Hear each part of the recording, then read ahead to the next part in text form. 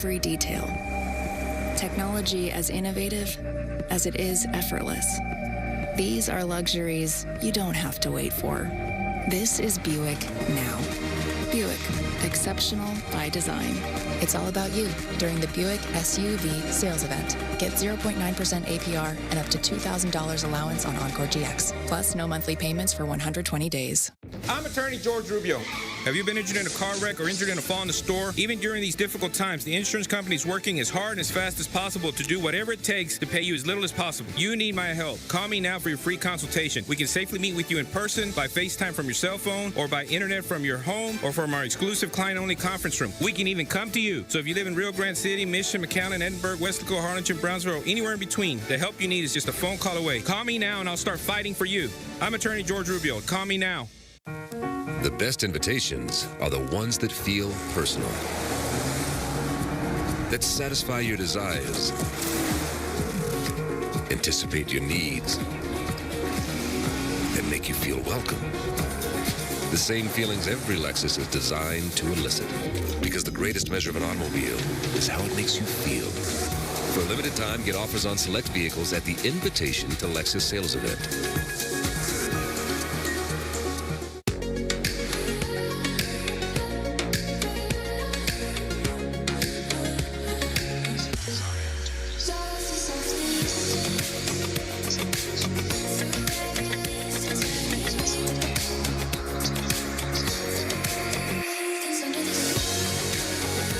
Or get this exceptional lease offer on this 2026 Cadillac XT5.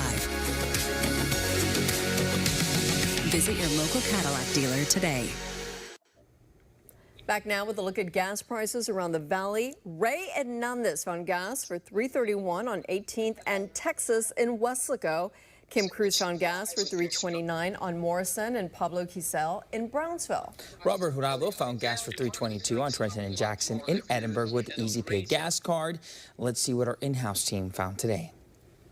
Hello everybody, this is news photographer Liliana Perez. Today I am in Sullivan City off of 83 and Fado Road, where you can find a gallon of gas for $3.37. Happy Friday, everybody. Jeremy Bachniak here. Now, today we are in Mission off of Conway Boulevard, where you can find a gallon of gas for $3.38. Hello everybody, this is photojournalist Catherine Rodriguez. I am here at the Stripes in Westlaco on the corner of Frontage and Airport Drive, where gas is $3.31. Today's best price, $3.29 in Brownsville without the Easy Pay gas card, $3.22 in Edinburgh with the Easy Pay gas card. And when we get off the air, you're going to have to explain to me what the Easy Pay gas card is, because I don't know. But to our viewers out there, if you see a better deal, we want to hear from you. Take a picture and send us an email to news@krgv.com. And before we go, we just want to take a quick look at the sky behind us. Man, what a difference one year makes. Yeah, it's definitely different. It's incredible. And coming up at 6, Brianna and I are going to talk more in depth about what caused the floods and more about what we saw last year. All right. That is going to do it for us at 5. More local headlines are coming up at 6. Have a great one. Take a picture and send us an email to news@krgv.com.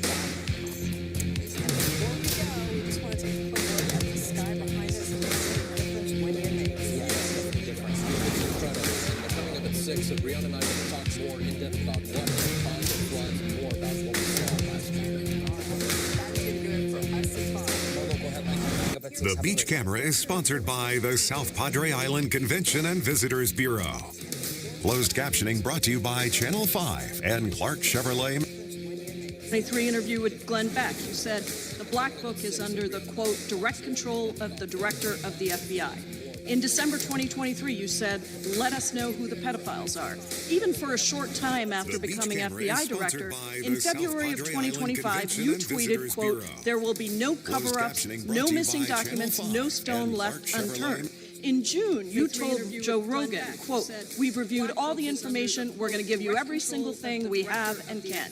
But then suddenly in July, everything changed. You and Attorney General Pam Bondi released one video and said that there was nothing more to see. Your July memo says you uncovered more than 300 gigabytes of data and physical evidence, but that you had decided no further disclosure would be appropriate or warranted. That is a quote. I think what happened, Mr. Patel, is that suddenly you discovered that Donald Trump's name was all over these files, and you started a giant cover-up. So you are under oath, Mr. Patel. You just testified to Mr. Swalwell that you did not speak to the president about the Epstein files. To your knowledge, did Attorney General Pam Bondi speak to the president about what was in the Epstein files? I can't speak for Attorney General Pam Bondi. So to your knowledge, you don't have any information. The question was, do you have any knowledge? Do you have any knowledge? You are refusing to answer the question, so let me tell you that the Wall Street Journal reported that in May, Bondi told Trump that he was in the Epstein files, and at the same meeting said that the DOJ did not plan to release the files. Yesterday, you testified to Senator Kennedy that there was, quote, no credible information that Epstein trafficked girls to anyone else, and that you have, quote, continuously and publicly asked the public to come forward with more information, and we'll look into it. Today, in response to Mr. Massey's question, you appeared to say that the survivors were not credible. These are survivors. That's not at all what I said. Okay, great. I'm going to ask you this in a second, but let me tell you about the survivors, and let's bring them up here into the room. These are women who came to the Hill and testified that they were groomed and raped at the age of 14 and 16 years old, and they called to meet with the president and to meet with the FBI and to have people investigate their claims. Some of them have never testified before. If you are so interested in getting the public to submit any information, why have you not met with them? You said you haven't met with them. Have you met with them? I'll give you one more chance. My job as the FBI director is to Is the invite all answer yes or no to whether or not you met with these women who were sexually abused and raped? Any insinuation by you or any people on your side that I am not manhunting child predators and sex traffickers, just look at the stats. And you talk about cover-ups, man. You talk about cover-ups. Where were you during the Obama and Biden administrations when these so-called cover-ups were going on? Why didn't anyone in those administrations talk to any of these purported witnesses? I have some regular order. Every single person to provide credible information. Time belongs to the gentlelady from Washington. And I'm going to take another You accuse the witness of something, he's allowed to respond. That's how it works. Listen, he didn't even, excuse me, Mr. Chairman, you have always been fair, but this is not fair. No, this is my time, and he said that the witnesses were not credible. I'm going to get an additional minute of time because that's how much time You'll get a minute, you'll get some seconds. What we think is 105 minutes. You don't get to demand how much time you get. That's not how it works. Mr. Patel, are the victims of the Jeffrey Epstein horrific trafficking ring, are they credible?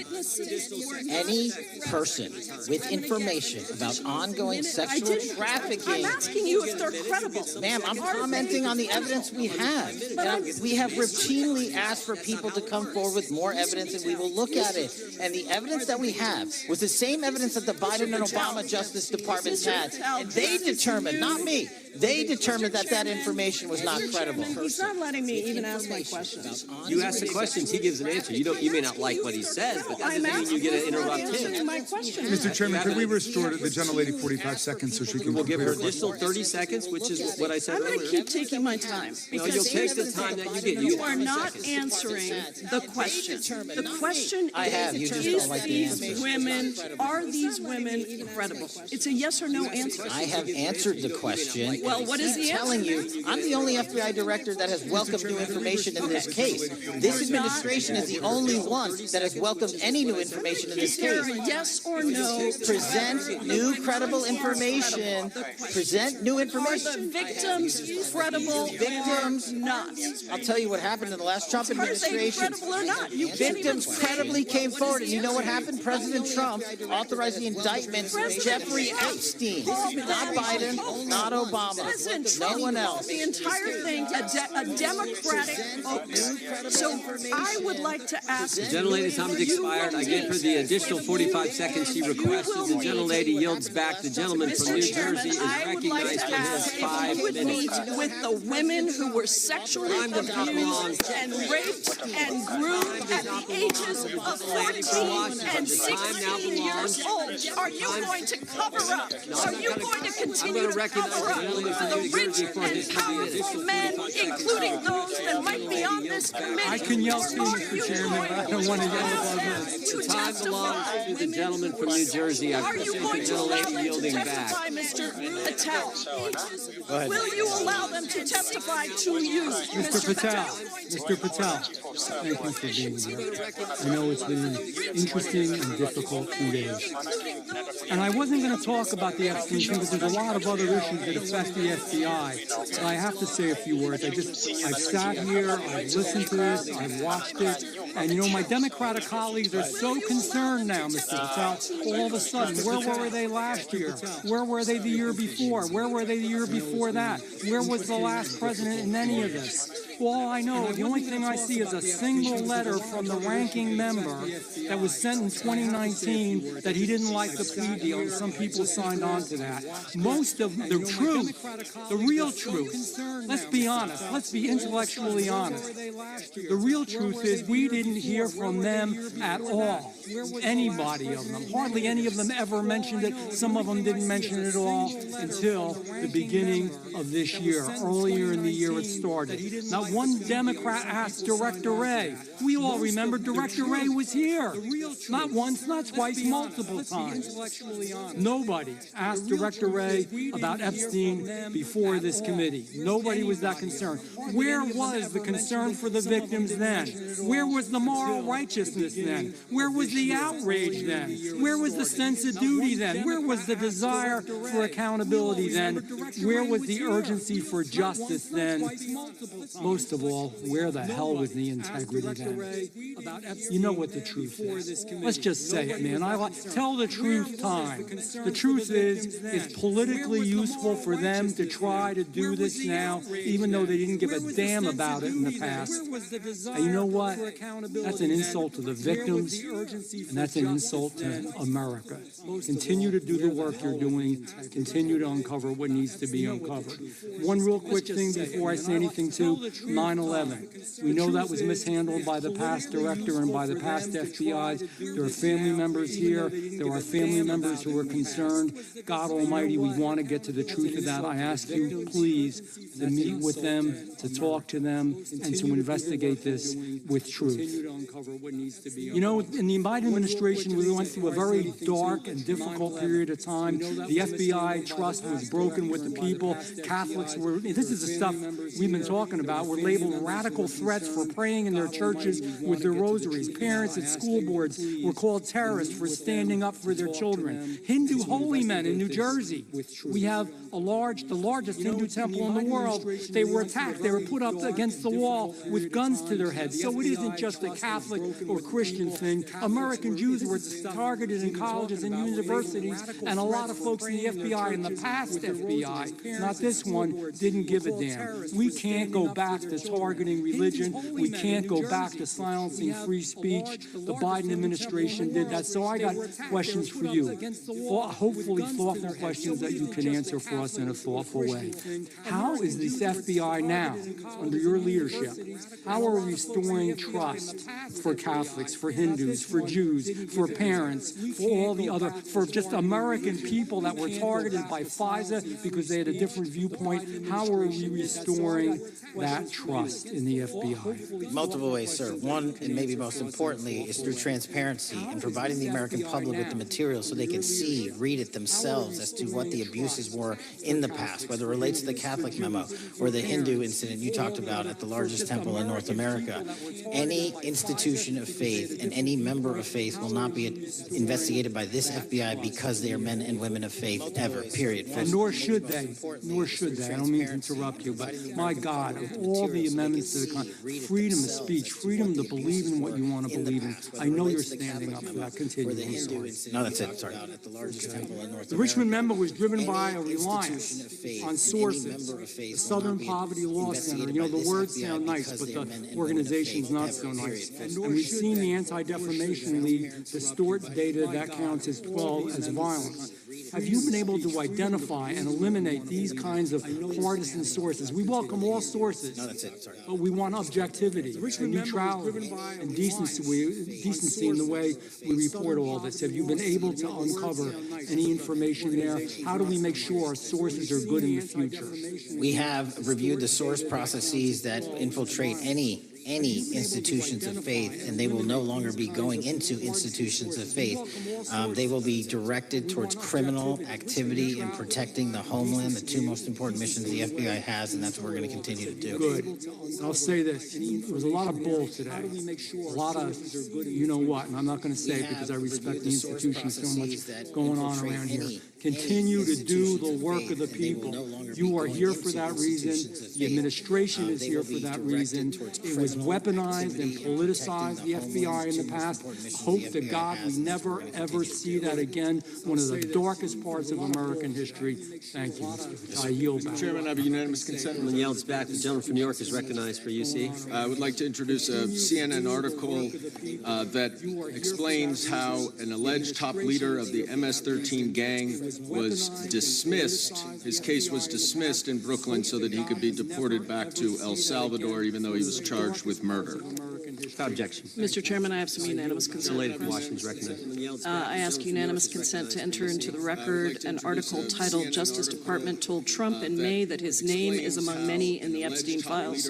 Objection. I have another one that is a July 2025 article by the New York Times entitled "How a Frantic Scouring of the Epstein Files Consumed the Justice Department," stating that DOJ and FBI employees reviewing the Epstein files were instructed to flag any mentions of Trump and other celebrities.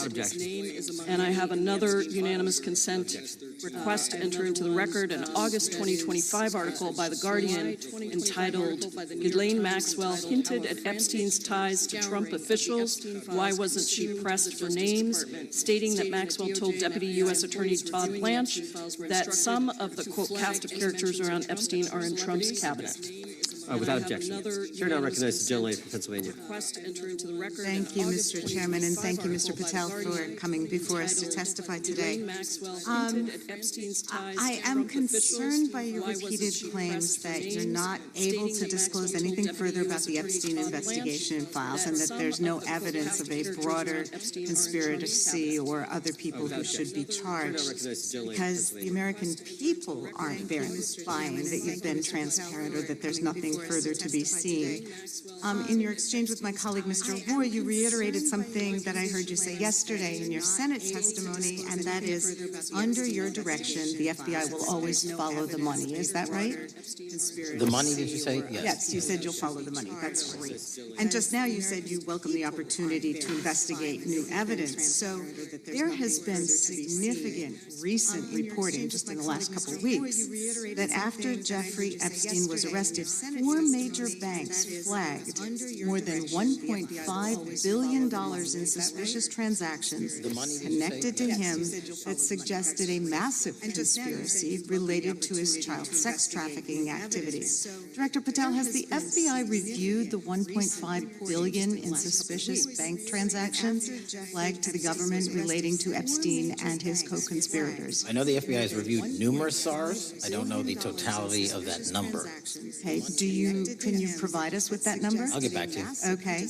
And have you initiated any new investigation of those bank transactions since, say, September 8th when the new reporting came out?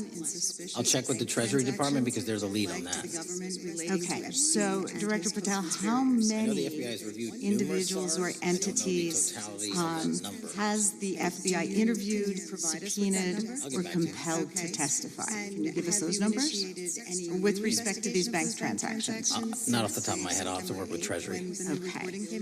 I'll check with the Treasury. We're concerned, you see, because you say you're going after child predators, but obviously this is how you follow the money, is if you follow the bank transactions that apparently enabled the child sex trafficking. Would you agree?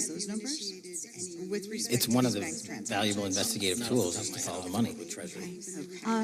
Have Jeffrey Epstein's victims have asked us to ask you whether or not you've investigated Epstein's lawyers, the lawyers who facilitated those payments. Have you subpoenaed or questioned any of those lawyers? So in 2018 and 19, what I recollect is many, if not every one of those lawyers was part of the investigation. But you weren't there at that time, I wasn't right? there. Okay. So can you get us the names and the numbers of who was investigated then with respect to those lawyers? As long as I'm allowed to release it, absolutely. Okay. Well, if we provide you with subpoenas, I assume you can release it. Is that right? We have a current subpoena, and we're working with Congress to provide it. 18 and 19, what I recollect is many, if not every one of those lawyers was part of the investigation. You've said that the Acosta investigation had an original sin. What do you mean by that? Basically, if you're looking at an actual pedophile ring, what you should not do is limit the time frame in which you're legally able to collect information. So search warrants that Mr. Acosta utilized in 2006 and 7 leading to the 2008 plea agreement had a very specific narrow window of years, I think 3 or 4 years.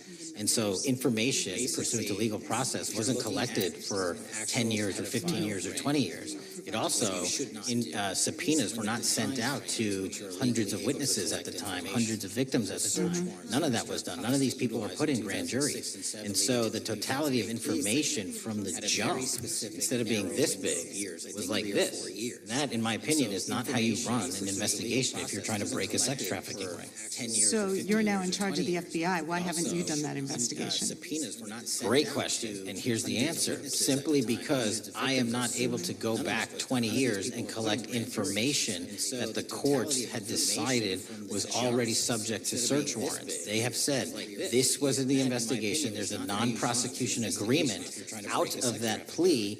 And when the case was reopened, and this is where it comes into play, when the case was reopened in 2018 and 2019, the search warrants, again, were limited to the conduct of Jeffrey Epstein. Now, whether that's right or wrong, that's a different discussion. But I'm telling you, that's the information. Well, I think that is a different discussion, and I think the discussion we'd like to have today is why you aren't following the money with respect to the broader conspiracy that it has been reported in the New York Times and elsewhere, and that if you really want to attack the issue, if you wanted to attack the issue, if you wanted to get to the bottom of it, if you wanted to disclose what really was involved in the Epstein files, the Epstein cover-up, that you would be taking very different actions that you are today. I do want to seek unanimous consent to enter into the record the New York Times September 8th, 2025 article, How J.P. Morgan Enabled the Crimes of Jeffrey Epstein. Objection. And also an article dated July 17th, 2025 in the Epstein case, Follow the Money. Okay, thank you. Gentlelady yields back. Mr. Chairman. Gentleman from Maryland is recognized. Thank you much. Pursuant to Clause 2K6 of Rule 11, I move that the committee subpoena the CEOs of 4 banks, J.P. Morgan, that's Jamie Dimon, Bank of New York Mellon, Robin Vince, Bank of America, Brian Moynihan, and Deutsche Bank, Christian Sewing, in order to get the suspicious transaction reports. These 4 banks have flagged to the government $1.5 billion in suspicious transactions related to the sex trafficking crimes and conspiracy of Epstein, Maxwell, and all of their collaborators. And as you know, Mr. Chairman, we got the SARS reports for Hunter Biden totaling around $20 million. And so these $1.5 billion in SARS reports we should get, especially since the director doesn't seem to be forthcoming, and I request that we do this immediately. I think the director has been very forthcoming. We will hold any motion to subpoena in abeyance until the conclusion of the hearing. The chair now recognizes the gentleman from Texas. Thank you, Mr. Chairman. Thank you, Director Patel, for being here. It is quite clear that certain members of this committee, they want their 15 seconds on TV, stamping. Maybe it's for fundraising. Maybe they're struggling in their district. They need a little bump. 18,000 से अधिक जन औषधि केंद्रों के साथ जन औषधि पहुंच गई है देश के सभी राज्यों में, जहां 2,000 से अधिक दवाइयां और 300 से ज्यादा सर्जिकल उपकरण उपलब्ध हैं। इस योजना से अब तक जरूरतमंदों के 40,000 करोड़ रुपए बचे हैं। आप भी नजदीकी केंद्र पर जाएं और सस्ती एवं अच्छी दवाइयों का लाभ उठाएं। के साथ जन औषधि पहुंच गई है देश के सभी राज्यों में, जहां 2,000 से अधिक दवाइयां और 300 से ज्यादा सर्जिकल उपकरण उपलब्ध हैं। इस योजना से अब तक जरूरतमंदों के 40,000 करोड़ रुपए बचे हैं। आप भी नजदीकी केंद्र पर जाएं और सस्ती एवं अच्छी दवाइयों का लाभ उठाएं। Charlie Kirk was a man of faith. First and foremost, he loved his Lord Jesus. He loved his family. Beautiful wife, beautiful children. Just a remarkable, honorable man that was silent at this assassin's bullet. I would say if Charlie Kirk lived in the biblical times, was a man of faith, he'd have been the 13th disciple. He'd have been the 13th disciple. Beautiful wife, beautiful children. We have a new committee. If you're not aware, a new select committee regarding January 6th. I'm honored to be on that committee. I'm looking forward to working with other members to expose truth, questioning federal agencies that were involved. He'd have been the 13th disciple. On January 6th, like the FBI, played a role. But we don't really know, Director, to what extent. We don't know. The January 6th sham committee, I'm looking forward to working with, was not formed by Nancy Pelosi to seek truth. It was nothing about getting to the truth about January 6th. Their sole mission was to damage Donald J. Trump and end his political career. We don't really know. And everybody knows it. That's what the purpose was. The January 6th sham committee. You know what's nice? So I kind of get to ask the question, though. How did that work out for you? Donald J. Trump is back in the White House, and America loves him. I spent 30 years in law enforcement, retired sheriff from a large county in the great state of Texas. And his political career. I have seen, Director, I've seen more enthusiasm and support for law enforcement today because of what you and Donald Trump have done over the last 8 months to protect the American people. The American people couldn't count on their government to protect them. Crime is rampant.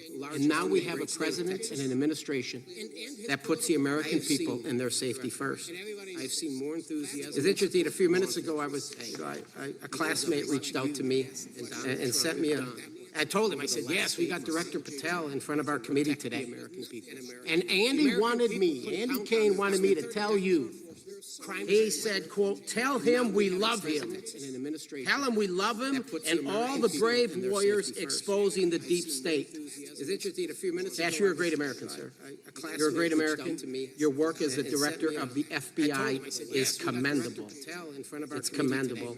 And I want to thank you, sir. Thank you for your service. Keep up the good fight, brother. Don't let him tear you down. Keep up that good fight. You have it in you. With that, sir, I yield back. Brave warriors exposing the deep state. The gentleman yield to me. Ash, you're a great American, sir. You're a great American. Your work as the director of the FBI. Director Patel, there were 26, the gentleman mentioned the select committee, there were 26 confidential human sources at the Capitol on January 6, 2021.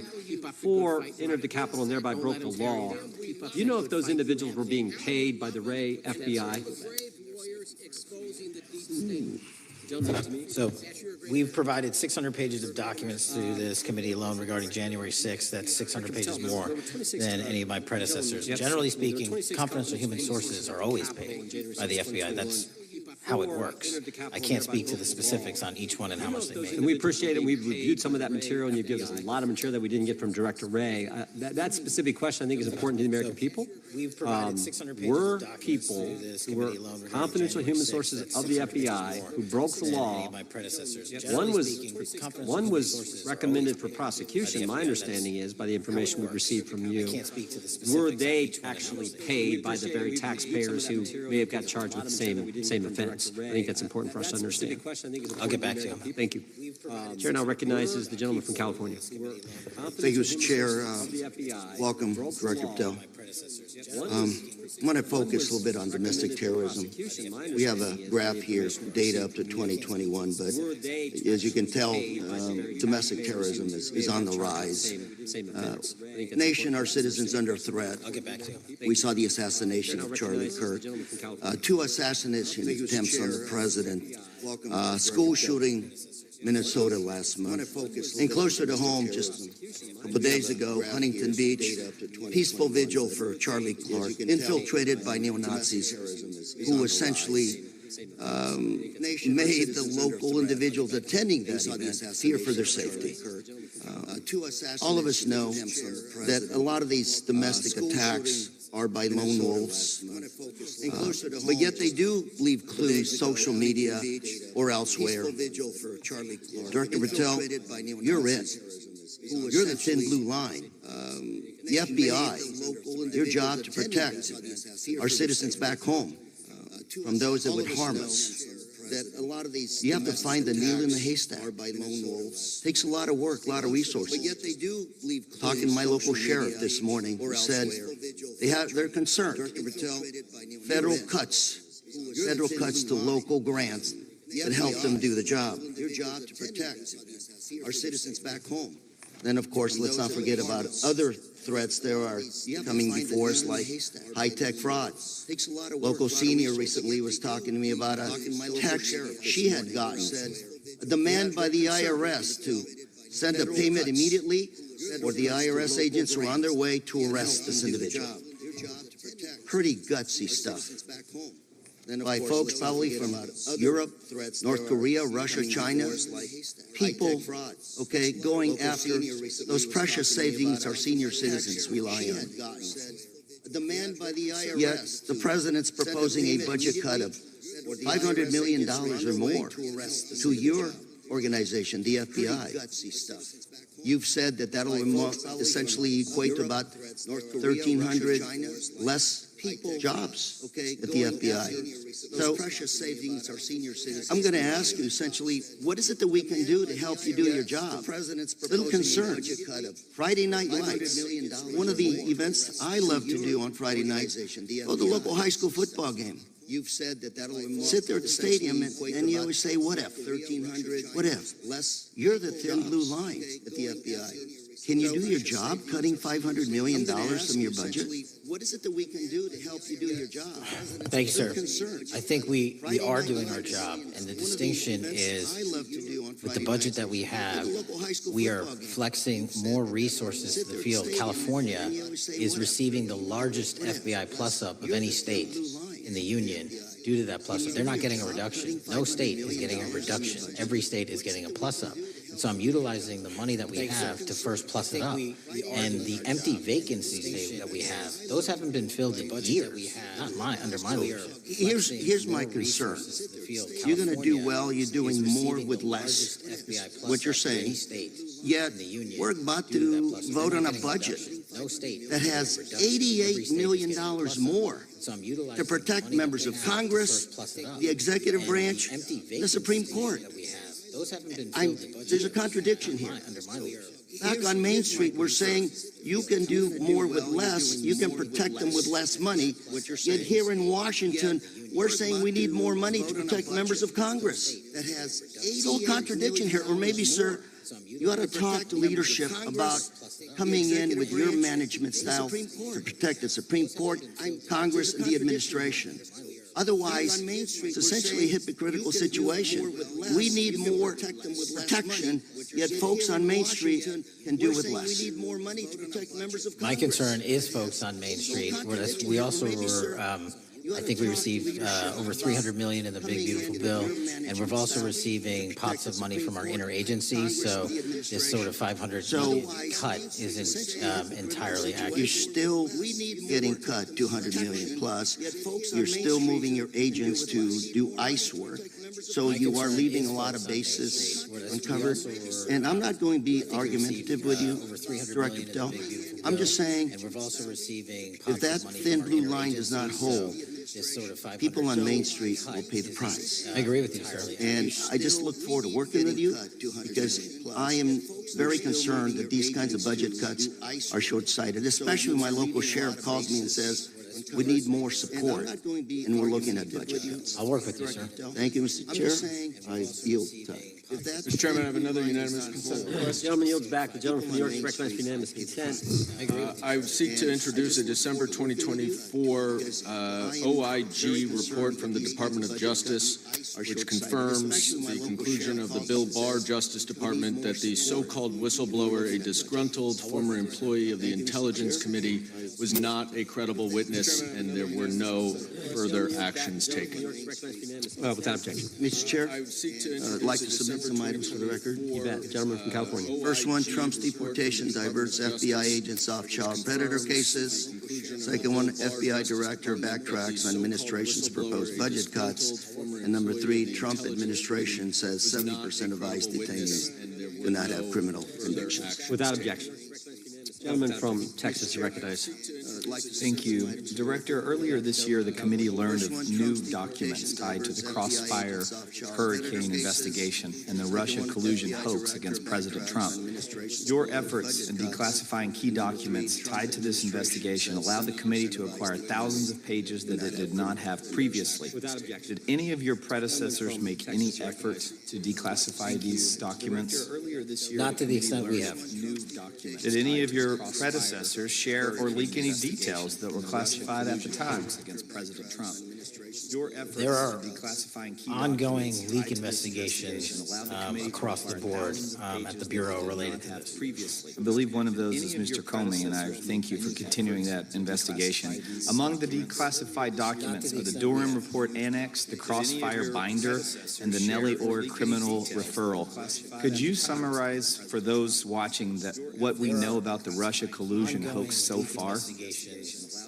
Well, sir, I think the record will speak that the Russia collusion matter was perpetrated by a political party to go overseas and obtain information from a foreign intelligence asset, only to have that information, which was demonstrably false, turned over to the FBI, who walked into a federal FISA secret court and asked for a secret surveillance court order and lied to the federal court, and we know that because someone was convicted of it, and only to surveil their political opponent. So that is a massive scandal. We helped expose it.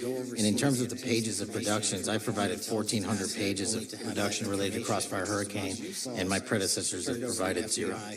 I appreciate that, and I appreciate your courage and commitment to declassifying these important documents for our review, and hope that you'll continue with this commitment. Can we expect to see more declassification efforts regarding the Crossfire Hurricane and Russia collusion hoax? Yes. Thank you. I yield the remaining balance of my time to Chairman Jordan. I thank the gentleman for yielding. And, Director, that's when it all started, right?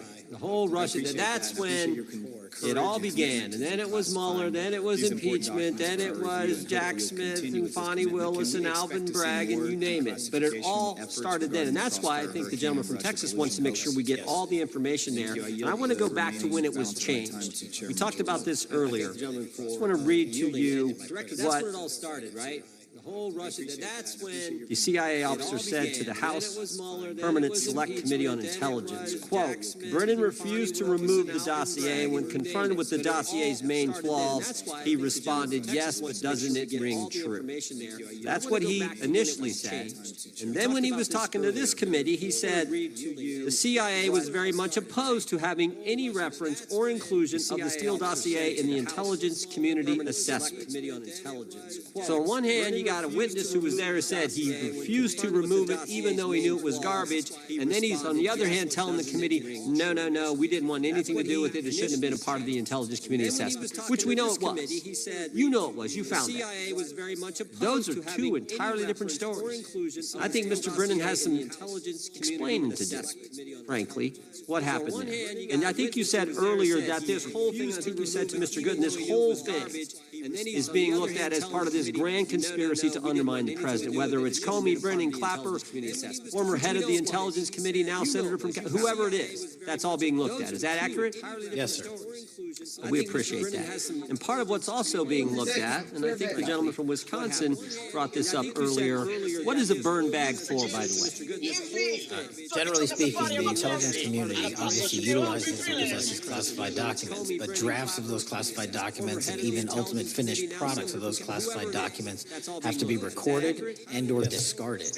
And if they are discarded, the only way we do that, the hard copies, is we literally put them in burn bags that are identified specifically for that purpose, and there is a very exact courier system in which those burn bags are obtained and the material inside is destroyed.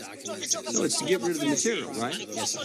And it looks like the annex that Mr. Durham in his investigation had was put into a burn bag by your predecessor, I assume, to be destroyed. Is that accurate? Without getting into the finalization of the evidence, anything that's put in a burn bag is for purposes of instruction. Do you find that interesting that the Durham annex was placed in a burn bag, that you would discover that when you took over as the head of the FBI? We found a lot of information, a lot of burn bags. Well, we appreciate you finding that. We'd like to know a little bit more about that, and we look forward to that information coming forward. And I appreciate the gentleman yielding. With that, we now recognize the gentleman from Colorado. Thank you. Thank you, Mr. Chairman, for holding this hearing. Thank you, Dr. Patel, for being here today. I have a couple of questions regarding a terrible shooting that occurred in Colorado, a state that you may know that I represent.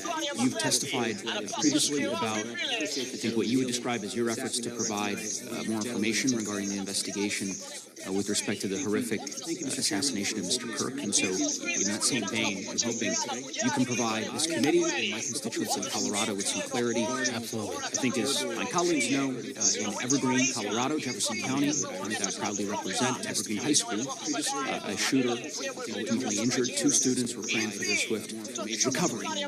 There's an article here from Colorado Public Radio. The title is, quote, FBI was already investigating an account that may have been linked to the Evergreen shooter.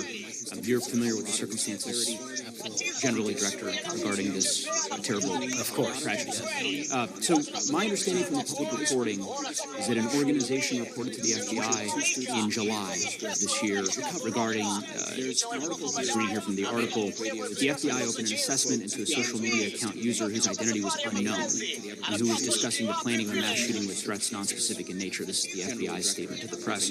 And that the FBI continued to work this assessment investigation to identify the name and location of the user up until September 10th, 2025, which is the day of the tragedy. Can you provide us some clarity on what were the impediments to finding the account user and maybe describe in greater detail the FBI's work in that regard? Generally speaking, yes, because I know even though the shooter is deceased, the investigation is not done. Is the marketing report ready? So our CMO is meeting with the CFO tomorrow morning. Yes, yes. Almost there. I'll get back to you in a bit. Huge tragedies in the span of days in this country. The school shooting in Evergreen, Colorado, being one of them. And proactively. How am I supposed to justify the spend here? I mean, the metrics look different in every measurement tool, and without cookies, it's so much harder to attribute. I just don't know what to tell the CFO. Vanishing cookies? Which gives service providers the That's ability dark to magic, report that my dear. information in from their end without Oh, no. liability. We need that to continue because while the FBI has so many people and the police are great at doing it, there's just too many different in every measurement tool. I appreciate that, Director Patel, and I think we're certainly, I'm interested in continuing this conversation. The reporting suggests that there's a pattern, and that ultimately we want to make sure that law enforcement is able to prevent this kind of tragedy from happening in the future. I have a question. It's not meant as a gotcha question, so it just frame it there. But it is in regards to some reporting around periodic transaction reports that you had filed earlier, a periodic transaction report that you had filed earlier this year. So this is in July, pursuant to ethical obligations as a senior executive official.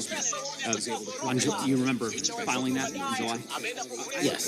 So in that report, as best as I can surmise, you disclosed that you divested of, $100,000 or more in a variety of different stocks, which I presume was pursuant to the ethics agreement that you negotiated with the Department of Justice. In that same report, there's a disclosure regarding purchases of two different transactions. So between $15,000 to $50,000 in a national coffee house chain and between $50,000 to $100,000 in a semiconductor company on May 9th and May 12th.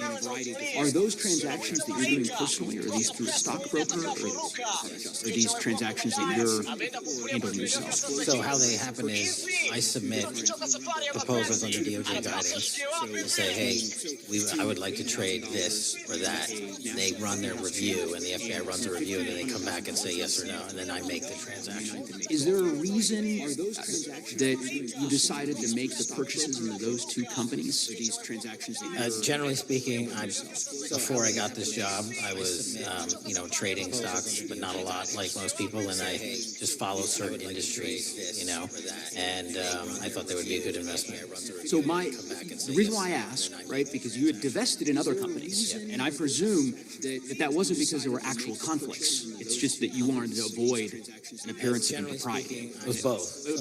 But not all of the companies were conflicts. Whatever they make divested from. I don't make the call; they make the call. Sure. Yeah. I guess my point would be the reason why I ask is why I said it's not a gotcha question. I have for years led an effort here in Congress to try to ban members of Congress, senior executive officials, from trading stocks. And it's bipartisan in nature. We're working really hard to get that done, Republicans and Democrats.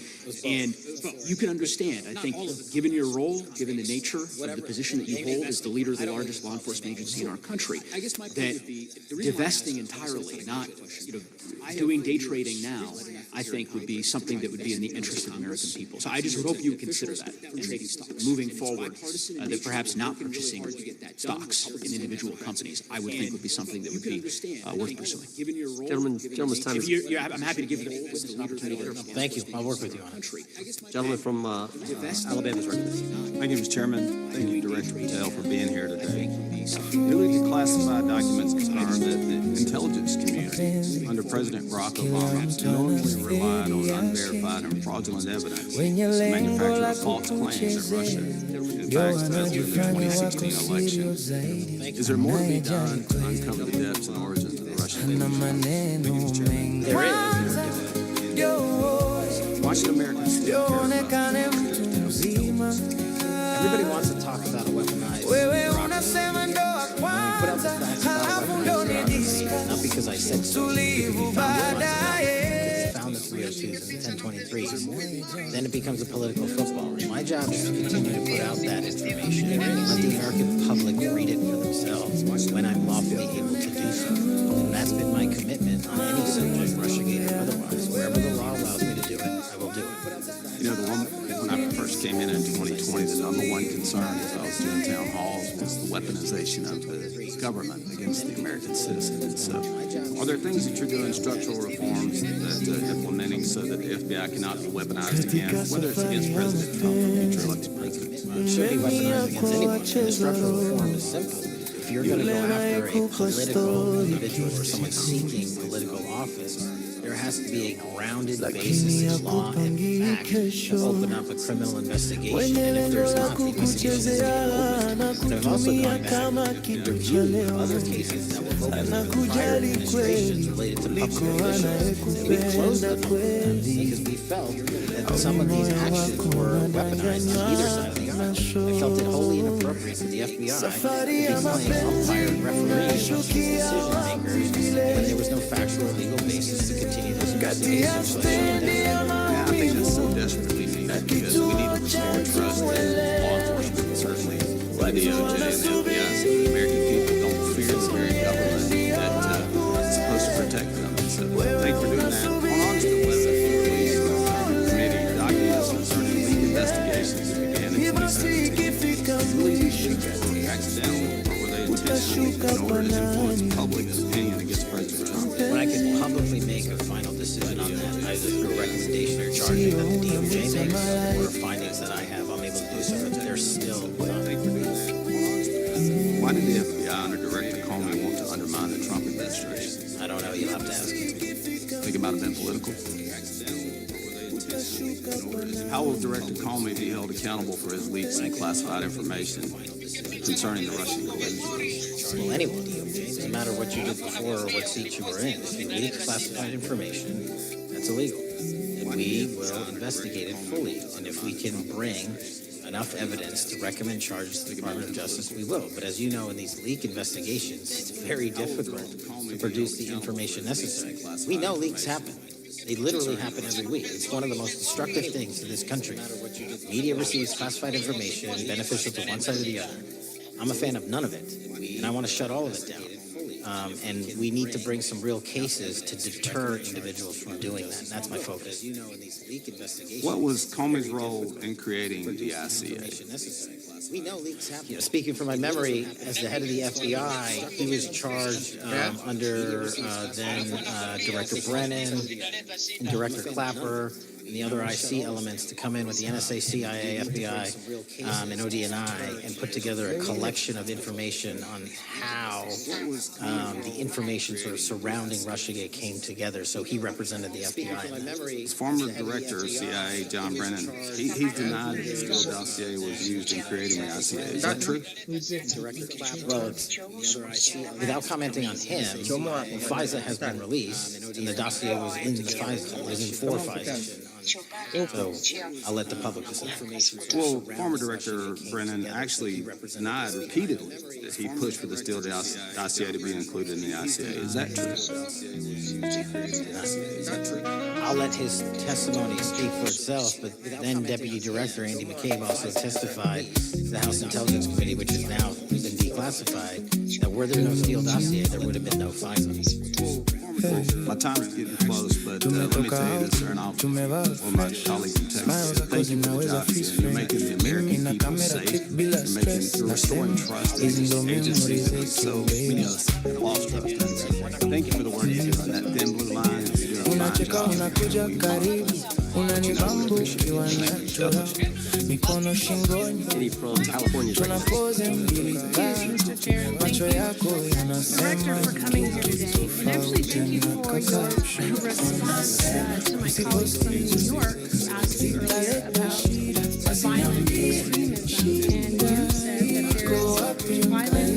unaniogopa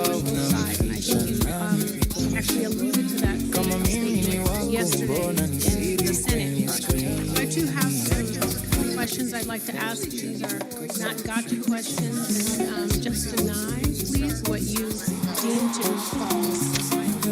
So Helen Ruth, who followed white supremacist propaganda, murdered 9 black parishioners in Charleston in 2015. Do you deny this? I'm sorry. Dylan Ruth? Ruth, can you give me some more information? You're head of the FBI, you probably know this. If you don't know, that's fine. You can give me a reminder. I've got a lot in front of me. It was national news. Robert Bowers murdered 11 Jewish worshipers in Pittsburgh in 2018. I do remember that. And it was the deadliest anti-Semitic attack. So do you admit that happened? I'm not saying the other thing didn't happen. I'm just asking for a little information. Patrick Cruces, who posted a manifesto about a Hispanic invasion, walked into a Walmart in El Paso, Texas in 2019 and began firing. He murdered 23 people that day, and the youngest was 15. Do you admit or deny that happened? I'll take your presentation as accurate. All right, well, I have to say all of these cases have been adjudicated. As I said, these are not gotcha questions. These incidents were national news. And as director of the FBI, you have access to all of this information. So in 2022, Peyton Brendan walked into a supermarket in a black neighborhood in Buffalo, New York, and started shooting. He murdered 10 people that day.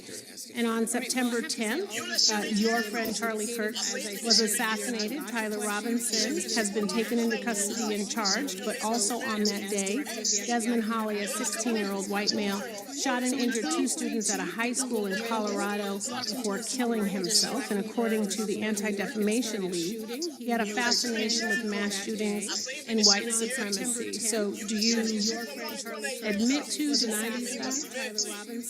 Those happened. Okay. Your predecessor, former FBI Director Christopher Wray, said that one of the most dangerous concerns is that racially motivated violent extremism, especially white supremacists, has been the biggest chunk of our domestic terrorism cases and is responsible for the most lethal attacks over the last decade. Do you admit or deny, A, that he said this? Former FBI I'll let the reference reflect that, whatever he said. All right, and do you agree? That there is racially motivated crimes being committed in America, yes. Yes, especially white supremacists, which is the biggest chunk of our domestic terrorism. I'm glad that you said this. So last week, President Trump was asked if there were extremists on both the left and the right.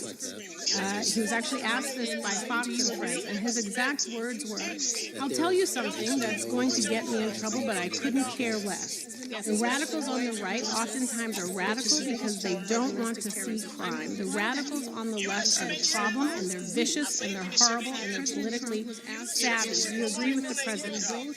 I don't speak for the president. The president speaks for himself. You agree with the president? On what matter?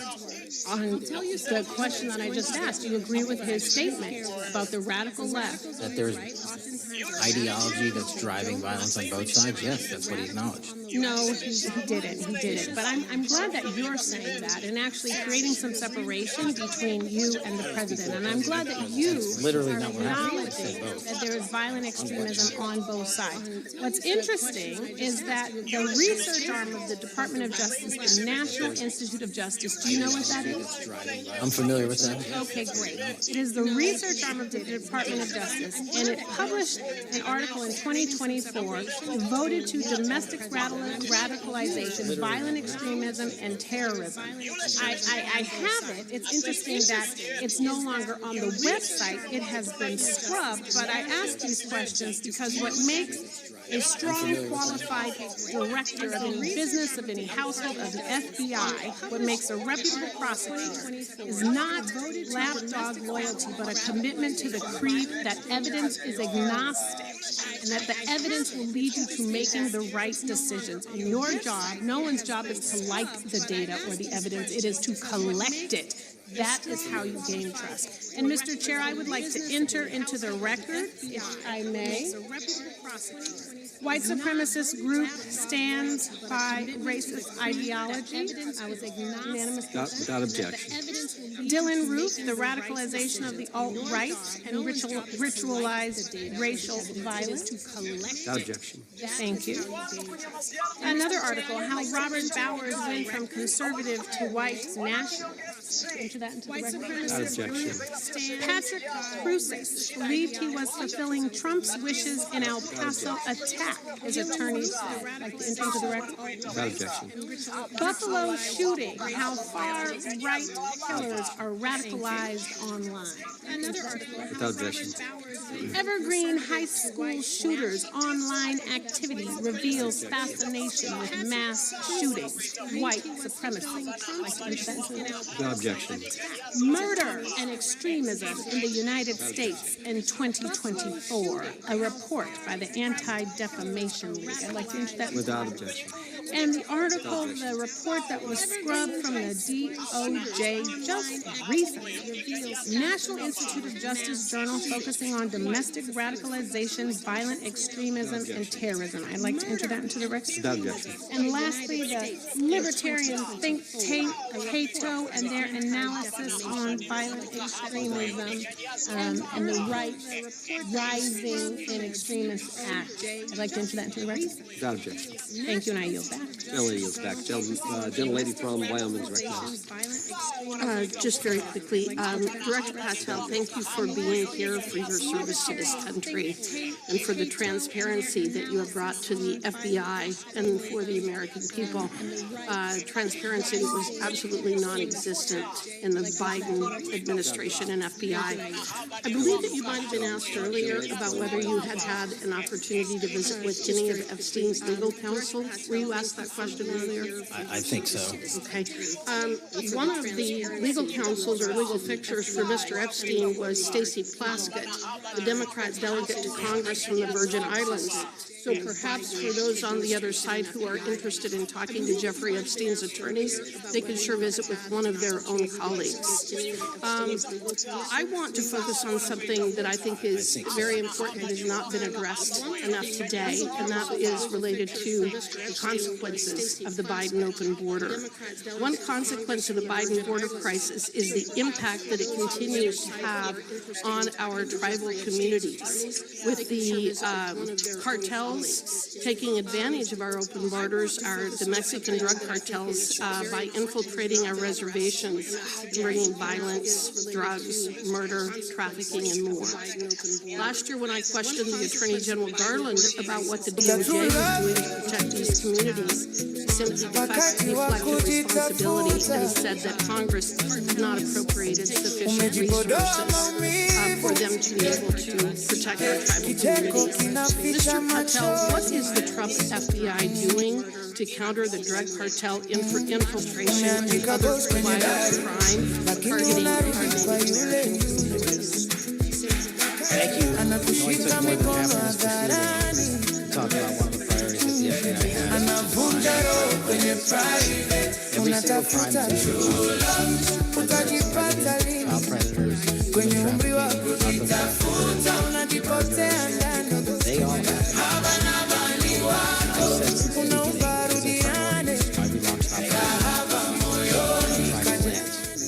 And I'm the first FBI director to meet with the staff and tribal leaders here in Washington, D.C. and elsewhere, and invited them into my office and headquarters to see them, because I need engagement with tribal leadership, and I need a police and FBI agency to be engaging with tribal leadership, otherwise we're not going to break through. We have 1,900 in-country cases right now. We've got 600 indictments this year alone.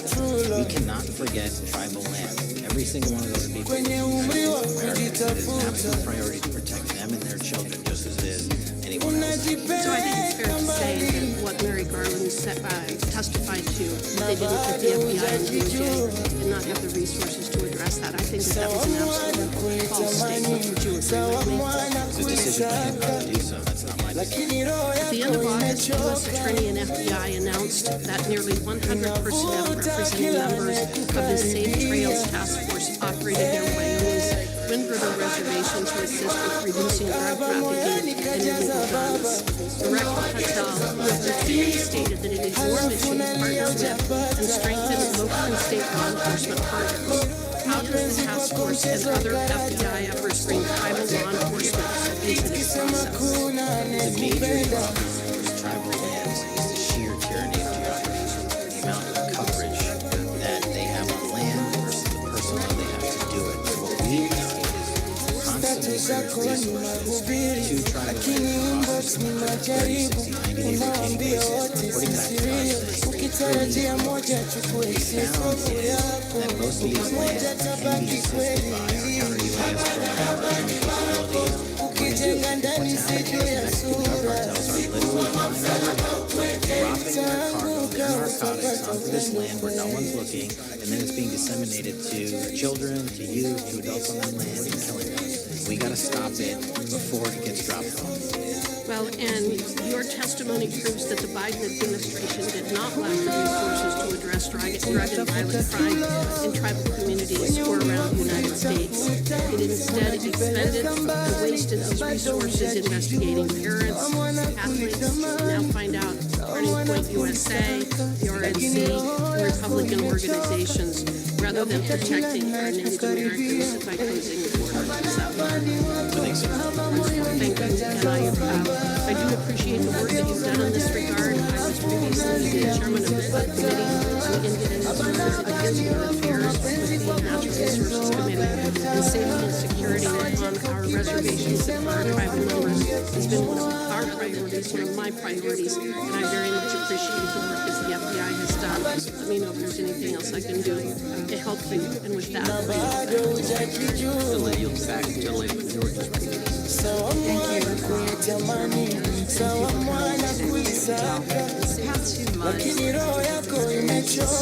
Spring horrific high-profile Mwaka umenyoka na masikio hapa itakuwa kiungo nafanya miamala usinde unatoa zawadi za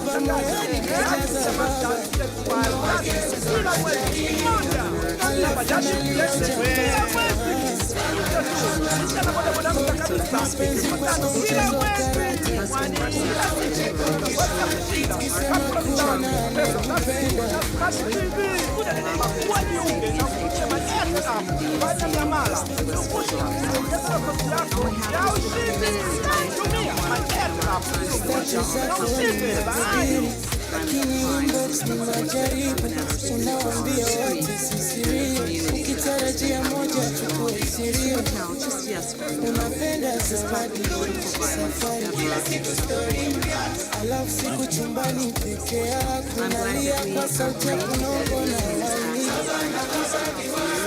baba moyoni kajaza baba alafu nalia ujapata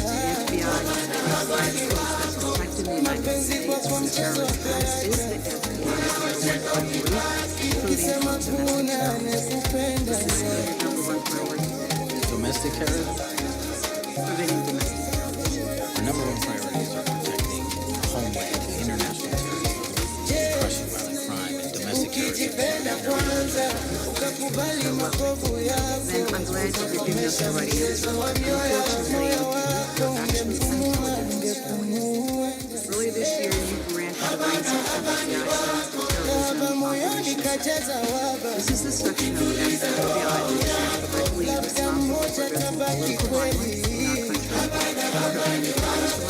ukijenga ndani si juu ya sura utaanguka utapata upendo kweli. Plan to attack schools and churches in Florida and seize bombs made by ISIS sympathizers in New Orleans. And instead of ensuring that this section has all the resources that it needed at a time when its mission is critical, fire has decorated veterans who have served their country proudly and democratic presidents, and you scrap the tools that we developed to fight domestic terrorism. Navuta kila nayekukaribia baba moyoni kajaza wababa nageuza majaribu halafu nalia ungepata abanabani wako mapenzi kwako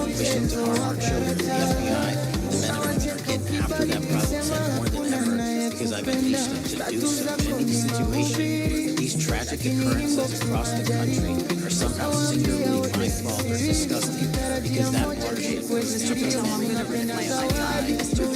not my for it. I'm happy to work with you to get them what they need. That lady can all the time. Specific questions. State of the class.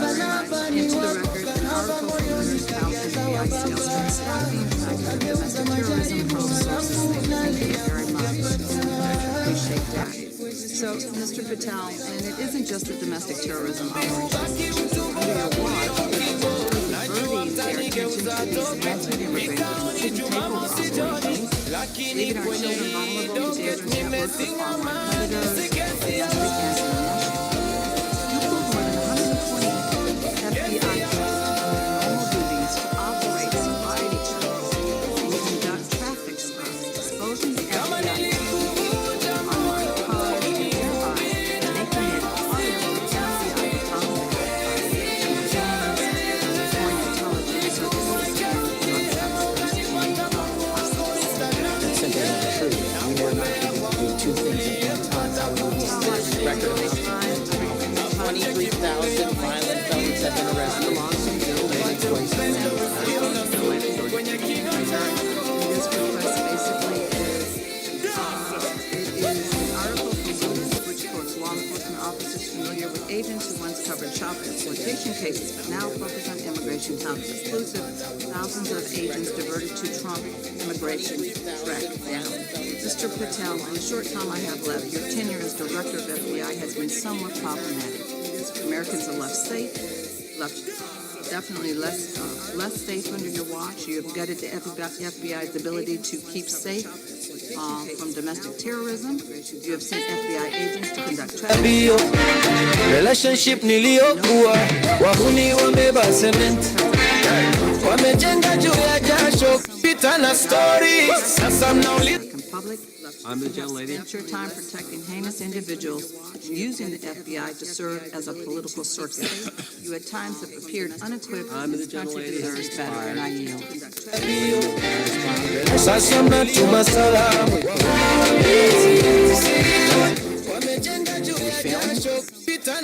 We're failing. How are we arresting 23,000 violent felons? Twice as many as this time last year. Are we failing? Because if we're failing, how are we seizing 1,500 kilograms of meth? 25% increase from last year. Are we failing? That's more than the entirety of the last administration. Are we failing? Because we put 1,500 child predators in prison. Are we failing? Because we dismantled 300 human trafficking networks. Which is, you don't like me, that's fine. But don't you dare the FBI that are producing record results in historic fashion to protect this country. They are kicking ass for America. We appreciate your leadership. The gentlelady, the floor is recognized. When I was home recently, I met with the agents leading the Tampa office of the FBI, and I saw what they're focused on in my community: stopping drug traffickers, rescuing children from exploitation, fighting cybercrime, protecting us from acts of terrorism, foreign and domestic. And I know from my time as a federal prosecutor and a judge that this work by the Bureau doesn't make headlines, but it is happening every single day. At the top, accountability is necessary, transparency is critical, but today we've seen an effort not just to diminish, but to distort the work of Director Patel and the agents he leads. If we really care about transparency and about truth, then what we owe to the American people is this reality, that thousands of dedicated professionals at the FBI wake up every single day thinking not about themselves, but about this country and keeping every single one of us and our children safe from harm. And Director Patel, I would like to hear from you the facts about what the FBI is doing in your efforts to fight crime.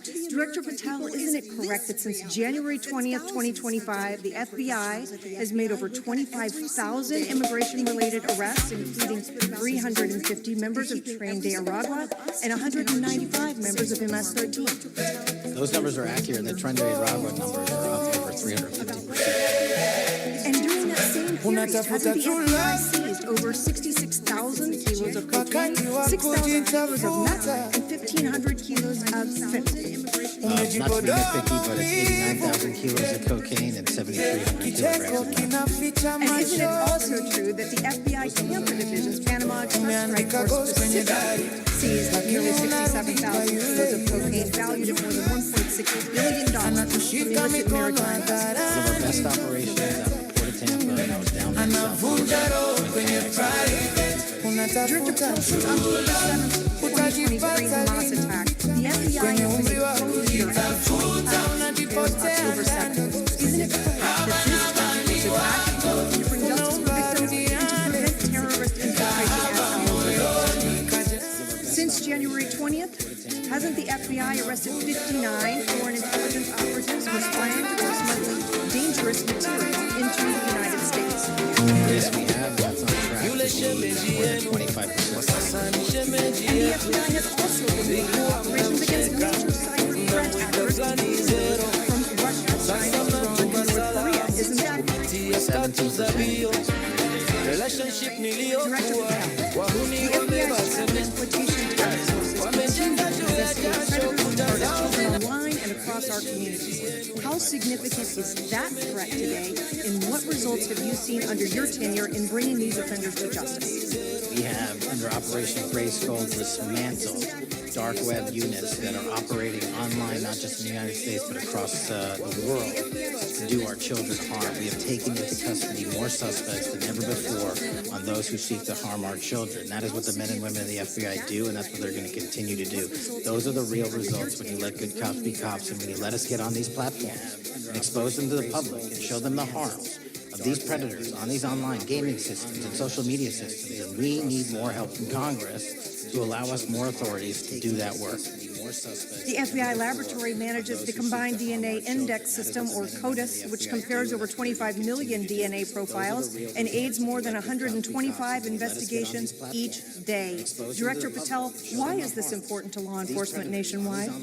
All of law enforcement relies on our CJIS operation out of West Virginia, and what that does is allow 19,000 agencies to come in and say, hey, does this guy have a criminal history? Hey, is this an illegal firearm? Do we have a DNA hit like we did in these recent assassinations? That's what the FBI brings to bear, because local and state law enforcement agencies just don't have that capability, and we're doing it 24/7, 365. CJIS does not close for 1 minute. In your testimony, you noted that the FBI has ongoing counterintelligence investigations into China, Iran, and Russia across all 55 field offices. Why is it essential to maintain that scope of coverage, and what success can you point to in disrupting nation-state actors? Our biggest threats involving nation-state actors are the PRC, Russia, and China, and they are up 33%, 83%, and 60%, respectively, in arrests alone this year. Those nation-state actors wish to do harm in our infrastructure, our critical infrastructure system, our energy, our water supply, and also go after and target individuals and senior citizens and take their money through online pig butchering schemes, which we've exposed in Cambodia by way of the CCP. This is groundbreaking work that the American public should be seeing that their FBI is doing, and I'm happy to have the opportunity to report on it.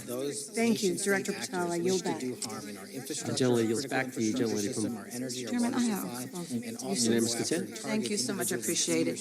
In response to Mr. Patel's making the remarks that maybe our colleagues are disparaging the men and women of the FBI, I'd like to introduce into the record 3 unanimous consent requests. One is entitled FBI using polygraphs to test officials' loyalty. The second is Cash Patel knowingly broke law when firing top officials, lawsuit alleges, published by NBC. And the third is FBI forces out more leaders, including ex-director who fought Trump's demand for January 6th agents' names. Without objection.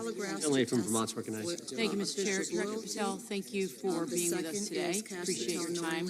Let me say at the top, political violence should have no place in this country, and I strongly, unequivocally condemn the killing of Charlie Kirk last week. And this is exactly the kind of case that warrants a swift and thorough investigation by the FBI. What shouldn't be happening, however, is this administration's seeming attempt to exploit Mr. Kirk's death within minutes of this horrible, horrible assassination, dividing us even further without knowing enough about the killer's complicated, confused political ideology and the extent of his motivation.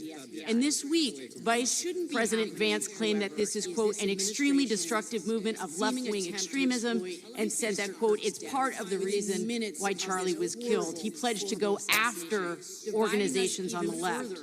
But Director Patel, it was just 3 months ago that Melissa Portman, the Minnesota House Speaker, and her husband Mark were shot to death in their home in the middle of the night by a self-identified right-wing extremist and Trump supporter.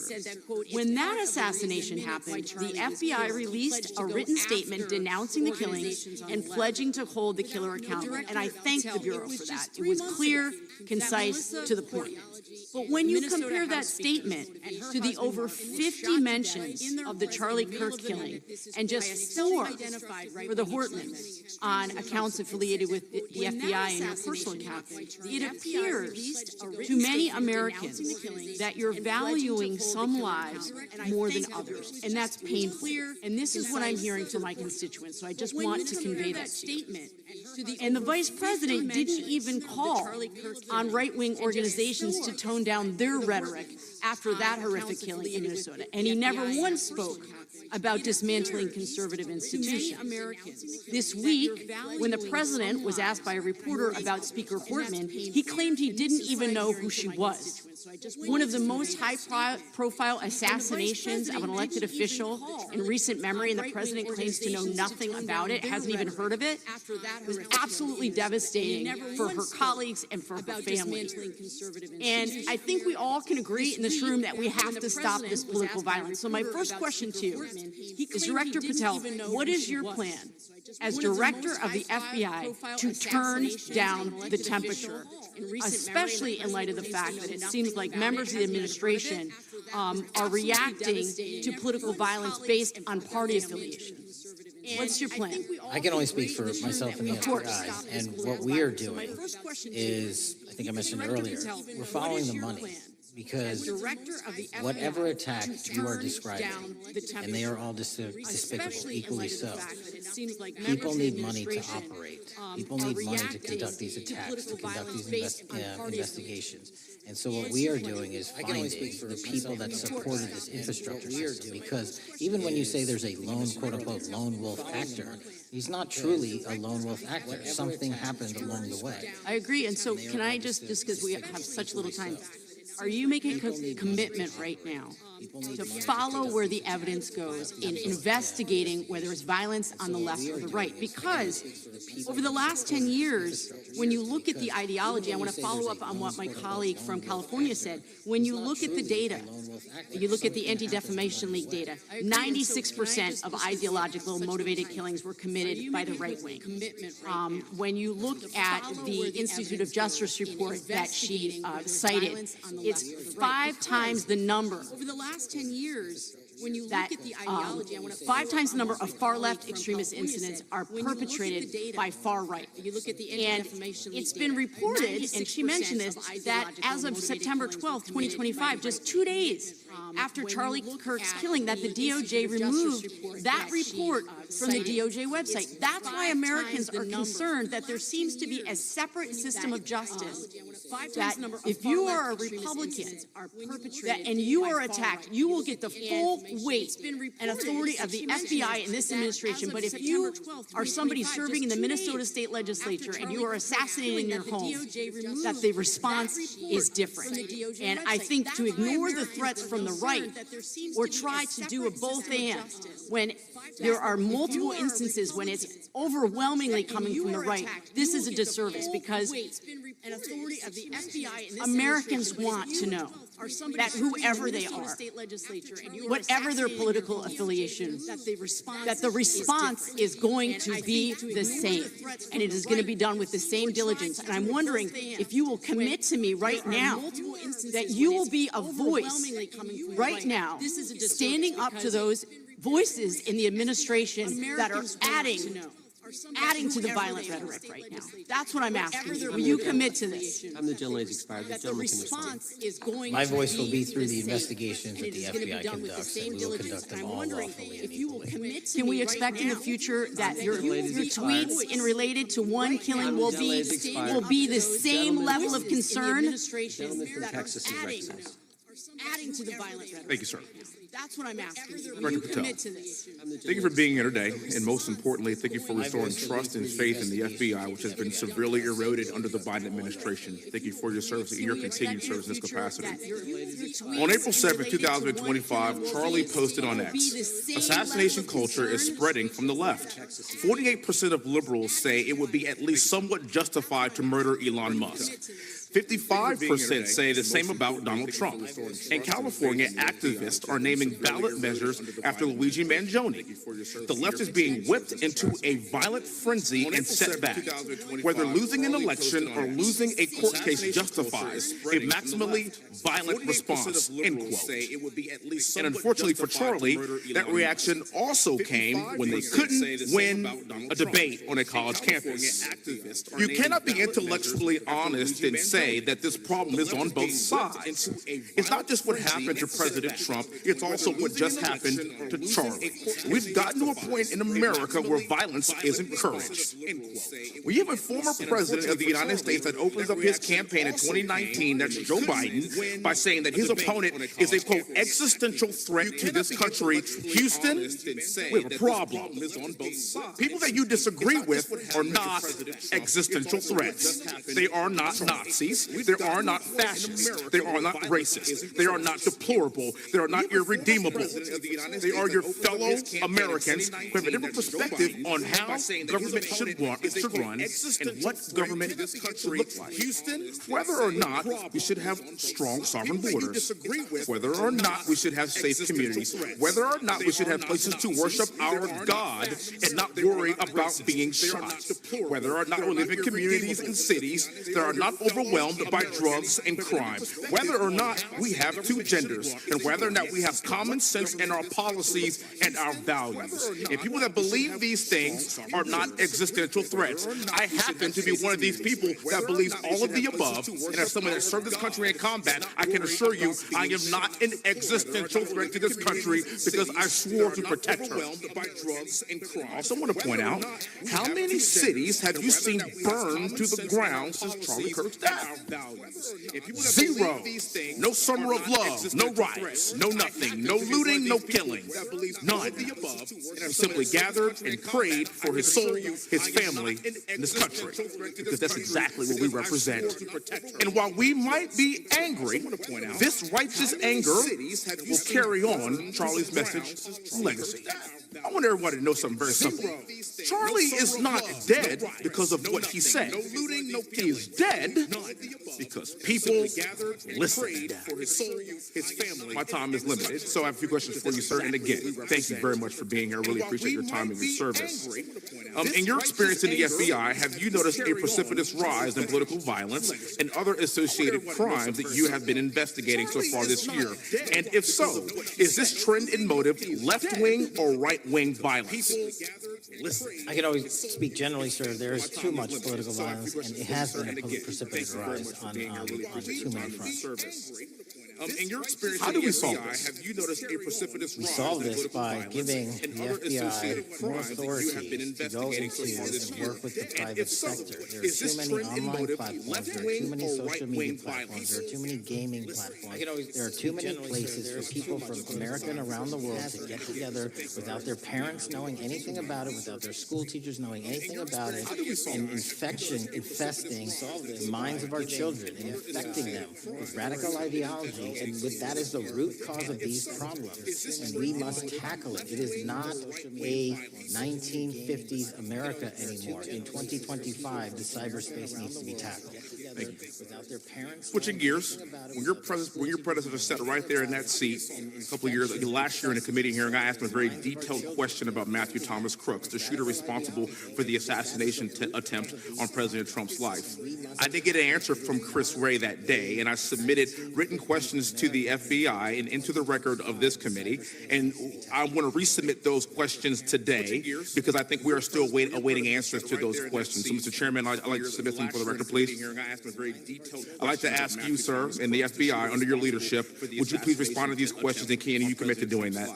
As soon as the trial's Thank you very much. I will end with this. Charlie Kirk is not dead because of what he said. Charlie Kirk is dead because people listened. He set up a tent that said, prove me wrong, and exercised his First Amendment right. That's all he did. And we will continue to do so in this country in order to preserve this constitutional republic. With that, I yield back. Thank you.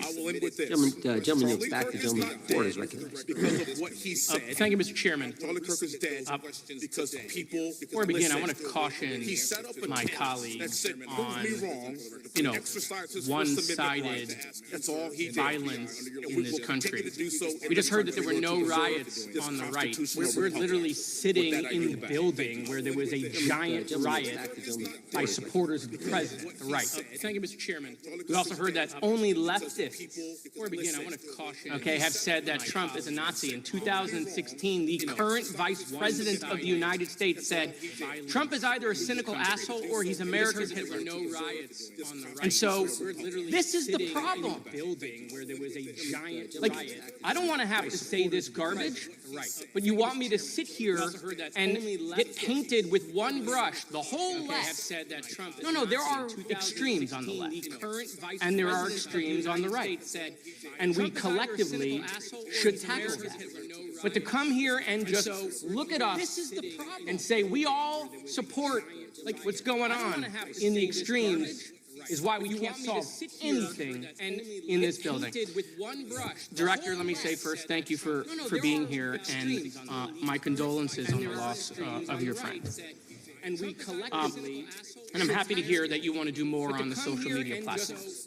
Okay, it's crazy what's going on the social media platforms. There are so many conspiracy theories on what's going on with Charlie Kirk. Israel assassinated him. Thank you for being right? Here. There are conspiracy theories about your personal social life of your friends all day. It is totally rampant.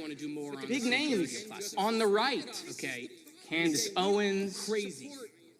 Right, talking about how what's been released as far as the dialogue between the perpetrator and his roommate is manufactured by the FBI, manufactured by the administration.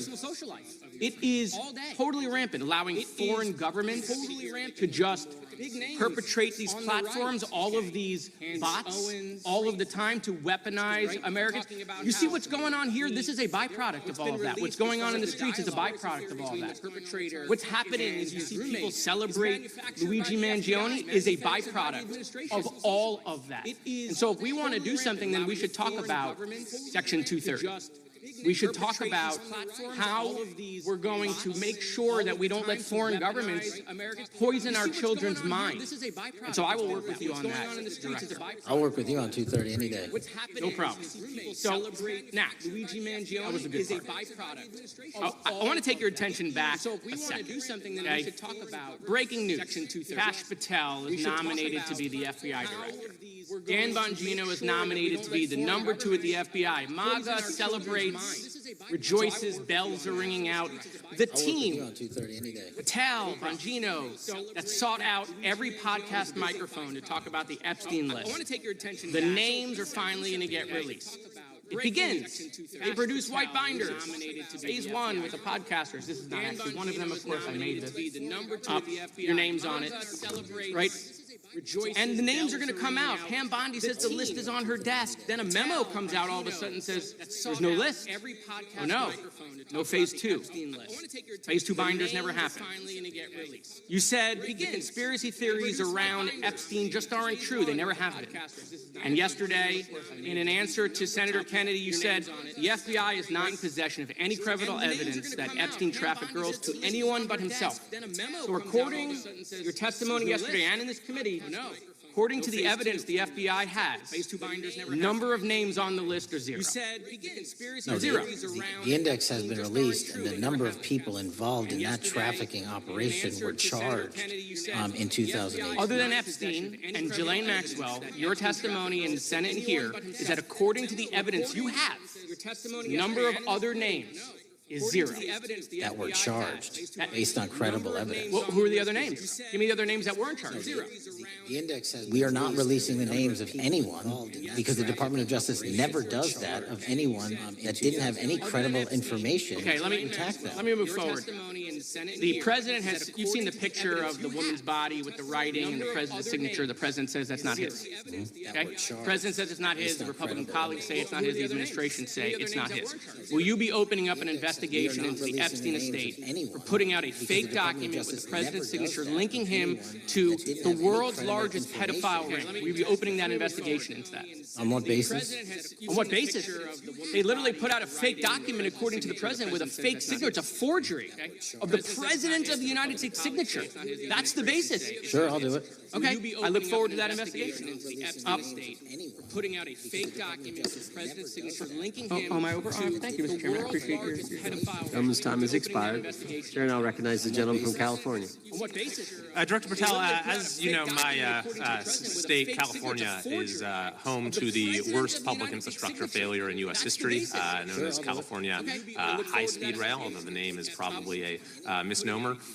Earlier this year, I joined your counterpart counterpart at the Department of Transportation, Sean Duffy, doing a compliance review of the federal money the state has received, and the outcome was that the state has not complied with the terms of its billions of dollars in funding because it hasn't actually built anything. And so that federal funding has now been cut off, but a lot of us in California still have questions as to where all the money went. We're 17 years in to this project, and absolutely nothing has been built. Not a single bit of track has been laid. There are no stations. There are no passengers. And the plan initially was to have the whole thing, LA to San Francisco, done by 2020 at a cost of $33 billion. Yet here we are in 2025, nothing has been built. And according to the New York Times, the project won't even be completed this century. And the total cost is now estimated to be over $130 billion. So I just wanted to ask you, do you think this is something that bears scrutiny, or can you confirm whether there's any kind of investigation going on at the FBI? The FBI certainly can't investigate incompetence, but the FBI certainly can investigate and does investigate waste, fraud, and abuse. And so if we have any information that indicates that that happened in this situation or anything else, we'll look at it. Thank you very much. We've also, been talking some today about the issues that occurred at the border during the Biden administration. And you might not agree with your predecessor on everything, but you probably would agree with some of the statements he made in testimony before this and other committees, raising alarms about the risk of terrorism from illegal border crossings. Since becoming director, have you gotten some insight into how well calibrated those warnings were, and what is the status of that risk? Since becoming director, there's been a sharp decrease of border crossings for known or suspected terrorists from the southern border. But unfortunately, there has been a sharp increase of known or suspected terrorists entering through our northern border. And so what I'm trying to do is work with our northern border states and our interagency to tackle that problem. But it is an absolutely massive border that can't physically be sealed. So we're going to have to get creative and put more resources into that. And in a similar vein, there were over 500,000 unaccompanied children that crossed the southern border during the Biden administration. As we know, many were trafficked either through forced labor or sex trafficking. Do you have any insight into that as to what the scale of that problem was and how have things changed over the last several months? Other than what you outlined in terms of how it was described, I don't have any additional details. In terms of how many people are being trafficked into this country, especially unaccompanied missing children, that number is drastically reduced because the coyotes that smuggle these children for their criminal activity are the same ones that smuggle in narcotics, or the same one that traffic older age women. They're all interconnected, and because of the sealing of the southern border by this administration, that has come to a near halt. That is a very important point, that we have seen far fewer victims of human trafficking because we finally prioritized border security. And by the way, you have children who are getting rescued because of the immigration enforcement activities that, unfortunately, some politicians in my state are trying to stop, thereby stopping those kids from getting rescued. We've seen, of course, a substantial reduction in crime here in Washington, D.C. since the FBI and the National Guard got involved. I'm kind of asking you to state the obvious here. But what is the mechanism there? Why have we seen a reduction of crime when D.C. has had such a huge crime problem for years, and then almost overnight we see such a big difference? Because of the dedication and resources from President Trump's administration to utilize all federal, state, and local assets in a heavily crime-ridden area. I mean, if we did not have a crime-ridden area, then homicides, carjacking, and gun violence would not be dropping by 40, 50, 60%. And when you allow the police, the MPD, to work with federal authorities and allow the National Guard to set up your perimeter, this is what you can do in a few short weeks. And we at the FBI, under Operation Summer Heat, have set those Phase 01 operations in motion 4 months ago, quietly at the direction of President Trump. So we are scattered across cities across this country doing just that. But we're going to need more help to complete the job. Yeah, in too many places in this country, crime has just been treated as sort of a norm, that this is the way things have to be. What's happened in D.C. shows that is not the case if we have the right right policies and the right priorities. Finally, this is tragically the second time in as many years that we've had an FBI director here following either an assassination or an assassination attempt. And so since there's been some time now since from the attempted assassination on President Trump at Butler, would you say that the public's understanding of what took place on that day is fairly consistent with all of the facts as you know them, or do you believe there's still material facts that have not been made public or are not fully understood by the public? I think it's fairly consistent. Thank you. Gentleman yields back. Delay from Texas to There's been some time now since, Man, oh man, there has been so much today, and I truly don't know where to start. So I'm just going to make sure that we start off with a few facts. So a couple of facts that we need to make clear for everyone is that, number one, Director Christopher Wray, when he was appointed to be the head of the FBI, was appointed by Donald Trump. Now, I will agree that I definitely take issue with a number of decisions that Donald Trump makes, especially when it comes to the people that he decides to appoint to very important positions, including this one, because I did have to make sure that I wasn't going crazy. But when I say that you are the least qualified FBI director in the history of the FBI, that is real, because you are the only one that never even served with the FBI prior to joining, yet we are supposed to believe that you are the greatest thing since sliced bread. I didn't ask you a question. Now, what I want to go through is to talk about why you are a failure and why, honestly, we just need to tell you bye-bye. I know that you got a little upset and you put on your show for your boss because it seems like you're trying to save your job when it came to talking to Senator Booker yesterday. But let's go through some of your failures. So before you were even confirmed, and I think one of my colleague from Georgia, pointed out that you were already targeting career officials so that you could direct illegal firings. Mind you, these cases that you were so upset about, which are the ones tied to Trump, the cases came through his handpicked FBI director. And frankly, when people sit around and say things like, oh, we're happy because now we feel safe, I don't know who feels safe in this country except for the white supremacists. Because I specifically, as a black woman, definitely don't feel safe. And frankly, my colleagues have been real nice to you today, and I applaud them, but I don't have the same demeanor. Because, frankly, I know that multiple colleagues on this side of the aisle have faced death threats. In fact, somebody tried to kill one of my colleagues. And frankly, I don't know if this FBI or under your leadership, Nabii wa Bwana, Prophet Philip I don't have any confidence in you. And if we start talking about the reasons that I lack confidence, we could start with you not just wanting to acknowledge some simple facts. Simple facts like the vast majority of the threats are coming from right-wing extremism. And I know my colleagues have tried to stress this, but I decided that I would maybe do it in a different way. Number one, I have a couple of UCs. Kim Buck, one of multiple Republicans receiving death threats for voting against Jim Jordan as House Speaker. Without objection. Another one, Republican lawmaker says she received death threats after voting against Jim Jordan in Speaker's race. Without objection. In addition, there was another one from another colleague who now is leaving Congress because they said that they were calling his wife anonymously and threatening her life to the extent that she ended up sleeping with a firearm. Another one, Republican lawmaker said she received death threats after voting against Jim Jordan. How are we supposed to have confidence when you're sitting up here telling the Senate yesterday that it will take you 14 years before you can get the FBI fully staffed to do their jobs? You're also now redirecting resources so that they can go and play ICE agents on the streets. You're getting rid of your most qualified people, and even when it came down to somebody that you consider to be a friend, you were posted up having some fancy dinner to the extent that you posted not only once erroneously, you posted twice erroneously as it relates to catching somebody, and then you want to go and say, let me take a victory lap, because honestly, honestly, if it wasn't for parents deciding that they were going to turn in their child, it seems like y'all wouldn't have got there. Even though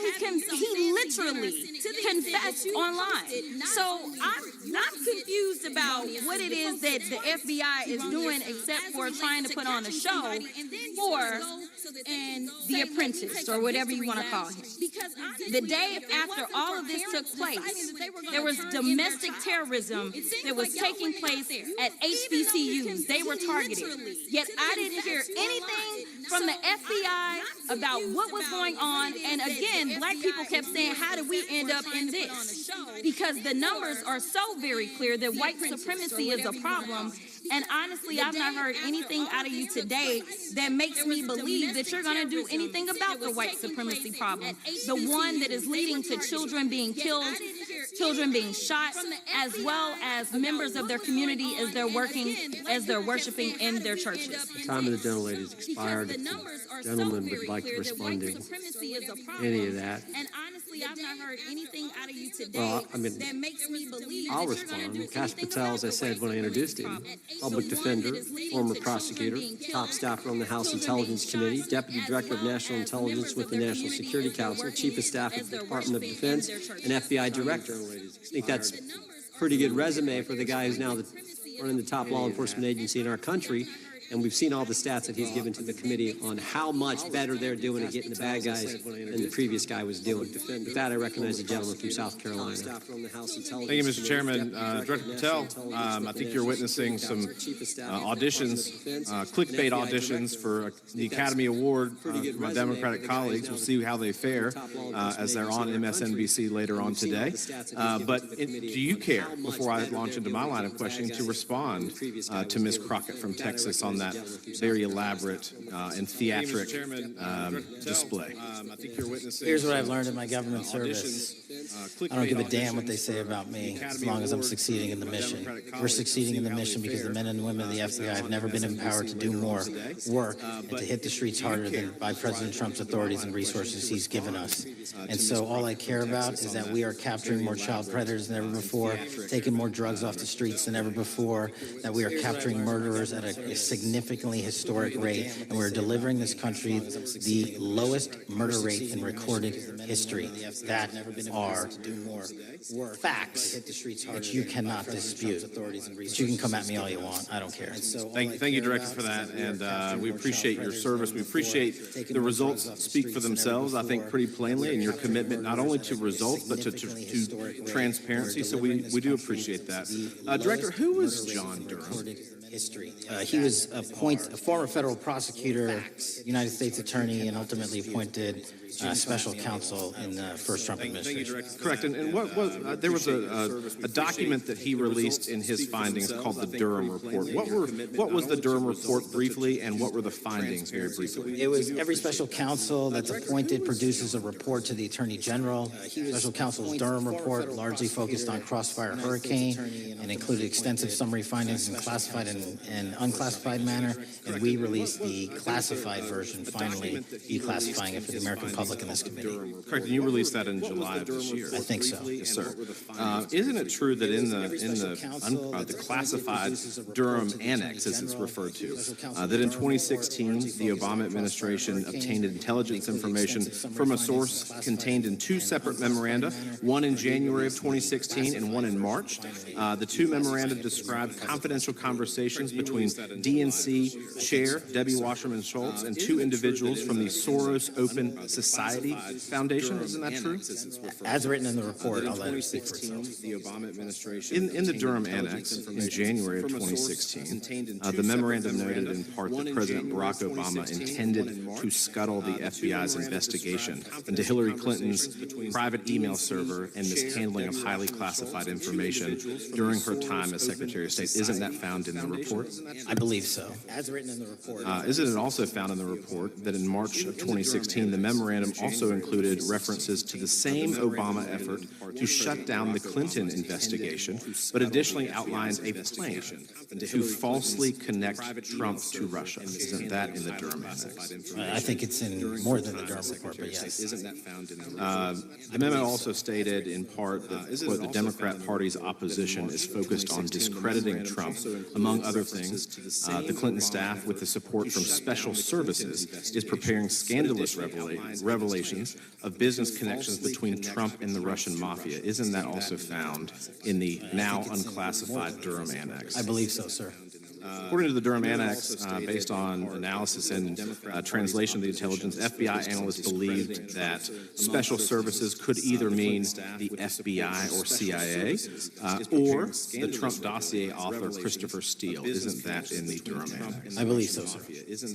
When the Obama administration received intelligence in March of 2018, Fusion GPS was preparing open source opposition research regarding reported ties between Trump and Russians. The research was paid by the Clintons' campaign and the DNC. Isn't that open source and also in the Durham Annex? I believe both.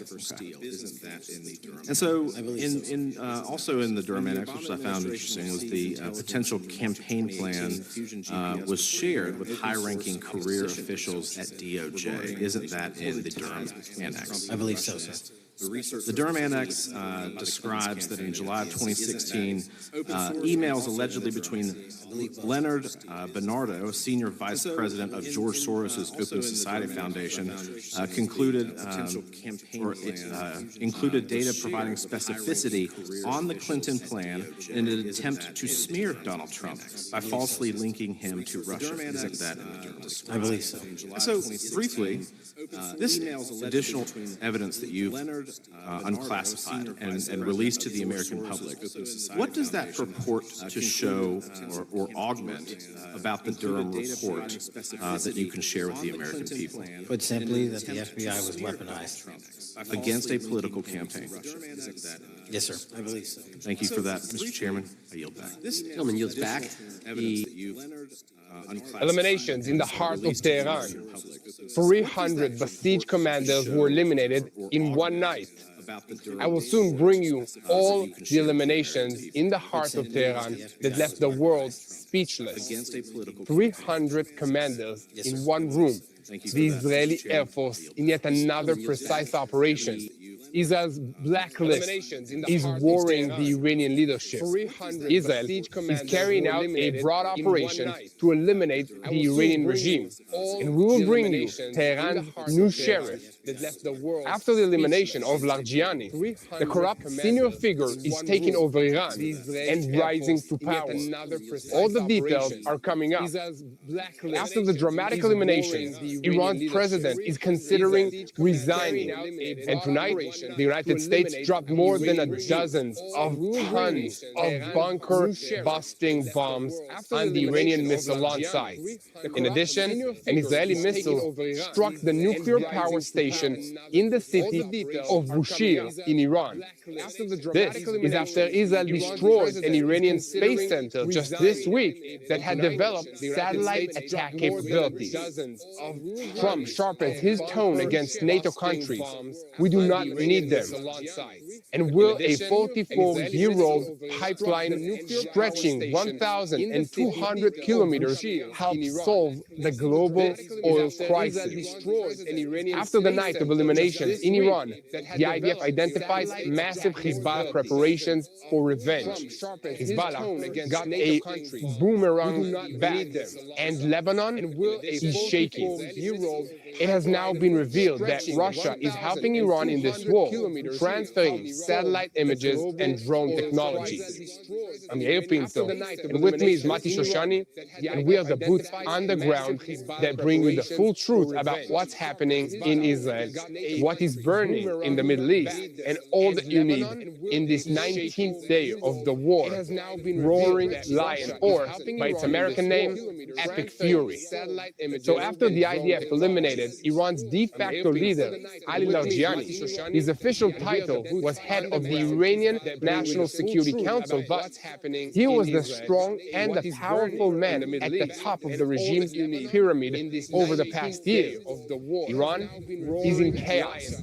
Ali Larijani was the man closest to Supreme Leader Ayatollah Ali Khamenei, who, after the nation as a lion, the warrior, basically granted him all the powers that he needed in order to lead the Iranian Revolutionary Guard. And he was the second most important figure after the Supreme Leader Khamenei, who was eliminated in the opening strike of this campaign. And together with others at the top of this regime, but Ali Larijani is not the only one who was eliminated. Basically, with him was also multiple others. Because already this morning, another elimination carried out overnight by the Israeli Air Force was revealed in the heart of Tehran. And it left the world speechless. According to reports, a broad series of strikes hit the besieged headquarters, the logistics centers, and the units in Tehran. The IDF confirmed the elimination of the besieged commander and his deputy. This morning, it is being revealed that the IDF eliminated senior figures and struck around 300 besieged commanders in Tehran. The strike is raising the difficult questions in the Arab world, how Israel succeeded in penetrating deep into Iran's most sensitive security mechanisms. A military source makes clear that Israel is acting to systematically eliminate senior figures in the Iranian regime and the Hezbollah terrorist organization. The eliminations in Tehran were carried out after a slight delay as part of a broad operation targeting the leadership. Drama at the top of the Islamic Republic. Following the elimination of the Secretary of the Supreme National Security Council and the besieged commander, President Masoud Pezeshkian is considering handing over the keys and resigning. Apparently, because he feels that if he remains in office, he too will be eliminated. Can't blame him. And Prime Minister Netanyahu of Israel, in a message from the Air Force's headquarters in Israel to the Iranian people, we are watching from above. Celebrate your new day. And in a message for the holiday of Nowruz, the Persian New Year, Prime Minister Netanyahu addressed the Iranian people from the Israeli Air Force Command Center. And our planes are striking the terrorists of tyranny in every corner. Celebrate. We are protecting you from above. And at this very moment, the Israeli Air Force is conducting an aerial manhunt for besieged personnel in the streets of Tehran. Hours ago, the American forces successfully placed several deep penetration warheads weighing more than 2,200 kilograms at fortified Iranian missile launch sites along the Iranian coast near the Strait of Hormuz. And according to a statement that was published by the United States Central Command, this was the successful attack with these heavy bombs. Trump presented a picture of total victory and claimed that the United States had destroyed Iran's military and nuclear capabilities within days. The United States president is furious with all the countries refusing to help and open the Strait of Hormuz and join the war against Iran. And on his social media platform, he wrote, because we had military successes, we no longer need or want the help of NATO countries, and we never wanted it. In the same breath, he attacked NATO countries and described the alliance as a one-way street. At the same time, he boasted of dramatic military achievements and made clear that the United States does not need assistance from any country. In order to help Iran attack the American forces, Russia is transferring intelligence on the location of those forces, along with upgraded drones and components. Witkoff said, Russia promised us that it is not helping Iran. And Trump said, I think Putin is helping them a little. Despite Iran's deep economic dependencies on the Gulf states, the Iranian leadership is gambling on military escalation against them as well, in order to apply regional and international pressure to stop this war. But in the meantime, the Gulf states are keeping watch over Iran. The pipeline system that Saudi Arabia built from east to west across the country during the Iran-Iraq war was designed to allow the Saudis to move oil in case maritime shipping zones were blocked. And now, with the nearly already closure of the Strait of Hormuz, it has become the most important strategic infrastructure in this region, with millions of barrels moving through it every single day. This move may help Donald Trump continue this war, and the Arab world criticizes Iran. We did not expect them to be this weak. Sharp voices in the Arab world are attacking Iran for its weakness in this war, alongside Israeli assessments of deep damage to the regime. In the Gulf states, sleeper cells operating in Iran's behalf are being arrested. In Kuwait and in Bahrain, the arrest of sleeper cells aimed at destabilizing the government on Iran's behalf has begun. A Gulf source estimates the more the regime in Tehran loses control, the more it will try to activate more and more sleeper cells. Northern Israel is under fire. After a night of heavy fire in recent hours, several broad Hezbollah barrages were launched at Haifa. The drone and the missile fire from the Hezbollah terrorist organization towards the northern communities continues. No casualties have been reported so far. And after the IDF eliminated the Secretary of Iran's Supreme National Security Council, Ali Larijani, the IDF is identifying increased Hezbollah preparations as it is expected to carry out massive fire. In the growing struggle between Israel and Hezbollah, the Lebanese people and the entire state find themselves at real risk. And meanwhile, forces from the 36th Division have joined the expansion of the ground activity in southern Lebanon. In the United Nations Secretary General cooperation with Israel, Iran is pressing the United Nations to activate the dramatic clause. The Iranian Foreign Minister applied an appeal on the United Nations Secretary General and demanded a harsh condemnation of Israel and also the United States and the activation of Chapter 7, which allows sanctions and even military action against the United States and against Israel. At the same time, the United Nations claimed that responsibility for the escalation and the harm to the regional stability lies with Washington and with Jerusalem. The tension in the Middle East is rising minute by minute, and every minute another Iranian leader is being eliminated. So before there is even more news, let us dive into all the details. I'm Yair Pinto, and with me is Mati Shoshani, and we are the boots on the ground that bring you the full truth about what's happening in Israel. This is day 18 of the war against the Revolutionary Guards in Iran, which is the head of the crumbling axis of evil in the Middle East. And just a second before we begin, I want to call on you to keep spreading the truth. Share this content with as many people as possible. Click on the subscribe button. Most importantly, do not forget to look for me, Yair Pinto, and for Mati Shoshani on social media platforms so you can get our perspective behind the scenes of what it's like to live in Israel in this war. And now, we have with us our senior Middle East correspondent, Mati Shoshani. Mati, how are you doing? Click on the subscribe button. I'm doing well, Yair. It's good to be with you again. It seems that the Israeli elimination campaign against this regime in Iran is actually producing results, with more and more leaders that are being eliminated. The numbers are in the hundreds already, and the president of Iran, Masoud Pezeshkian, or however you say his name correctly, is wanting to resign now. What's going on, and is this plan succeeding? Against this regime in Iran is actually producing results. Will succeed when you see that it actually succeeds. And I think this is always the big question. We were talking about this yesterday too.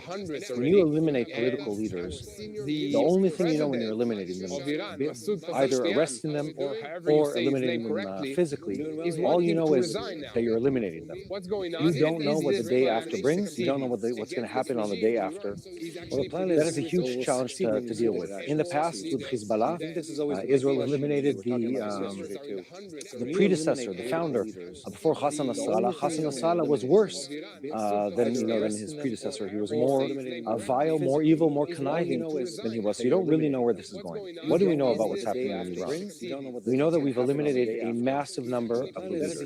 These are ayatollahs, so the mullahs, the religious characters, the political characters. These are IRGC, let's call it the terrorism army of Iran. These are Basij, the enforcers of the Iranian regime, and the list goes on and on. Nuclear scientists, the people behind the communication, the people behind the grid, the masterminds behind the machine. It is working in chaos in Iran. That we know.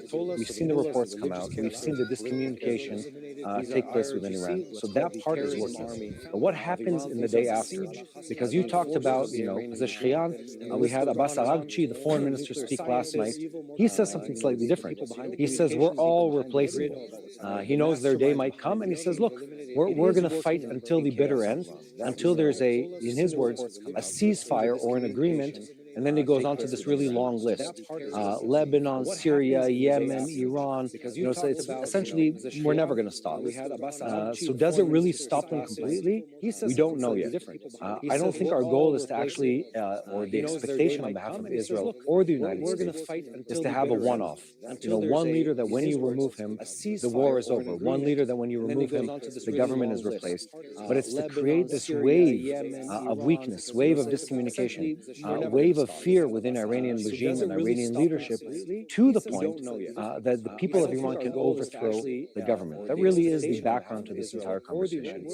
Israel, over the years, as have many other countries, has spent a lot of time, let's put it that way, eliminating some of our worst enemies. And sometimes it works, as in it sets back the machine. Qasem Soleimani, I think, is a great example of something that did work. He was the leader of the IRGC for many, many years, eliminated by President Trump in his previous term. And what that did, and this is admitted by the Iranian regime, it set back many of their military plans, many of their proxy plans for many years. Why? Because he was the key individual who held Hezbollah, the key individual who exported terrorism, the key individual that was really behind the IRGC finance and terrorism machine. And the Iranians learned the lesson. After his assassination, what did they do? And they said this publicly. And they said, we're no longer going to be in a position where one key individual is the one who, if removed, will bring down the entire system. So they diversified. They had, more redundancy in their leadership, and the list goes on. I want to say, on a positive side, what is working? When you eliminate dozens of the senior leadership, politically, militarily, religiously, and when it comes to actually power on the streets, it does create discombobulation with your enemies. It puts fear in the hearts of their replacements. It makes them think twice about every action that they carry out, and it cuts out communication and kills organizational culture and knowledge. That's all a good thing from our perspective in weakening the Iranian regime as much as we possibly can. That's one. Does it actually remove the government? No, it doesn't, and that isn't the expectation. The expectation is to weaken, to confuse, to strike fear, to prevent communication, to prevent command of the different units, to the point where their machine starts collapsing from within, and where the people have a chance of fighting strongly against the regime. That's the philosophy here. Yeah, definitely, Mati. And as we are talking, I am receiving reports that the Iranian opposition groups are now stating that Israel eliminated the supreme leader, Mujtaba Khamenei's right-hand man, who is the man in charge of the Iranian intelligence. I think his name is Khatib Qassem, Ismail Khatib, that's his name. Do you have any information on that? And what's the meaning of taking out the head of intelligence, the supreme leader? Well, what I've seen is initial reports.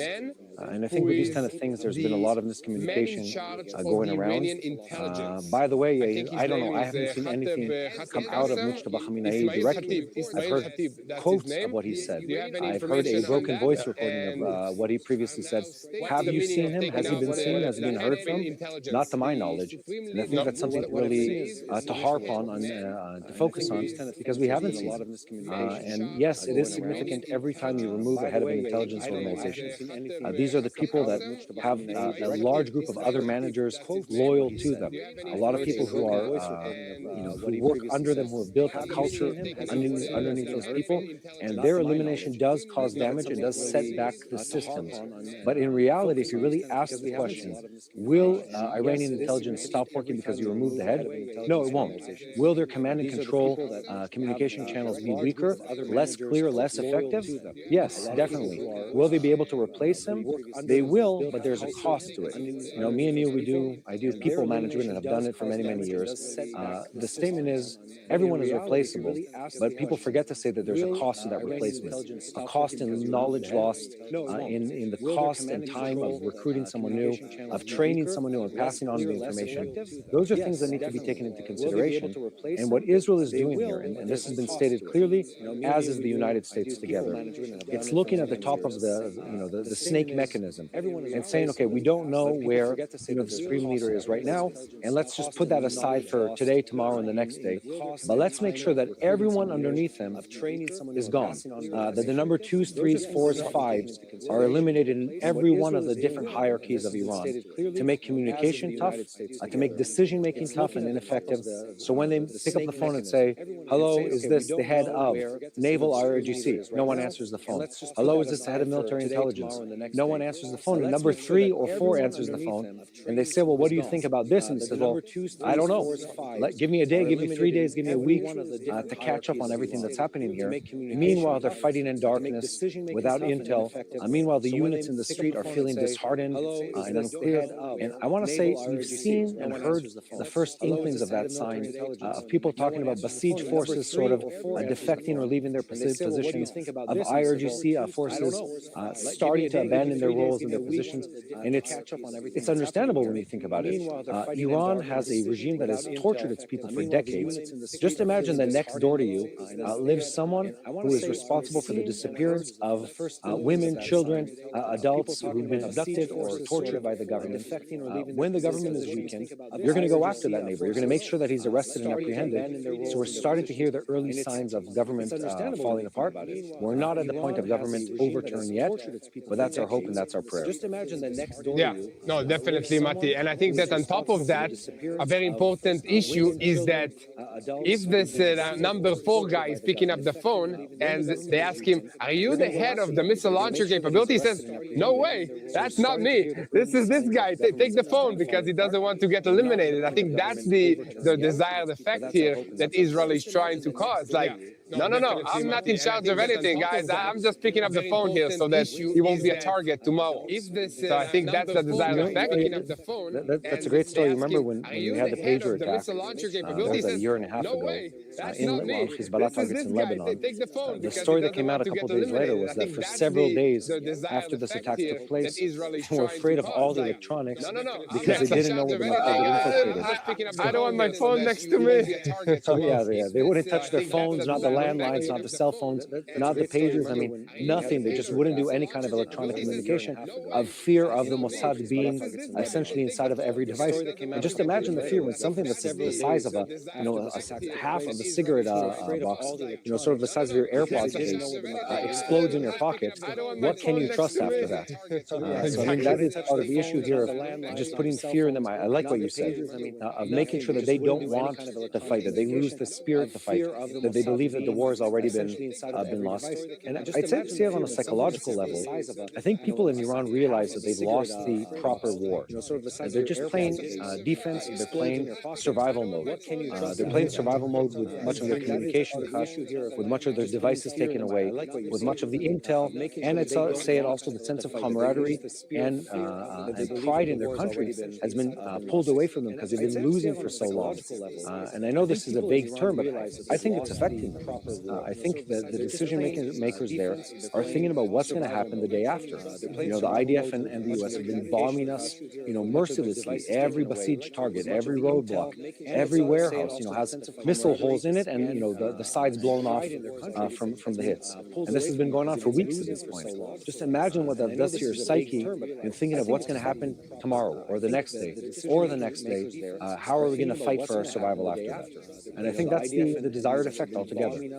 Yeah, definitely. I want to turn back to the counter effect, or basically the revenge attack that the Iranians launched against all of us. yesterday. So after we terminated Ali Largiani, who's basically the de facto controller, the commander, the man that knows what he's doing, all of the Revolutionary Guards, they promised a massive retaliatory attack in combination with Hezbollah from Lebanon and from Iran. And they did launch a very big barrage of cluster bombs at Israel. I mean, and the damage with these cluster bombs is spread out to huge areas, and it's very, very hard to intercept. I mean, I remember seeing footage that came out of yesterday of, I don't know, 50 missiles in the sky heading towards Israel. How can you intercept such an attack? And then, even if you do intercept these attacks, there are remains, pieces of metal. Some of them can be the size of a car. Some of them can be the size of a football that just drop from the sky and cause damage. Just today, I saw one of these missiles, one of these pieces landed not far from my house. So this is dangerous. And then, even if you do intercept these attacks, there are. I mean, there was a response by Iran, specifically by Hezbollah, last night. The Israeli government did something very, very abnormal yesterday, where I'm trying to think what time it was. Let's say late afternoon yesterday, 4 or 5 p.m. The Israeli government warned the population, saying, "We see that the Hezbollah terrorists are building up and gearing up towards a massive attack tonight. We don't know how big it's going to be. It wasn't hide. It was just letting the public know that this was coming their way, so they should be prepared for it." I was out on the mountaintop late last night with my military unit, and we got to see the light show. And I have to tell you, it was quite a light show. We're not talking anything near what happened a year ago, 9 months ago, in Midnight Hammer of June 2025. But still a very substantial amount of rockets. And I was on a high mountain south of Jerusalem. You could just see both the rockets flying and the intercept and the cluster bombs sort of falling out of the sky. One, I want to say a couple things. The Iranians did try. They're just not as good as they want to be, and they're not as good as they used to be. Hezbollah did try, but the IDF has already started mobilizing troops into forward positions in Lebanon. So we've been able to intercept and stop much of the terrorists on their way to launch the rockets and knock down many of the rockets mid-flight. I think in the future we're going to see some of the classified materials come out that will show how much more effective the IDF of 2026 is compared to 2025 or 2024 in intercepting every type of projectile, including the drones. There was more that happened last night. There were multiple drones. I believe the number was 4 or 5 drones that were flying from Lebanon into Israel, made it into the country, and they were intercepted. And you need to understand, like, the entire envelope of military capabilities. We're talking the jet fighters, we're talking the radar systems, we're talking military intelligence have just gotten so much better at gathering intel and intercepting in live action than we used to be. So civilians are not hurt. That doesn't mean they're not trying.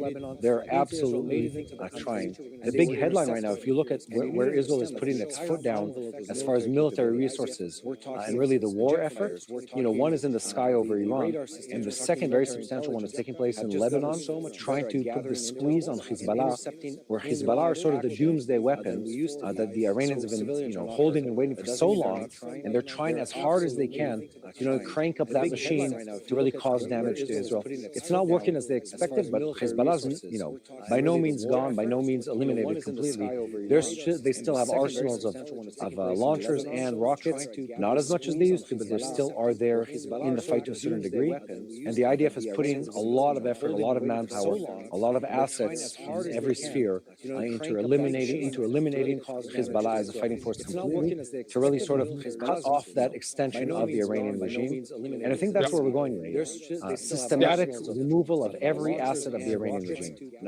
Mati, one last topic, 2 minutes, about what's happening in the Gaza Strip, because I think that the entire world news just dropped this piece of land, and the conflict there is still going. Hamas is still controlling the 50% that they have left of Gaza, which includes the 2 million Palestinians. It is growing stronger and stronger. I've seen images of Hamas terrorists on pickup trucks, the same white pickup trucks that infiltrated Israel and started all of these wars, and carrying AK-47s and just walking in the streets freely. What's going on in the Gaza Strip? 2 minutes. I've seen that too. It's quite concerning. The Gaza Strip has been in a ceasefire for almost 6 months now. In that time, Hamas has been rebuilding itself, has been working very, very, very hard to gather new resources, to find their old lost weaponry, explosives, etc., and to recruit soldiers. At the same time, they keep testing the patience and the readiness of IDF soldiers. The IDF is still positioned in the Gaza Strip at what was called the yellow line. That line continues to move based on the presence of IDF forces and the attacks by Hamas. The IDF has changed tactics to a certain degree in moving their forces forward every time Hamas tries to poke at them. Then the big threat that's coming down the pipeline in Hamas-controlled Gaza is related to smuggling through drone warfare. This has been a huge topic in Israeli news, huge topic of concern for the Israeli intelligence and military apparatus, and really combating the efforts to smuggle weapons in from Sinai, which is the peninsula controlled by Egypt, or semi-controlled by Egypt, I should say, on many days of the week, into Hamas-controlled Gaza, or even into Israel proper. We're talking machine guns, we're talking assault rifles, we're talking explosives, we're even talking about people carried by drones. Yes, you heard this here, individuals carried by large drones, industrial drones. They can carry 1 or 2 fighters with their weapons.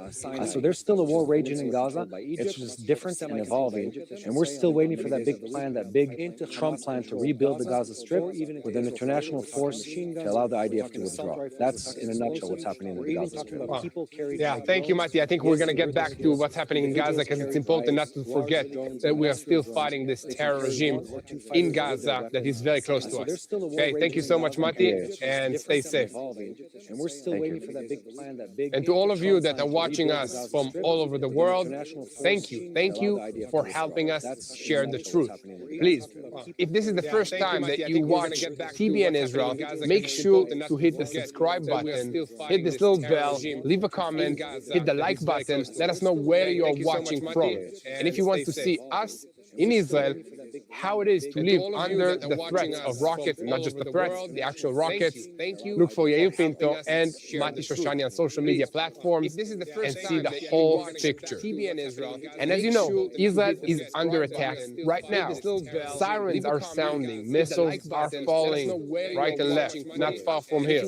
Families are running to bomb shelters in the middle of the night. The world is watching the war unfold in the skies, but underground, another battle is happening quietly.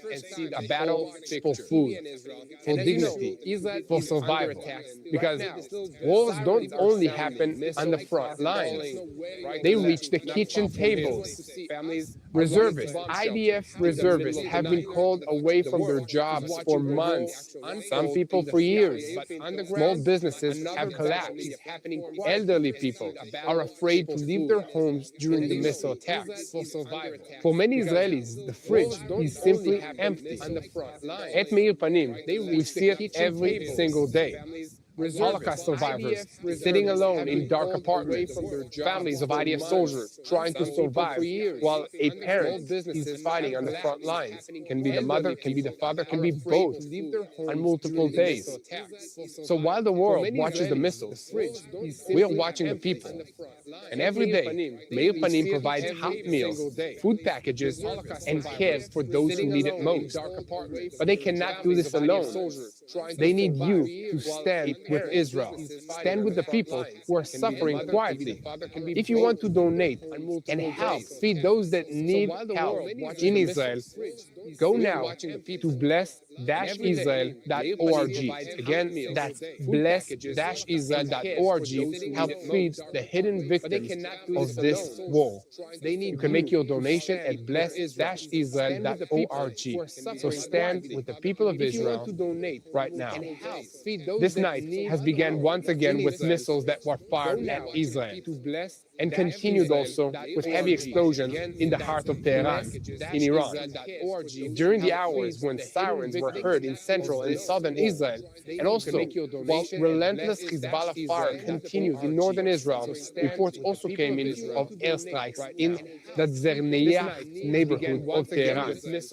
At the Revolutionary Guards and also at the besieged bases in the Kalaj area and also in the Karaj. This morning, Israel is still striking targets in Iran and dismantling layer by layer the control mechanism of the Iranian regime. This is day 19 of the Roaring Lion War, or by its American name, Epic Fury, and it comes just one day after one of the most dramatic nights of targeted assassination that Tehran has ever known. Ali Larijani, who served as the Secretary of Iran's Supreme National Security Council, and since the elimination of Ali Khamenei, he had been considered the most powerful man on the top of the regime.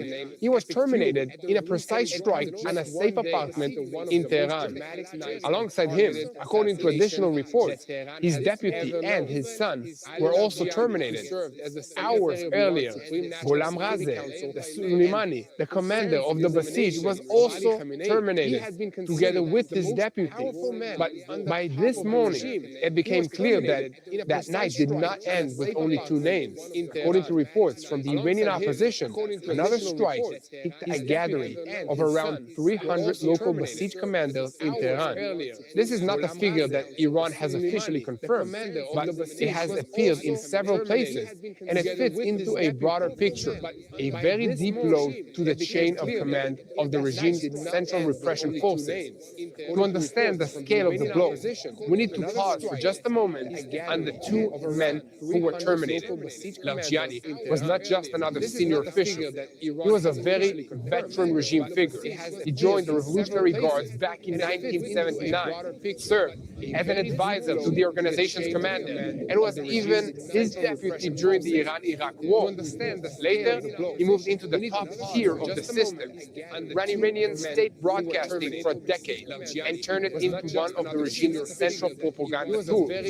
For years, he sat inside Iran's national security leadership, knew every center of power, every internal rivalry, every repression mechanism, and every strategic crossroads. In Israel, he's also defined as one of the men who led the violent repression of protesters during the last waves of demonstrations and pushed to harden the use of the Revolutionary Guards against civilians. His elimination, then, is not just symbolic.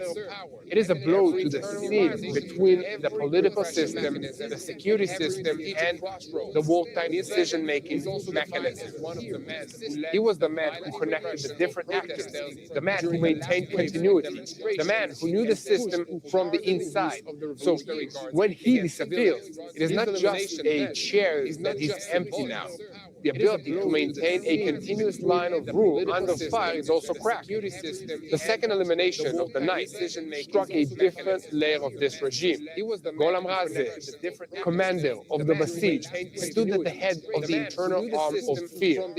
This is the force that is sent into the streets, to the checkpoints, to the neighborhoods, protests, arrests, and rapid raids. According to one report, he and his deputy were staying in a tent compound that served as an improvised headquarters. And after avoiding permanent headquarters out of fear of the attack, they were targeted there. And according to the assessments in the defensive establishment, that compound was hosting a meeting of besieged district and regional commanders. This is a very important point. If the commander of the besieged is no longer feeling safe in his own headquarters, and instead he moves to tents, checkpoints, soccer fields, schools, and improvised spaces, that means that the skies over Tehran are no longer safe for the system as well. And that is exactly what an Israeli military source described in a very simple language. We hit their headquarters. They moved out to the streets, set up checkpoints. Then they were attacked at the checkpoints as well. Now they fled to soccer fields, set up tents, tried to hide inside schools, and the Air Force reached them there as well. In other words, this is not just another pinpoint wave of elimination. It is a systematic aerial manhunt designed to create a sense of persecution, break command continuity, and damage the regime's ability to control its own capital city. During the night and the morning, more than 10 besieged sites across Tehran were attacked. The IDF spokesman said that the army is operating systematically against the organization's command centers and struck besieged personnel who were present at least 10 different locations inside the capital. Amongst the targets that were mentioned was an emergency post of the besieged and the Revolutionary Guards that had previously served as a soccer club. According to additional reports, a repair and maintenance center of the besieged support units was attacked, and this is together with logistics systems, units of the Muhammad Rulawah Corps, the Imam Hadi security unit, and the Imam Ali battalion. At one of the sites, hundreds of vehicles and motorcycles were stored, used to the neighborhood patrols by the besieged personnel, and also they were used for rapid raids against the protesters, meaning the Iranian people themselves. Reports indicate that a significant portion of that fleet was destroyed. This is not just a blow to the symbol of fear, it is a blow to the ability to move, arrive, and control the streets. This broad scope also explains why in the Arab world and in the Gulf area, the discussion is less about whether there was a strike and more about how Israel managed to penetrate so deeply into the most sensitive security mechanisms of Iran. One assessment that was heard is that this was the result of a deep intelligence penetration built over many years. Another assessment speaks of damage to almost the entire besieged chain from command in Tehran. And after the organization's commander, his deputy, and the commanders of the regional resistance and the sectors were hit, and some of them were forced to leave their hiding places and move into the open. And in the middle of all this, people in Israel are already saying that there is a list. There is an organized human target bank. There is a team linking real-time intelligence with the Air Force strike plan. And the meaning of the new directive is very deep. According to the report, the defense establishment was instructed to act even without waiting each time for approval from the political echelon when urgent intelligence is received about an opportunity to eliminate a senior Iranian figure or a senior Hezbollah official. The idea is very simple. If the intelligence matures, strike within minutes. This teaches us that the current pace of this war is built less on broad planning and windows and more on aggressive exploitation of the real-time opportunities. But we must not miss the bottom line of the military part. In one night, Israel struck both the man who was effectively running the state and the man who was effectively running fear in the streets. And if a broad group of around 300 local besieged commanders was indeed hit as well, then this is not just a beheading of the top leadership. It is also a blow to the middle layer that maintains the regime's daily control over the citizens. That is why day 19 of this war looks different from the previous days. Less about striking infrastructure, more about dismantling a mechanism. And before we move on, we need to pause for just a moment on the point that connects all of the fronts. But just a second before that, I want to call on all of you to help us share the truth. Still, now, as we are speaking, there are so many lies that are being published, so much propaganda about this war, from the fact that Prime Minister Netanyahu left Israel, from the fact that he was unalive. All lies. He's here, he's alive. So don't believe any kind of lies. If you want the truth, make sure to hit the subscribe button. Join us at TBN Israel. We bring you daily updates of this war. And above that, if you want to see this war through our eyes, behind the scenes, look for Yair Pinto and Mati Shoshani on social media platforms so that you can get the full picture. And now, let us return to the broader picture, because what is happening in Tehran is already beginning to affect the economy, the diplomacy, and the surrounding arenas. If the axis of the first part was command and control, the second axis of this day is money, energy, and trade. Iran continues to escalate against the Gulf states, even though it is highly dependent on them economically. This may be one of the regime's most dangerous gambles at this stage. The United Arab Emirates alone is considered Iran's main trading partner in the Gulf. And according to the figures that are presented, trade between them reached around $29 billion in 2025, almost a quarter of Iran's total foreign trade. If that, around $7 billion was Iranian exports and around $22 billion was imports from the Emiratis. The meaning is simple. Dubai, Jebel Ali, and the world of re-export trade in the Gulf are a vital breathing artery for the Iranian economy, especially under sanctions. And it is not just the Emiratis. With Oman, trade volume reached around $2.4 billion in recent years. With Qatar, trade was continued in food, in construction materials, and other stuff. With Kuwait, activity worth hundreds of millions of dollars has been recorded. Hundreds of thousands of Iranians also operate in the Gulf, many of them business people managing trade networks between Iran and markets in Asia and also in Europe. So, when the Iranian regime attacks the Gulf states, threatens maritime traffic, and applies security pressure on its neighbors, it is also threatening one of the largest economic lungs that it still has. And this is already being felt on the ground in Iran. In the Gulf, the arrests have begun of sleeper cells operating on Iran's behalf. In Bahrain, suspects were arrested for cooperating with the Revolutionary Guards and handing over sensitive information. In Kuwait, a Hezbollah cell was captured, including 14 Kuwaiti citizens and 2 Lebanese nationals with weapons and with equipment. In the Gulf, the assessment is that more Tehran loses control, the more it will try to activate more and more sleeper cells in order to destabilize the neighboring regime, carry out assassinations, and create regional chaos. This is no longer only a missile threat, it is a threat to internal stability. And at the center of all of this stands the Strait of Hormuz, the most sensitive maritime artery of this campaign. US President Donald Trump claims that ships will soon be able to move there safely, although he admitted it is still not entirely clear where the mines are located.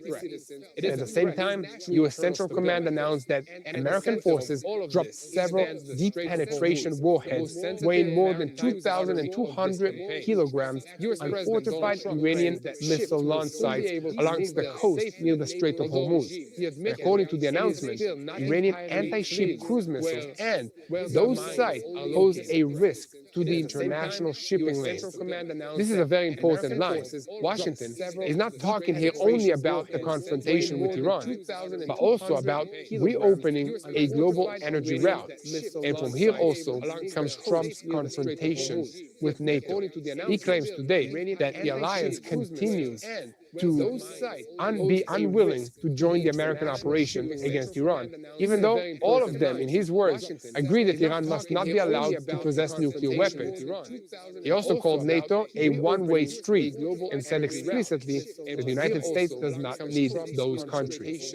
And in the same breath, he boasted of dramatic military achievements and claimed that Iran's army, navy, air force, radar systems, air defenses, and also all of the leaders at every level are no more with us. Even if this is tough American rhetoric, it fits with the picture that we are actually seeing.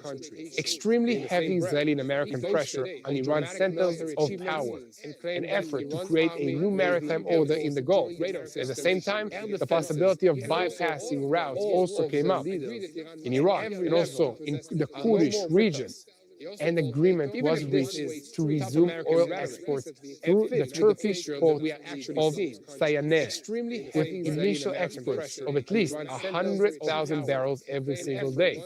This will not replace Hormuz, but it does explain why the markets are searching for every alternative route, every active pipeline, and every way to move barrels without getting stuck in the main flashpoint of the Middle East. Brent prices remain above $100 per barrel for several consecutive days. And even the slight decline that was recorded did not change the fact that the entire market is now living under anxiety. And within that anxiety, Russia enters the picture. According to the report, Moscow is expanding its military and its intelligence cooperation with Iran, and is applying it with satellite imagery and improved technology for Shahed drones. These are components designed to improve the navigation and the targeting, as well as tactical guidance on the number of platforms and attack altitudes. In addition, it was reported that Russia provided information on the locations of the American forces and their allies in this region.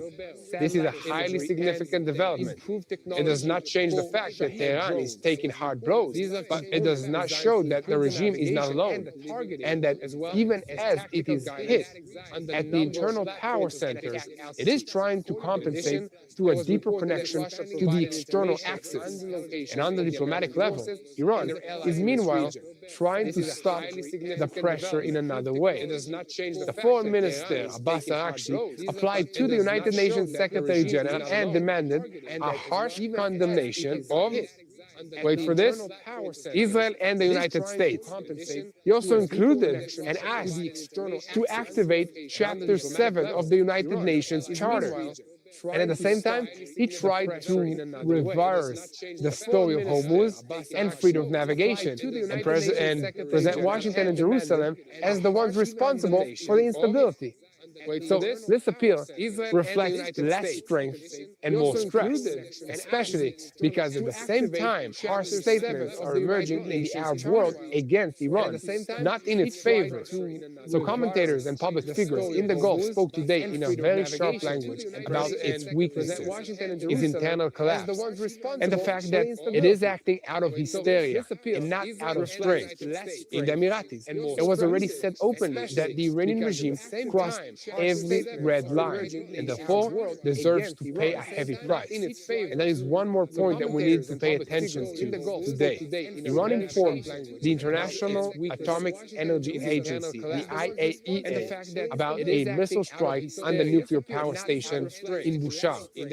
And according to the agency, no damage was caused to the station and there were no casualties, but the very fact that Bushehr enters the pictures of this day sharpens the depth of this campaign. This comes after a regime space center used to develop satellite attack capabilities was also destroyed in the middle of this week, including projects related to the Haman 1 satellite, and after an earlier strike against the Revolutionary Guard space and satellite headquarters and the control buildings of the Kaimam satellite. So in other words, the Israeli front is not touching only the missiles and the headquarters, it is also touching space intelligence, surveillance, and future force-building efforts. And now, to the northern front, because here too, the night and the morning brought clear escalation. The IDF identifies increased Hezbollah preparations for massive barrages towards the north and the center.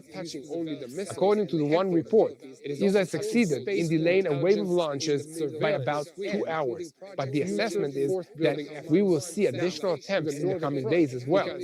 The IDF is operating from the air and on the ground to strike launchers, rockets, weapons, and other storage facilities, and also headquarters.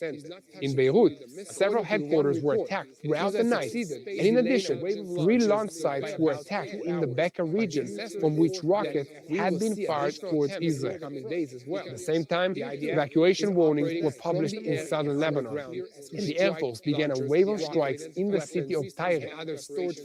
The Lebanese Health Ministry updated at least 912 people were terminated, and 2,221 were injured since Hezbollah joined the campaign against Israel and against the United States on March 2nd. This is a very heavy number, and it also explains the trembling inside Lebanon itself. The IDF continues to deepen the pressure, and at the same time, it was reported that forces from the 36th Division joined the expansion of ground activity in southern Lebanon. The Israeli message is clear. Hezbollah will not receive a zone of immunity, while Tehran is taking blows in the heart of its own capital. So, we also need to pay attention to the context. In Israel, it is being said openly that Hezbollah leader Naim Qassem, together with a line of other senior figures in the organization, appears on the elimination list. meaning is that the message sent to Tehran is also being sent to Beirut. Not only infrastructure, people as well. Not only weapons depots, we also need to pay heads of the system as well. And in a reality like this, every strike in Tehran creates shockwaves in Beirut. It was not said by accident that a missile hitting Tehran sends shockwaves that are felt in Lebanon. Hezbollah understands that and now stands under a double threat to keep fighting while also knowing that the time for its leadership may be limited. And while all of this is happening, the United States is also examining broader moves against the Lebanese arena. It was reported that Washington encouraged Syria to consider sending forces into eastern Lebanon to help disarm Hezbollah. But Damascus is hesitating out of fear of being drawn into a broad war and stirring sectarian tensions. Even if this is not yet an operational move, the very existence of an idea shows how much the Lebanese question is no longer seen only as a local Israeli problem, but as part of the regional effort to break Iran's arms. Therefore, if we sum up day 19 of the war, the picture is clearer than it was yesterday. Israel and the United States are no longer satisfied with damaging the capability. They are moving to the next stage and trying together to understand the brain, the hands, pockets, and the regional belt of the Iranian regime.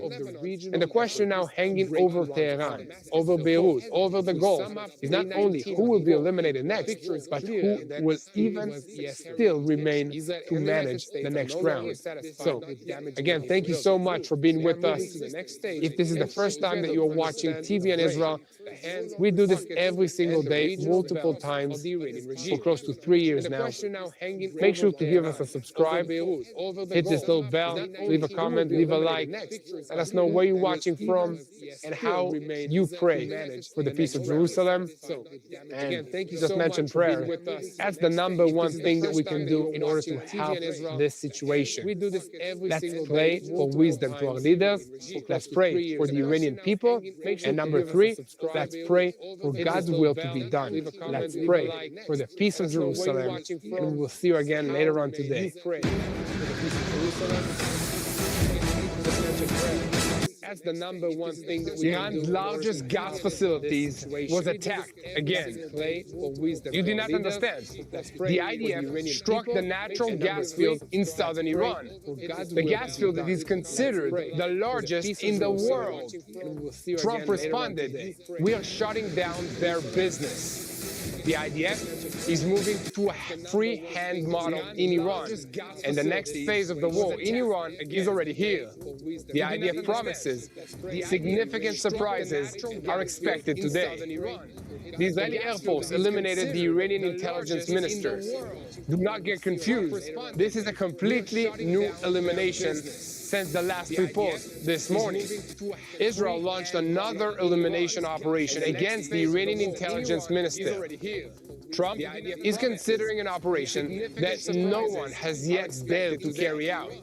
We are talking about an operation more dangerous than eliminating bin Laden. Iran's foreign minister announced, "We are all targets, and everyone has a replacement." The United Arab Emirates sends a message to Tehran. Iran made a grave mistake. And meanwhile, in Beirut, Lebanon, 15 floors collapsed in a second as the Israeli Air Force continues to deal with senior Hezbollah figures in the Dahia district in Lebanon. So apparently, from the war in Ukraine to the war in Iran, the picture is becoming clearer. We have become weakened deep inside World War III. Let me know what you think in the comments. Is this already a world scale operation? I'm Yair Pinto, and with me is Eric Steckelbach tonight. And this is the Boots Underground that bring you the whole truth about what's happening in Israel. And right now, everything that's happening in the entire neighborhood, the Middle East. And this is day 19 of the Roaring Lion War, or by its American name, Epic Fury. And this is our second report for the day. The armies of Israel and the United United States are operating against the Revolutionary Guards faster than we can manage to report. The Israeli Air Force attacked overnight command centers of the Iranian regime, ballistic missile sites, and air defense systems. The targeted eliminations continue. Overnight, the Air Force eliminated Iranian Intelligence Minister Ismail Kattab, and at the same time in Beirut, Sajid El-Sana, the commander of the Imam Hussein Division, was eliminated just after taking office in place of his predecessor, who had been eliminated. Katz, the Israeli defense minister, said, significant surprises are expected during the day. We have authorized the IDF to eliminate any senior Iranian figure once a circle is closed against him, or without further approval. So Israel is pursuing regime figures in Iran and undermining the mechanisms that allow it to survive. The IDF is attacking the hiding places of members of the security forces who are gathering in sparks that are hidden. And also, they sleep in cars and buses because they are afraid. The warning against them is that they are the target, no matter where they are. And it is also being helped by the Iranian civilians themselves, who passed along information, such as the fact that the Basij commander was hiding in a tent in the mountains before he was eliminated. Reports from Iran indicate that thousands of regime personnel have been eliminated. Look, since the elimination of Ali Larijani yesterday, our Air Force has eliminated another senior Revolutionary Guards figure and another 300 Basij commanders. But I want to take you back for just a moment.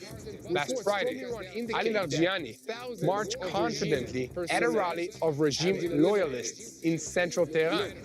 And it was his first public appearance in this role, even though he was already a known target for elimination. Brave people, brave senior officials, brave leaders, that combination cannot be defeated, wrote the security official who had been considered Iran's de facto leader since the beginning of the war in a post on X. 4 days later, he was eliminated.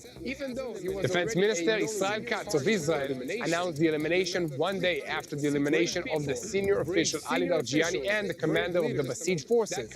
And amongst other things, he had been responsible for arrests and the termination of protesters, Iranian civilians inside Iran, and led activity against the Israeli and the American targets abroad, including during the Operation War of the Lion.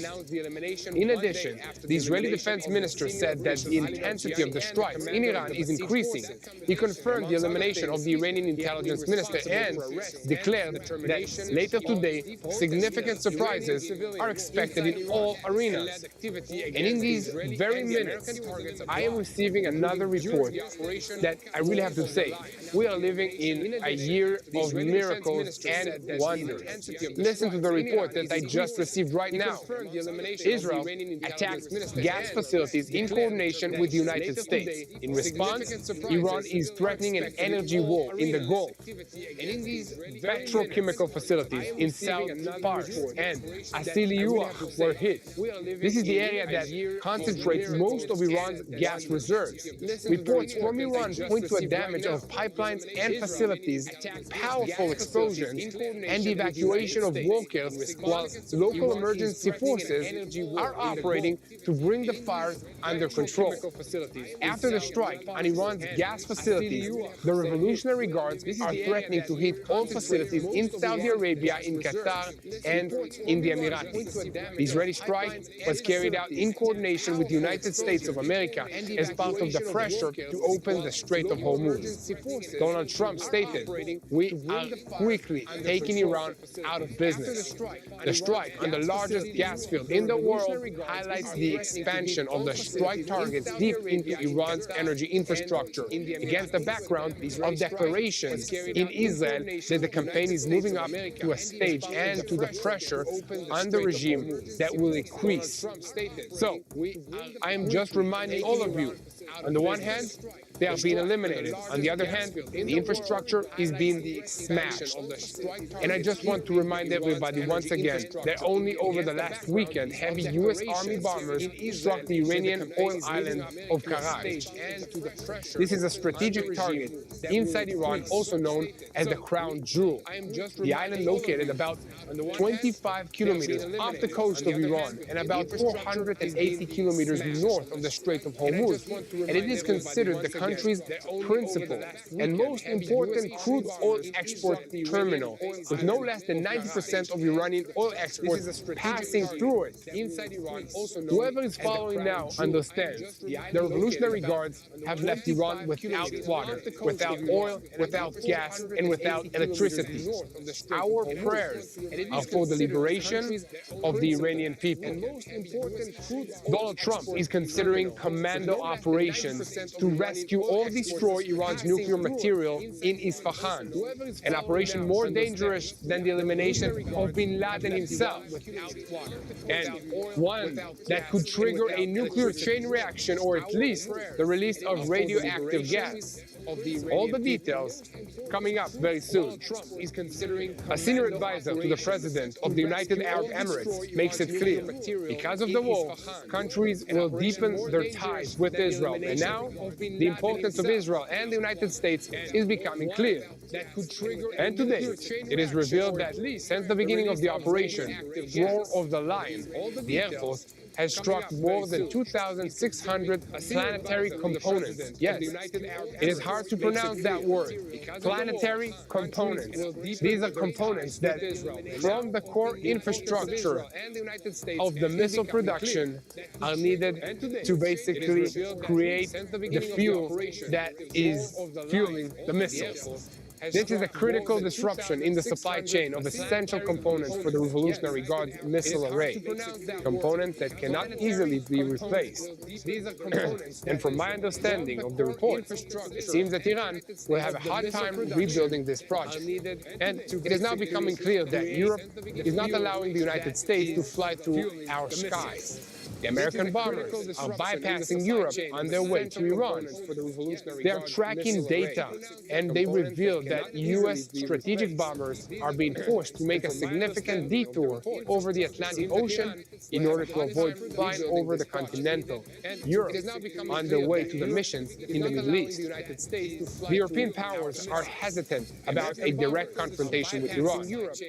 In just a second before we begin, I want to call on you to keep spreading the truth. Share our content with as many people as possible. Click on the subscribe button, and most importantly, do not forget to look for me, Yair Pinto, and for Mati Shoshani on our social media platforms so you can get the full perspective of how it is to live in a war behind the scenes here in Israel. You know, if you're watching this, you love Israel. Most likely.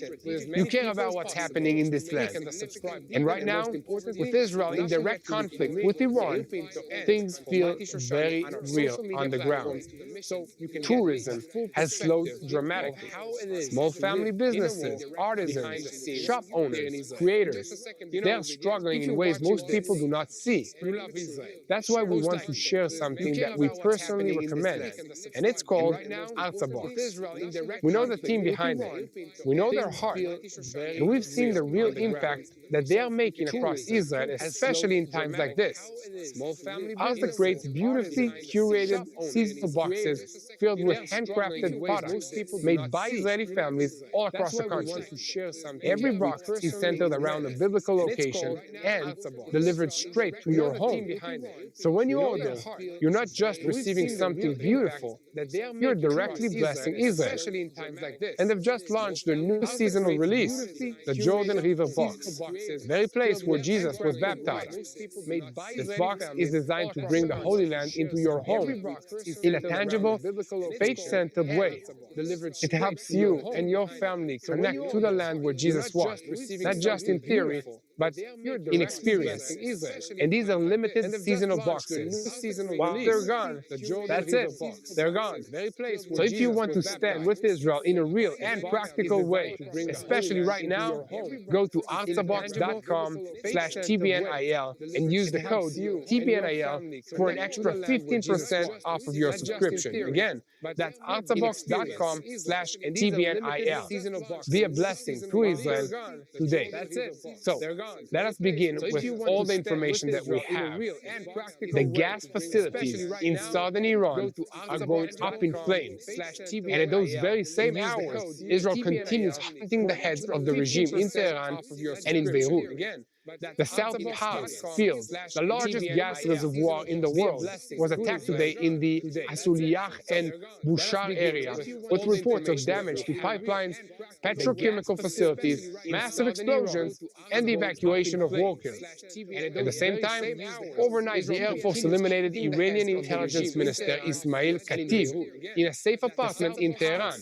And also in Beirut, Sajeh al-Sana, the commander of Hezbollah's Imam Hussein division, was also eliminated. The question now is not only what was attacked today, but whether this war has already entered the stage in which Israel and the United States are closing in on the Iranian regime through its head, through its energy, and through its arms in Lebanon and the Gulf as well. This is day 19 of the Roaring Lion War, or by its American name, Epic Fury. And this is no longer just another day of pinpointed strikes. This is a day that marks a clear expansion in the depth of the target, because until now, we have seen Israel, together with the United States, strike the headquarters, the launchers, the air defensive systems, and the command centers, and also the besieged apparatus, the security leadership. Today, there is a new layer that was added. Some of Iran's most sensitive energy infrastructures, the South Pars field, part of which is shared by Iran and Qatar, and is considered the largest gas reservoir in the world. According to the figures that are cited in these reports, it accounts for about 70% of Iran's gas production and contains about 51 trillion cubic meters of natural gas. And this is alongside tens of billions of barrels of condensate. This is no longer only a blow to the regime's ability to fire. It is a blow to its ability to sustain itself economically. According to the reports from Iran, petrochemical facilities in South Pars and Asiliyah were attacked today.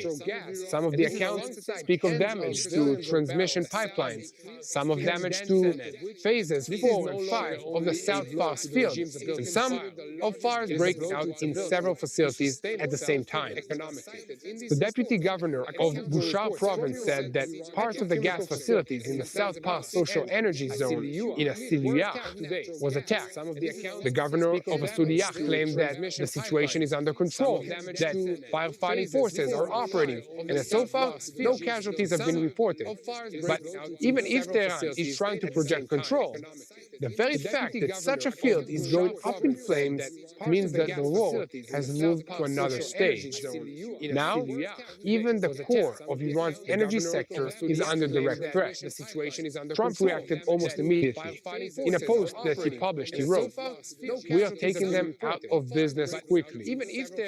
Earlier, he also referred to the Strait of Hormuz and wrote that he wonders what would happen if we wipe out what remains of the Iranian terror state and leave the countries that use the strait to be responsible for it.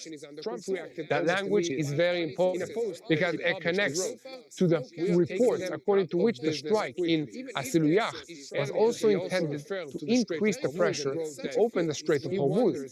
If that is the case, then the strike on the gas field is not just another economic blow, it's part of the broader battle over energy markets, shipping routes, and the question of who will surrender first in this regional struggle for survival.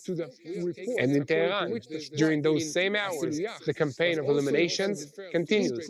Israel Katz, the Israeli defense minister, confirmed today that the Air Force eliminated Iranian intelligence minister Ismail Khatib overnight and according to the reports, and also strike the targeted of residential buildings in the upscale Zeferinea neighborhood on the outskirts of Tehran.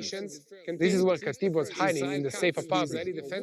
Katib was appointed to his position in 2021. He headed the Iranian intelligence ministry, the regime's main intelligence body, and was responsible not only for covert activities against Israel and the American targets around the world, but also for the internal repression and apparatus against the citizens of Iran. The reports mentioned his involvement in arrests, in the termination of protesters, and in managing the regime's response to the hijab protests and the waves of internal protests in recent years. In Israel, he is defined as the man of repression of terror. This is not just another blow to the Iranian intelligence. It is a blow to the man who ran the persecution of Iran's citizens from within. This elimination does not stand alone. It comes just one day after the elimination of Ali Larijani, the man considered Iran's de facto leader, and after the elimination of Ayatollah Ali Khamenei, and after the elimination of the besieged commander, Gholam Ghazeh Soleimani. And here, we need to pause for just a moment and build a sequence. Last Friday, Larijani was still marching confidently in a rally of regime loyalists in central Tehran. He wrote then that brave people, brave senior officials, brave leaders, that combination cannot be defeated.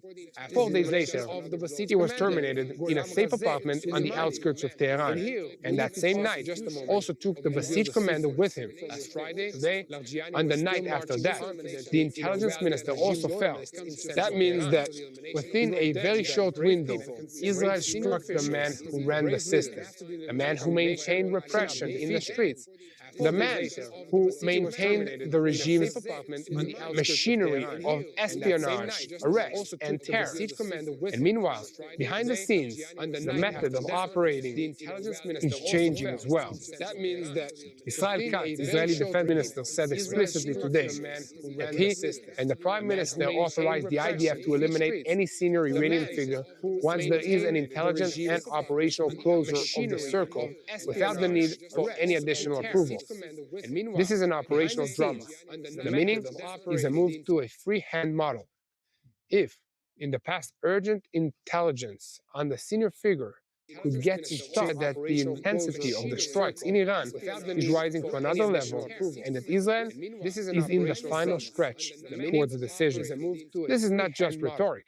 It fits with the fact that today a gas field was also added to the target list. We also need to see the broader picture of the Israeli pursuit of the regime.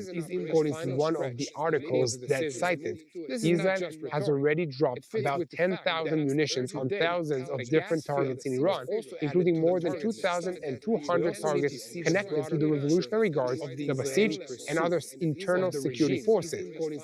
According to that same description, Israel and the United States divided the fields of responsibility between themselves.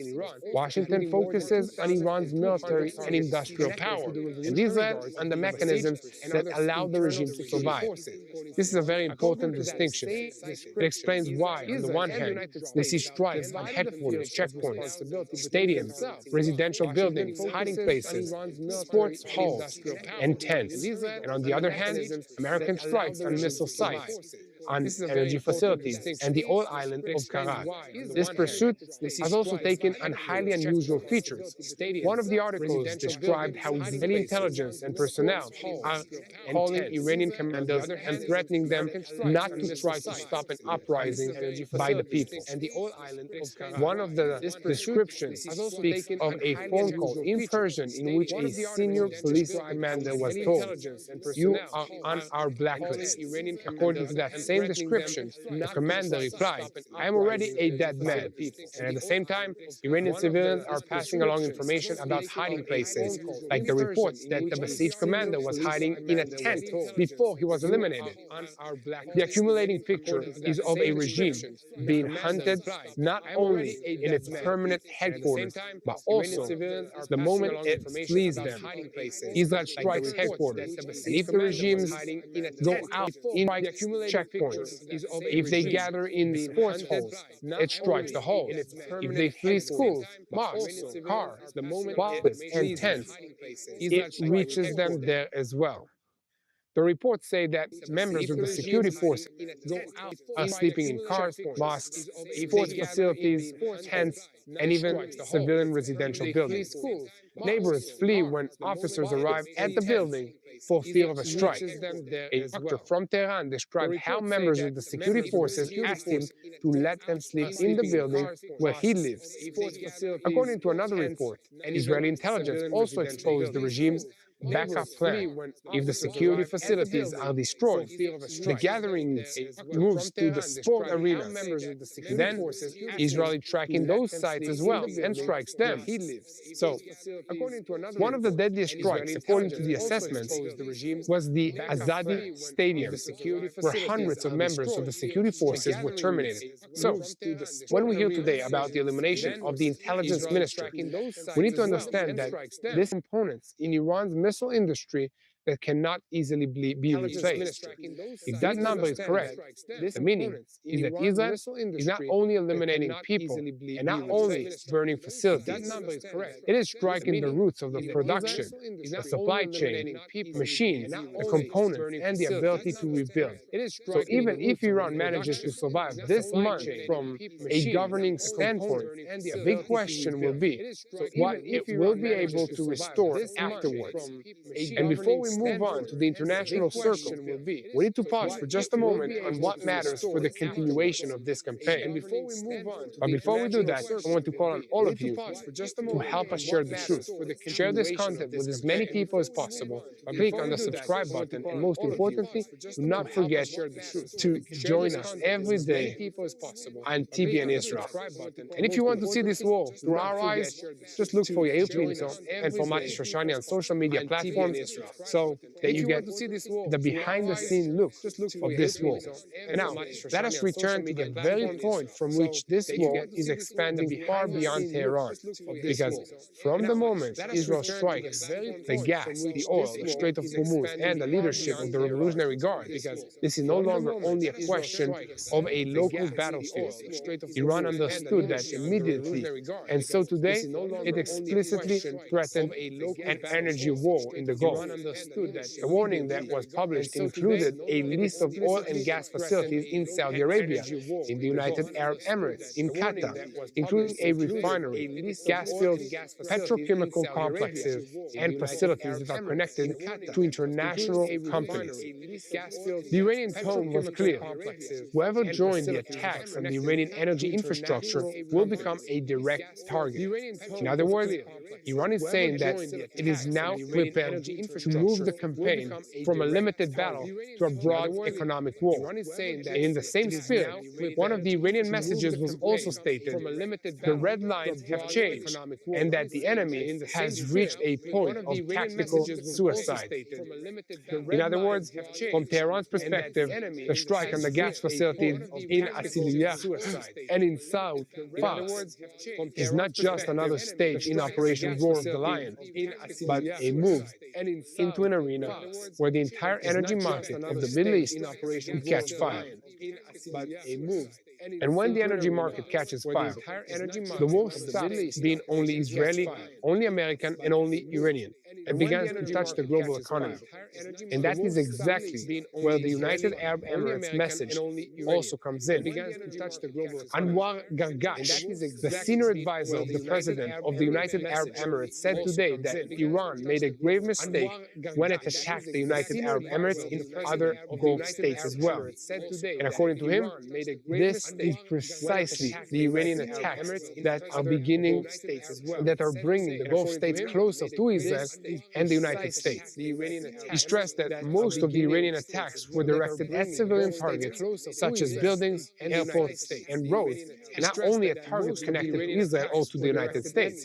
According to the figures mentioned, the United Arab Emirates is the most heavily targeted country amongst all the countries that were attacked by Iran, with 1,600 and 27 drones and 319 missiles launched at it as of 2 days ago. And that is an enormous number.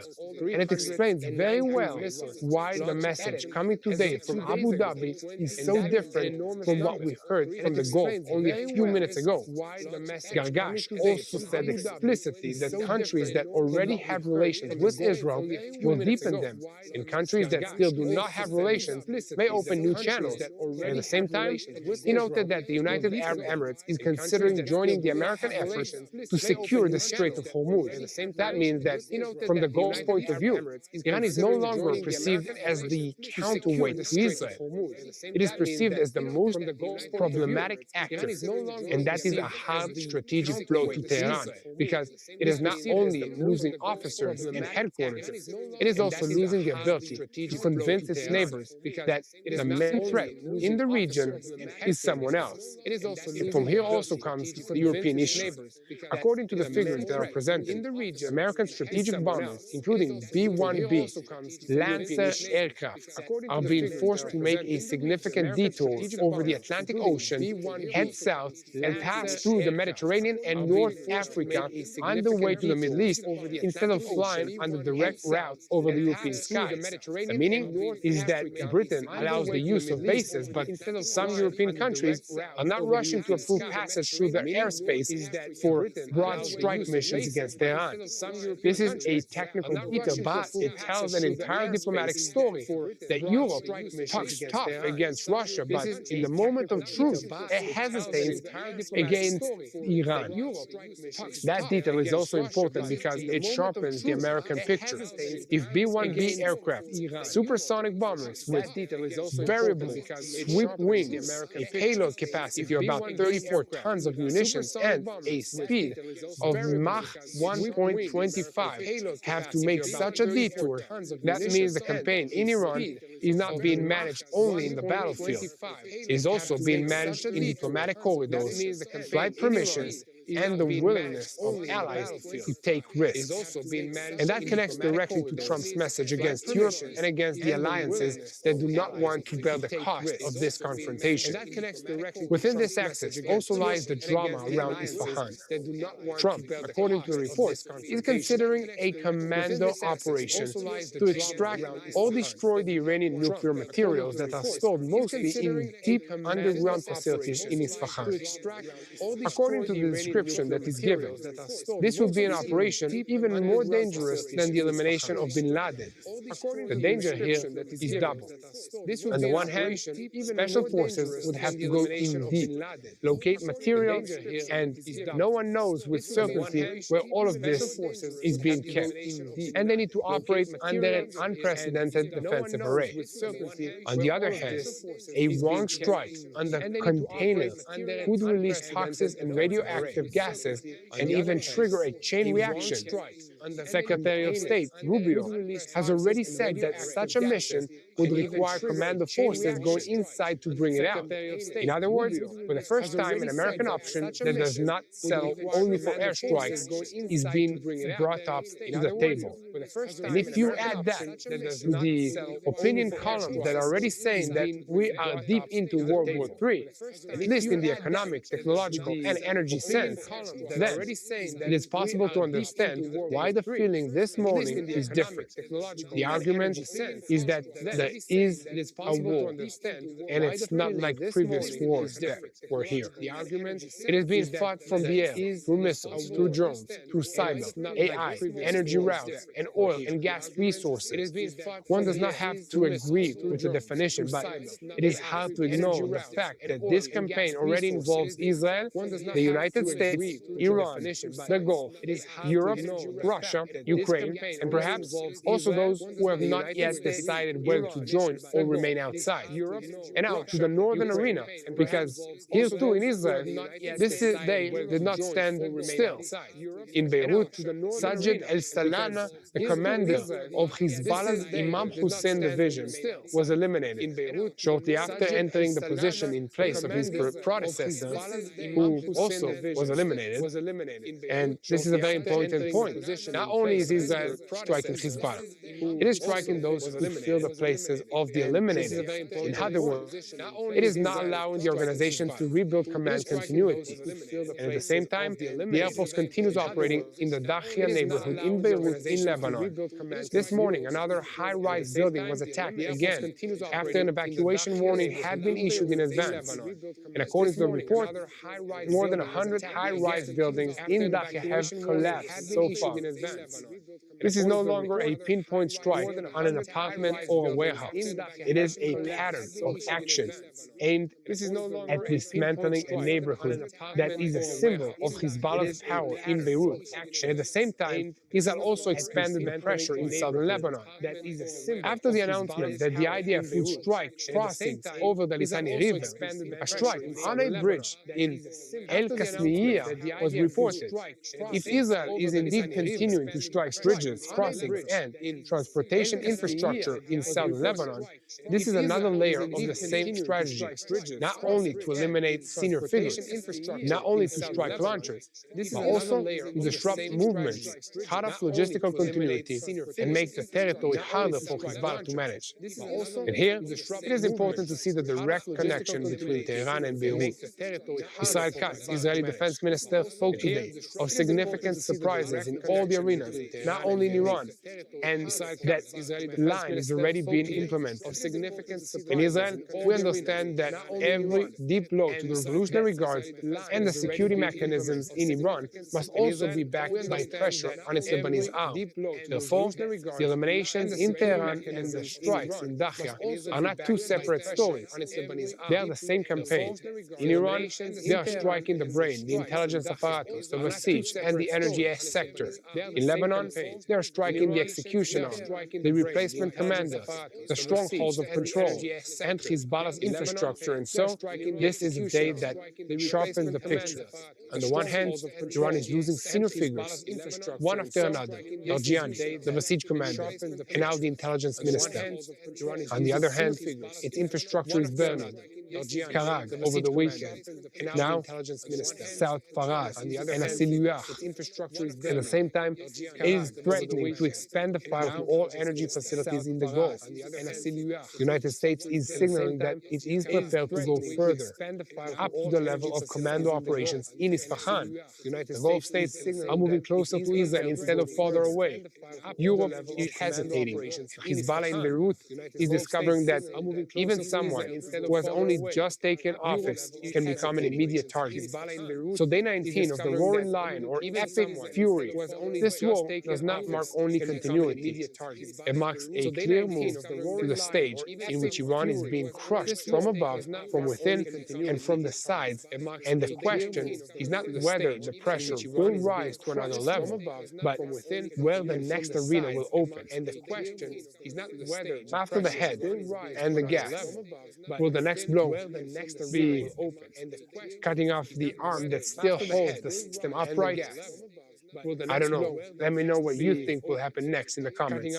In the meantime, keep spreading the truth. Again, I'm Yair Pinto. Share this content with as many people as possible. And from here, we move to a fascinating interview with one and only Eric Stackelback, one of the leading voices on TVN, on Israel and the Middle East, a watchman on the walls from the American angle. Watchman on the wall. Eric, it's great to have you here.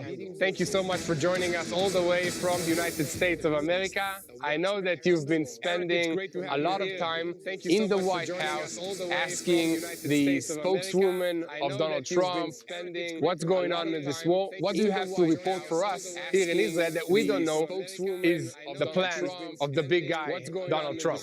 Wow. I wish I knew, Yair. Great to be with you, my friend. I was at the White House press briefing a little earlier this month, recently, and I had the new media seat, which is a pretty cool feature that the White House does now for the non-mainstream media, I guess you would say. And I was able to get the first two questions to Caroline Leavitt, the White House press secretary.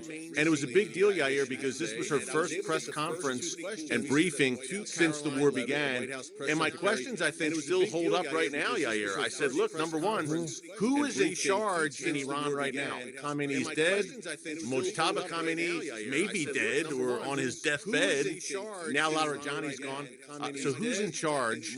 And number two, President Trump's vision has been Abraham Accords, peace treaties, new Middle East.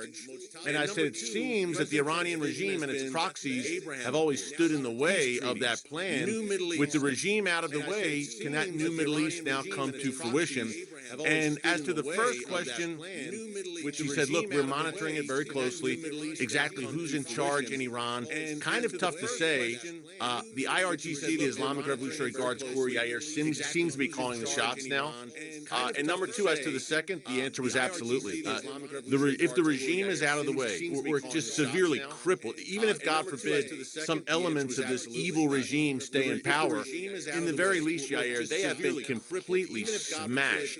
I mean, their military, their terror infrastructure, their nuclear program, their ballistic missile program, their leadership, both on the political and military side, and the Ring of Fire, Hezbollah, Hamas, and the rest, also just completely pulverized by Israel and the United States. So no matter what happens when the dust settles here after this operation is over, you're going to have a crippled Iranian regime, a Ring of Fire that is pretty much a smoldering heap of ruins, and you will have, I think, Yair, the conditions for a new Middle East and more Abraham Accords treaties on the table. And you will have, I think, so the whole goal for launching this war, except for destroying the nuclear weapons and destroying the ballistic rockets, was to help the Iranian people get rid of this tyrannical regime that is controlling them for so many years and basically freeing them. Donald Trump said help is on the way.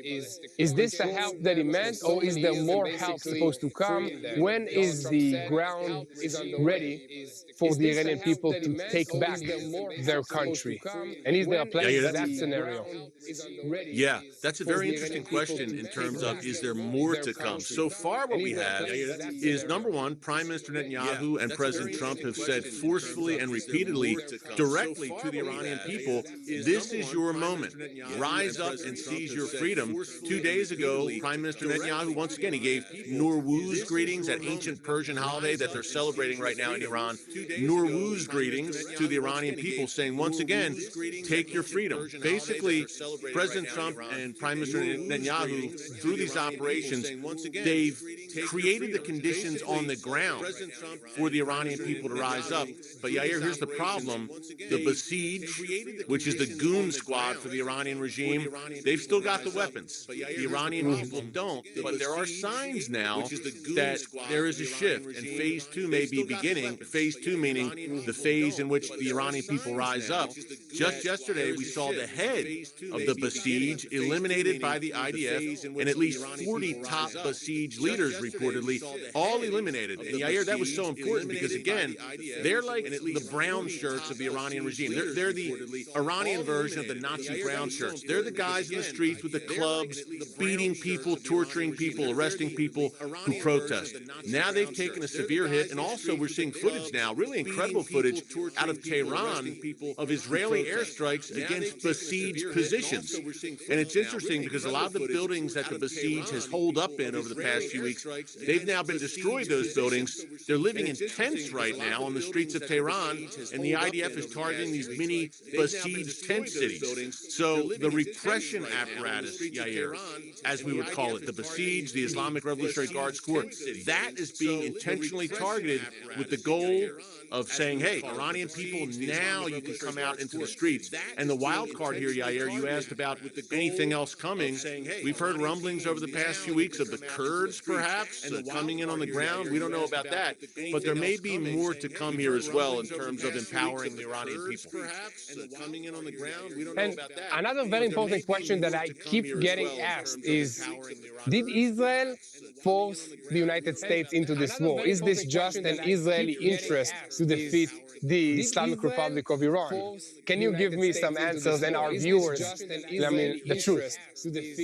Gladly, and this is one of the most maddening aspects of this operation, Yair, over the past few weeks. You have what I call the Tucker Carlson wing, and this is Tucker Carlson, Candace Owens, Megyn Kelly, and they have said that Israel has forced Donald Trump into this operation, they control Donald Trump. Wow. Last time I checked, Donald Trump was a pretty forceful, independent guy who's not bossed around very easily. That's number one. Number two, the Trump administration has laid out the case time and time again, and you and I, Yair, and many of us have laid out the case for years, that the Iranian regime has been at war against America. Yes, for 47 years, nearly half a century. Look, the Iranian regime's first act, its introduction to the world in 1979, was seizing the U.S. Embassy in Tehran and holding dozens of U.S. hostages for 444 days. That's how they introduced themselves to the world. And since then, Yair, thousands of American soldiers killed by Iranian IEDs in Iraq in particular, terror attacks against American interests in Lebanon, around the world, ballistic missile program, rolling them off the assembly lines, thousands of ballistic missiles, and most importantly, a nuclear program. And a key point there for American purposes, Jair, in terms of why this is so necessary for the United States to participate, Iran was developing intercontinental ballistic missiles, ICBMs, which could be mounted with a nuclear warhead. Those ICBMs weren't for Israel, even for Europe. They were for the United States. And Iran was on the threshold of having 11 nuclear bombs. This was urgent, it was imminent, and President Trump is not someone who would just rush into a war recklessly. And by the way, another little caveat here, remember, the Iranian regime also tried to assassinate President Trump, the President of the United States, twice in the run-up to the 2024 election. So much, such a case, I should say, for President Trump to take this imminent action and to eliminate a world threat, not just a regional threat, not just a threat to Israel, but a world threat. Yeah. Thanks, Eric. And guys, I hope you understood that. This is not just an Israel-Iran war. I mean, Israel is here, so we are kind of the front line of defense before all of these jihadists and terrorists reach Europe and then reach the United States of America.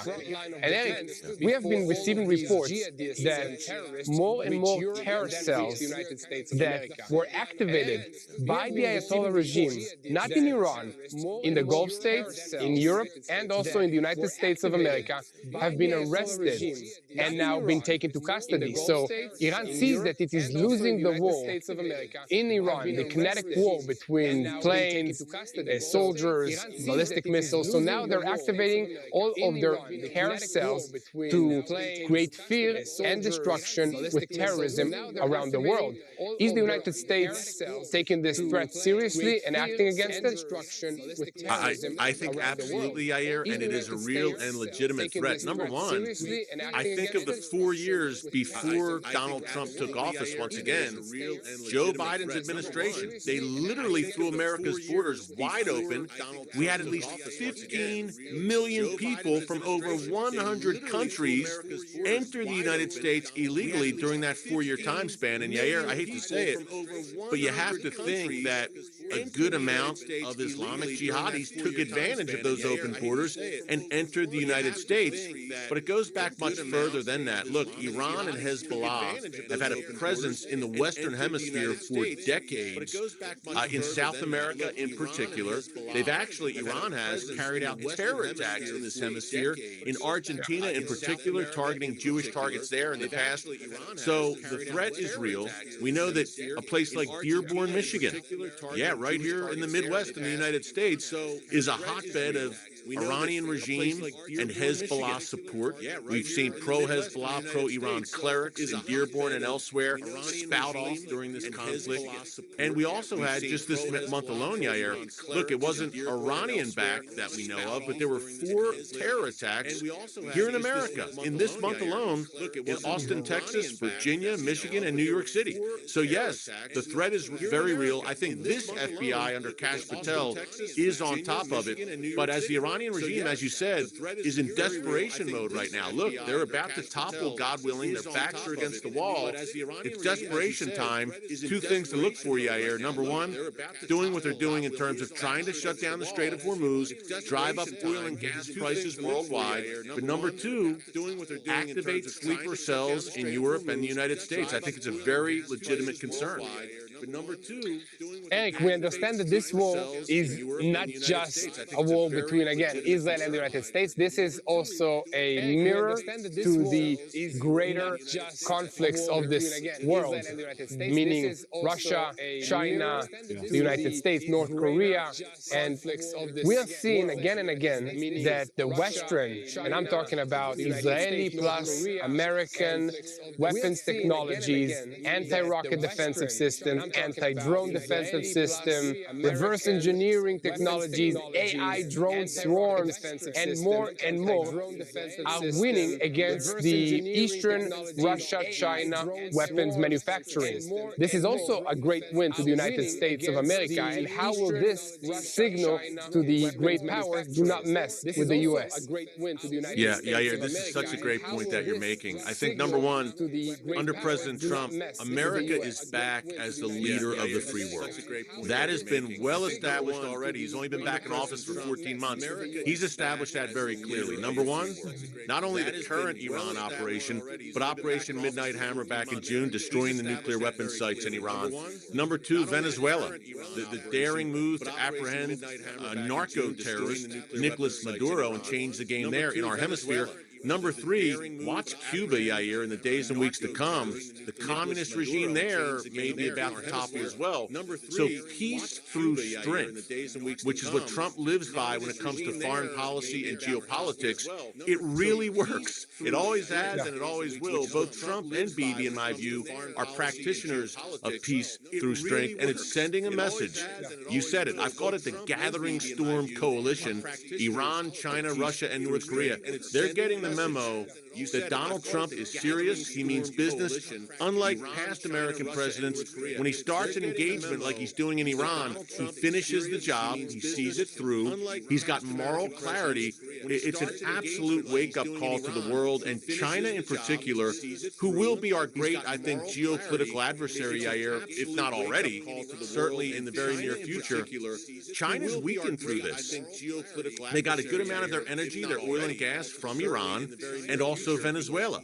That's two strikes in the past 2 months right there. And if Cuba falls, that hurts China as well. So China in particular is being stunned here, I think.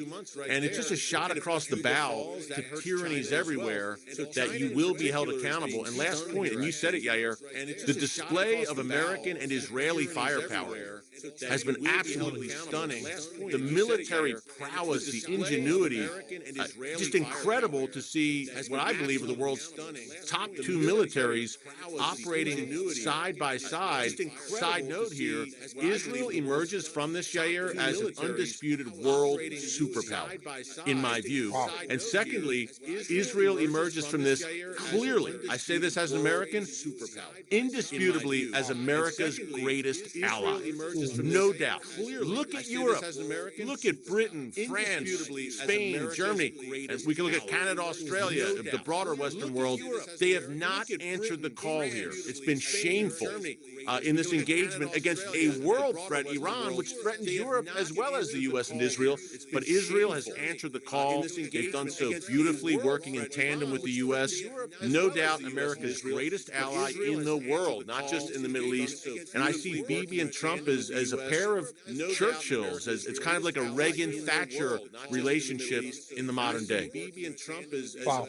And Eric, we understand that there are two military powers that are winning this battle, but you say this often, this is not just a physical war. This is based on a spiritual war. Can you explain why is that? This is not just no doubt. The Iranian regime, Yair, I'll just say it, is demonic. There's no other way to describe this wicked regime. Think about it. They slaughtered at least 32,000 of their own people in the span of just a few days back in January. That puts this regime in the ranks of Hitler, Stalin, Mao, the worst, bloodiest tyrants in history. They are demonic. Their ideology is demonic. Their proxies, Hamas, Hezbollah, the Houthis, etc. This is a Nazi death cult for the modern modern day. It's so clearly spiritual, Yair. There's no gray areas here. It's good and evil. It really is. And from a spiritual perspective, one thing to note here, Iran is a Bible land. Modern day Iran is ancient Persia. Think of Cyrus, Darius, Esther, Mordecai, Ezra, Nehemiah from our Bibles. That all took place in Iran, in Persia. And here's the great thing about it, Yair. Iran right now, despite being the world's #1 state sponsor of terrorism, is also home to the world's fastest growing church. The underground church in Iran is growing. Young people are embracing Jesus. It's amazing to see, and my prayer is that this regime is toppled and cast into the ash heap of history where it belongs, and that Iran can become a place of revival where the gospel goes out across the Middle East. That would be amazing, and I think it could happen. I really do. But clearly, a spiritual battle. Read the book of Daniel, by the way. Be amazing. The Archangel Gabriel says he was fighting the Prince of Persia, demonic entities. This has been going on for thousands of years, not on the surface, but behind the scenes. There is a spiritual battle raging, and Iran is one of the epicenters of it. Well, 3 points for prayer for our viewers. Eric, top 3 things. Number one, I'd say pray for the Iranian people. As we're discussing, pray for their protection, that they can rise up, take their freedom, and for revival there.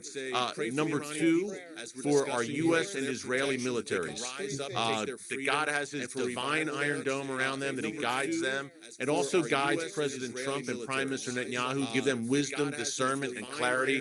And number three, for the homeland of Israel, for God's protection on the land, his hedge of protection as the missiles are coming in, the cluster bombs, and also in the UAE and Bahrain and these other Arab nations that Iran is targeting as well. Well, thanks so much, Eric. Really, it was great to be here with you. And guys, back at home, this is Eric Stackleback.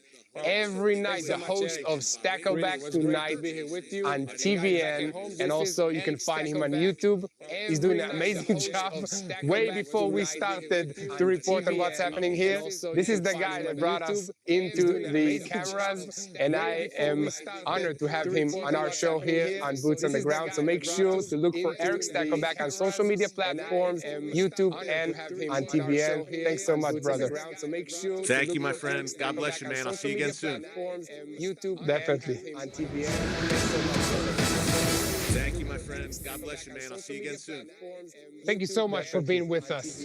Make sure to keep spreading the truth and to pray for the situation. Thank you so much. And it gave us 3 very important points to pray on. Let me add just one more. Pray for the peace of Jerusalem.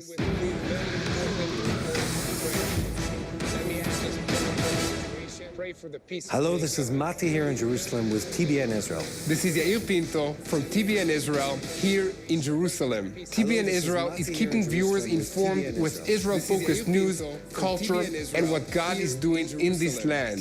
Support TBN Israel today online at tbn.org/Israel. Thank you. Support TBN Israel today online. Shalom, everybody. I'm Yair Pinto coming to you live from Israel, reporting on the events between the war between Israel and the Islamic Republic of Iran.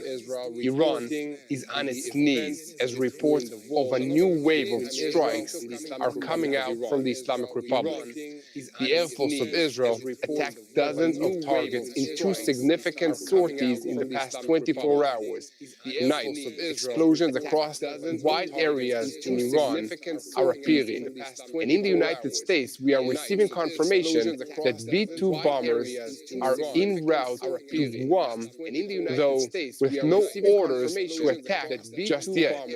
And according to reports, the bombers are moving closer to the Middle East. Iran deceived the world, and therefore Israel attacked warehouses at the reactor that Tehran believed that no one would dare touch. Israel is totally humiliating Iran. Israel struck Khamenei's most sensitive point.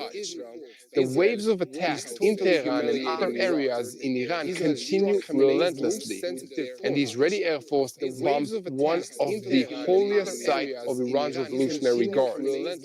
Reports indicate a strategic bombing at a key location in the country. I'm Yair Pinto, presenting to you, together with Mati Shoshani, the Boots on the Ground live report, bringing you all the truth about what is happening in Israel in this war against Iran. So let's quickly go through what we're about to talk today. Another assassination in Iran as Israel eliminates the senior Iranian arms smuggler.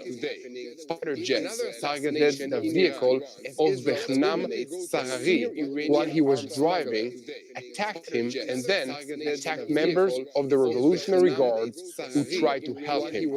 In Isfahan, the Otmi conversation plant that was attacked again, as well as the centrifuge production site in that location. And additionally, a senior official from the drone program and the commander of the Palestine Corps of the Quds Force were terminated. In western Iran, a missile tunnel in a mountainous area was attacked again, and the Israeli Air Force struck on the reactor in Iraq, which is a strategic target for the Iranian regime, and was directed at the compound designated for plutonium production to prevent its future use in nuclear weapons manufacturing. The Air Force attacked about 50 targets in Iran using 180 munitions since midnight in two significant sorties over the past 24 hours. Tonight, explosions were reported across extensive areas of Iran, and the Houthis have threatened to attack American ships again if the United States joins the fight. 6 American B-2 bombers are approaching the region. They have not received orders to attack just yet. The New York Times reported that additional American fighter jets have been transferred to bases around the Middle East, including F-22, F-16, and F-35 aircraft. And according to the paper, these jets could escort B-2 bombers if an attack is launched against the Fordo nuclear facility or provide protection for United States bases and soldiers in the region against Iranian retaliation. Israel has ignited the margins, and this might be the end of the road for Tehran. Dramatic assassination night in Iran as Israel eliminated 2 poisonous snakeheads, a direct strike against the force managing the terrorist organizations in Gaza and in Lebanon. Senior figures responsible for transferring funds and weapons to Hamas, to the Palestinian Islamic Jihad, and to Hezbollah were eliminated, along with those coordinating their cooperation. And the IDF reveals how Saeed Izzadi operated to arm and fund Hamas on behalf of Iran. In documents that are now revealed, we see a conversation between Muhammad Sinwar and Saeed Izzadi, detailing a plan to transfer weaponry to Hamas worth approximately $21 million. The Israeli attacks aimed at eliminating the Iranian nuclear program, but they may have also found and had a hidden goal in these strikes, encouraging citizens to rise against the regime of terror in Iran that is run by the Ayatollahs. This is how the domino effect works after yesterday's assassinations in Iran. It may have a decisive influence on the hostage deal in the Gaza Strip. Eliminating 2 senior Revolutionary Guards officials directly impacts Iran, but also their proxies in Gaza and in Lebanon, and this move may influence the fighting in the Gaza Strip and the negotiations for the release of the hostages. From the bunker, Khamenei himself has chosen 3 successors in case he is assassinated. And the New York Times report on the immense pressure facing Khamenei, who has been hiding in a bunker since the beginning of these attacks, and he delivered three potential successor names to the council responsible for choosing the next supreme leader of Iran, instructing them to choose one of them if he's eliminated. After 3 days, internet access in Iran was restored for 2 hours and then cut off again. The regime disconnected the network for its 21 million citizens due to concerns about information security and cyber activities amidst the war with Israel. Media in the country reported that the connection would be restored tonight, and the Houthis threat the United States of America by saying, "We'll resume attacking ships in the Red Sea if you bomb Iran." However, Tehran's missile capabilities have been severely impaired, with 55% of the launchers destroyed, and the Israeli Air Force has destroyed over 250 missile launchers belonging to the Ayatollah regime since the start of this operation, Am-Kelavi. Iran's Western missile launching capabilities have been drastically affected. Iranian soldiers have begun abandoning their launching positions. We'll also discuss Erdogan's threats against Europe aimed at stopping the war in Iran. The Turkish president claimed that the conflict between Israel and Iran could lead to waves of migration and nuclear leaks. He calls for renewed negotiations with Tehran and offers mediation. An anti-Israel sentiment is increasing in Turkey. Poking his nose again, Emmanuel Macron's new move towards Iran. After the Geneva talks yielded no significant developments, French President Macron announced that he had a phone call with his Iranian counterpart, reaching agreements regarding negotiations with the Europeans, with reservations regarding nuclear weapons. We have reports that the Iranian Revolution planned an immediate attack against Israeli civilians outside of Israel, following information from foreign intelligence. A British citizen of Azeri origin was arrested in Cyprus, suspected of planning an immediate attack and photographing British bases.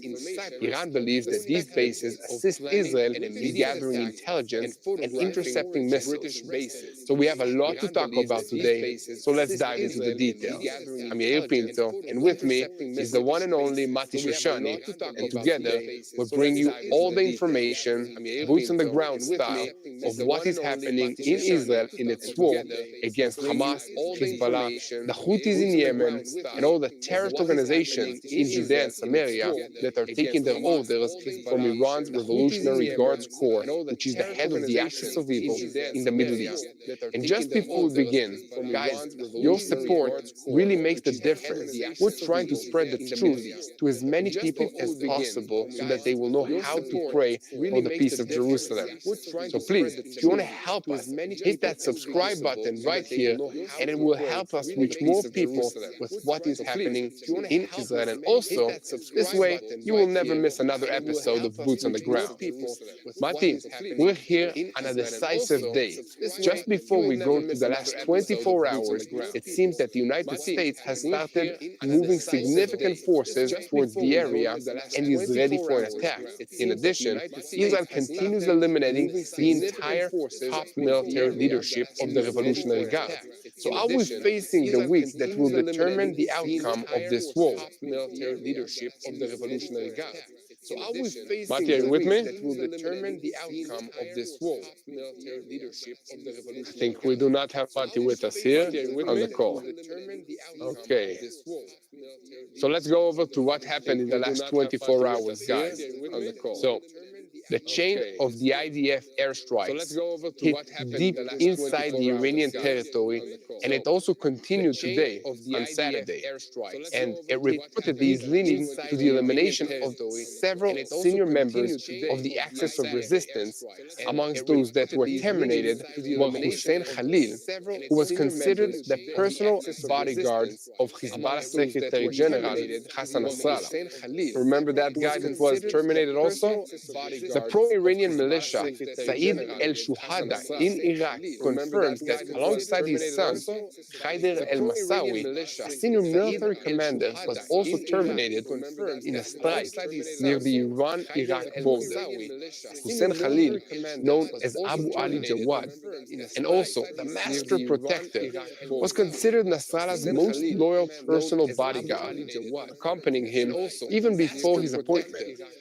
He appeared alongside Nasrallah in televised speeches over the years and reportedly underwent specialized training with the Revolutionary Guards in Iran during the 1990s, even commanding Hezbollah figures and fighters in Aleppo alongside Assad's regime. According to reports by the El Arabiya, Abu Ali was one of the 19 officers within Hezbollah's protection cycle. An Iranian scientist was terminated yesterday in an unmanned aerial vehicle, a drone strike, and an apartment in central Tehran as well. This is at least the 10th elimination of a scientist connected to the Iranian nuclear program since the start of Israel's war against Iran a week ago. And a senior Israeli official confirmed to the Wall Street Journal that this was a targeted assassination carried out by the Israeli security forces. According to the official, as reported by the Wall Street Journal, this was a precision elimination conducted by security forces. The official added that Hashmet Akbar, who specialized in weaponry and munitions, was staying in a secret apartment and not his regular residence for fear of an attack. But Hashbenadar was regarded as one of Iran's leading technology experts in pulse technologies, electron acceleration, and shockwave research. These are areas essential for both missile development and nuclear warheads. And in the 1990s, he authored a thesis in Tehran about digital controllers for ballistic missiles, an early indication of his ties to the Iranian defense establishment. In addition, overnight on Saturday, the IDF eliminated Saeed Izzadi, the commander of the Quds Force Palestine Corps and the key link between the Iranian regime and Hamas in the Gaza Strip. It has now been revealed that in a joint cooperation of the IDF and the Shin Bet that was conducted at an underground headquarters discovered beneath the European hospital in Khan Yunis in the Gaza Strip, where Mohammed Sinwar was eliminated, our forces found documents clearly indicating that in recent months, Hamas's military leadership continued contacts with Saeed Izzadi, the Iranian patron who was eliminated overnight. In documents now being released, a conversation between Mohammed Sinwar and Saeed Izzadi details that two-for-one plan, though, which Izzadi facilitated transferring weapons worth about $21 million to Hamas, and was planning the two-for-two plan to transfer an additional $25 million worth of weaponry. Thankfully, this man is no longer with us. These events join the chain of assassinations from last night and the past 24 hours. Last night, Israeli Air Force fighter jets eliminated Bahnam Sariri, the commander of Unit 190 of the Quds Force, who's responsible for smuggling weapons, equipment, and funds to terror groups across the Middle East. But I think that I'm seeing Mati coming onto the screen. Mati, are you with us? I am with you. I am with you. I thought it was technology, and apparently not. Mati, are you with us? Well, we hear you very well, and we see you. How was your birthday celebration? Yeah, I just drove the car for 10 minutes to get there. Not over yet? Good. It should be. Yes, sir. Birthday is a big event. How was your birthday celebration? Exactly. Definitely 38 years old. I'm a lot wiser and feeling the same. Thanks, Mati. Definitely 38 years old. Guys, make sure you comment and show some love to Yair on his birthday. It's not every day, it's only once a year actually that you get to celebrate. Yair had especially large fireworks this year, as did I last week, with the Iranians sending some massive ballistic missiles to come and meet us in Israel. But Yair, it's good to be with you. It's good to be with you guys. Special night here in Israel, special day here in Israel. Things are moving at a rapid pace everywhere we are in the country. Special night here in Israel. Yeah, definitely, Mati. I think that everybody is waiting to see why the United States is bringing all the bombers, all the planes here, and are they actually gonna, walk the walk and not just talk the talk? I know, I really hope so. We were talking about this last night. I feel like we're so much at the place where we need this to happen. I mean, look at the numbers. The IDF says, we've destroyed maybe half of the launches that the Iranians carry. We have the massive nuclear facility in Fordow that hasn't been struck yet, and multiple other targets that need some serious softening by bombers. And really, there's only one aerial and naval superpower in the world that's able to bring full-scale war and destruction to every corner of the earth, and that is the U.S. Armed Forces. Every branch of that army, best equipment, incredible training, amazing personnel, all the best of the best of the bombs that the world has made. U.S. is carrying that. And as far as I'm concerned, and this is not about speculation, this is about Israeli desires, we would love to have the U.S. Unleash hell on what's left of the targets within Iran. We would love it more than anything else. It will save Israel many, many, many days and countless bombing missions if the U.S. steps in. And I want to say this, it will also shorten the war for the Iranian people because it will push their government into a ceasefire agreement much faster than if they weren't present. I think that's a win-win for everyone, aside from the Ayatollahs. Yeah, definitely. Mati, I've just been lining up a whole list of new Iranian leaders that were terminated, including leaders that have direct ties with Hamas, with Hezbollah, even the bodyguard of the former leader of Hezbollah, Hassan Nasrallah, that were assassinated, and Saidi Zadi, who's the commander of the Palestinian force in the Quds force in Iran. Okay, so this man is also responsible in trying to help Hamas get more weapons even now. Do you think that these assassinations will lead to the release of our hostages in the Gaza Strip? No, I don't think they're directly tied. I was actually on a briefing early this morning with the IDF exactly on this topic. It was back then it was off the record, and now these are things that we're able to talk about. But the IDF now eliminated several leaders, key leaders within the IRGC and IRGC affiliated organizations. And again, you can go in and in about the names, but you really need to understand the mechanism. The Iranian government, through the IRGC, the Iranian Revolutionary Guard Corps, for decades, they spent tens and hundreds of billions of dollars on exporting terrorism around the world. And the way they did that is they had these key individuals who each one of them had a case. And for one of the people that was assassinated last night, Hezbollah was the case. For another one of the people that was assassinated last night, Hamas Gaza was the case. And we know this, and this is not only before this war started, even during this war. I believe actually in the ruins of one of the latest assassinations in the Gaza Strip, there was correspondence tying in the IRGC leader who was tied into the organization. So these people actively during this war are passing cash, orders, instructions, advice to the terrorist organizations that are fighting. And they're prolonging the suffering of the hostages in the tunnels. They're prolonging the suffering of the Hamas captives, which is the Gazan people. They're prolonging the suffering of the Iranian people. So all in all, they're very bad people that needed to be removed. Their great sin was the fact that they were mass exporters of terrorism. And they spent billions of dollars every year with each one of these organizations, encouraging them, inciting them, paying them to fight against Israel and to destabilize this region. And one, the action is completely legitimate and required. They need to be removed. Some of these people have been on the run for since this operation started, and we only now caught up to them. But yes, absolutely legitimate targets, incredibly evil people. They just prove how vile the mechanism of Hezbollah is. It's an organization that not Hezbollah, the Iranian government. Also a vile organization. It's okay. It's like I got caught up in the previous thought. Look, the Iranians, what they're doing is they're spending the money of their people on bringing death and destruction. Come on, guys, they deserve better than that.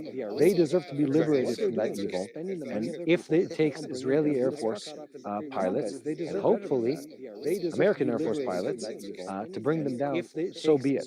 Let's bring something better to the Iranian people. Yeah, definitely, Mati. And alongside these eliminations, the Air Force attacked around 150 military targets all across Iran overnight using approximately 50 fighter jets. So two major attack sorties were carried out overnight in central Iran. The first at midnight targeted about 25 sites using 130 munitions, and the second in the morning and afternoon hours targeted approximately 20 additional sites, including radar arrays, naval bases, and command centers near Ahvaz with about 50 munitions. At noon, the IDF revealed aerial footage of the nuclear site in Isfahan, bombed again overnight for the second time since the start of Operation Am-Kelavi. According to the IDF, this facility plays a critical role in the nuclear warhead production process, converting enriched uranium from gas into solid metal. The overnight strike also hit a centrifuge production site, a double-barreled launcher loaded with UAVs ready for launch, and other targets belonging to SPND, which is the scientific military entity leading Iran's nuclear project. An IDF spokesman stated that these cumulative strikes have severely impacted Iran's nuclear capabilities, in addition to last week's strikes on centrifuge sites in Tehran and Karaj. And alongside airstrikes, Israeli Air Force UAVs attacked and destroyed dozens of missile launchers of various types overnight.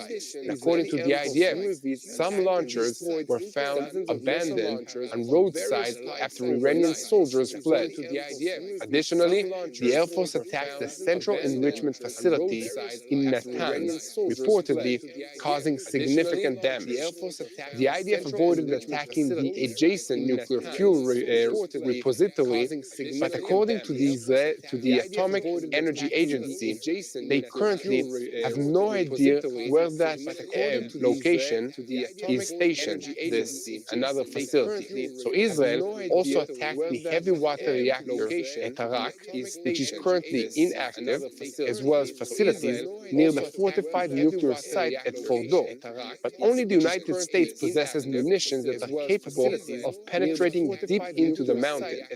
Meanwhile, in western Iran, a massive ballistic missile storage tunnel containing numerous launchers and components were attacked. The IDF says that over half of Iran's ground-to-ground launchers have been destroyed, and that frequent attacks in the mountainous area have pushed most arrays eastward. Some sites were re-attacked to ensure operations did not resume, and additionally, Israeli Air Force aircraft attacked 3 Iranian F-14 fighter jets deep inside the country. Concurrently, our forces are intensifying attacks against enemy missile launch capabilities. Their current missile launch capability is far inferior compared to their capabilities when we just began this operation. And Brigadier General Efi Defrin stated, in the last week, over 1,000 UAVs were launched towards the Israeli territory. In addition to defensive measures, the Air Force is disrupting the UAV command chain. Mati, listen, in the past few minutes, more reports indicate that the Iranian air defense has been activated in Qom, in Tehran, in Isfahan, and in Bandar Lem, in southern Iran. And according to reports from the Islamic Republic, these areas are under constant bombardment of the Israeli Air Force. So, AFP even reported loud explosions that were heard in central and in northern Iran. And it seems that the IDF is working non-stop, taking the fight into Iran, and each day we're crossing off something out of a list, effectively dismantling the Iranian regime and its nuclear infrastructure. So what's your perspective on the IDF's continued operations against the enemy? Yeah, so first of all, I think the question in everyone's head is, are the Americans entering the game? And because everyone's talking about that, they're forgetting the fact that Israel isn't waiting for anyone. We started this attack independently, and we're continuing the attack full blast until it's over. And if the U.S. enters actively into the bombing missions taking place over the skies of Iran, well, that'll shorten the time frame of this entire operation. But regardless of it, one way or another, we continue to attack in Iran. Iran. In fact, in some of the cases, in the last day or so, it's been slightly smaller numbers of planes in the air at the same time, which is part of the reason we've been hearing reports of bombing missions being renewed in the Gaza Strip over the last 24 hours or so. But still, the IDF continues to bomb Iran. It still continues to dominate the skies of Iran time and time again. And it does so beautifully, consistently, with very, very substantial air dominance. It hasn't changed at all. So look, we're in the same place we were previously. It's just we're continuing to fight and fight till the point where the U.S. enters the game or we finish the target list. And it's important to note here, the Iranians have never stopped trying to shoot down Israeli planes. They've tried to the entire time. We just on day one of this attack knocked out about 40 anti-aircraft sites at once, which made them very, very crippled in the ability to do so. And secondly, which is more importantly, their communication and our stealth crippled in the ability to do so. And secondly, which is more importantly, I think I just lost my audio. Their communication and can you hear me? I can hear you. Okay, then I don't know where you're hearing me from, but I'll continue. Anyway, the level of the warfare that our pilots are able to bring, you see some of the maneuvers that they're doing over the skies of Iran. How fast, how effective, how professional they are. That's the package. It's the full strike package. The aircraft, the pilots, the intelligence. The Iranians can try and shoot down as much as they want. We've run at this point thousands of bombing missions without a single airplane being shot down. And please, Lord, make sure that that continues to stay that way. We're not hoping that anything happens, but still unbelievably impressive operation so far. Unbelievable. That continues to stay that way. Yeah, what we're seeing now in the footage is the Israeli airplanes refueling themselves in the mid-air. Yeah, what we're seeing just amazing images from this operation. And imagine this is happening above the skies of Iran or far or somewhere in that area, far away from the skies of Israel. This is just what enables our planes to carry out more and more attacks above the skies of Iran and maintain the air superiority that we have.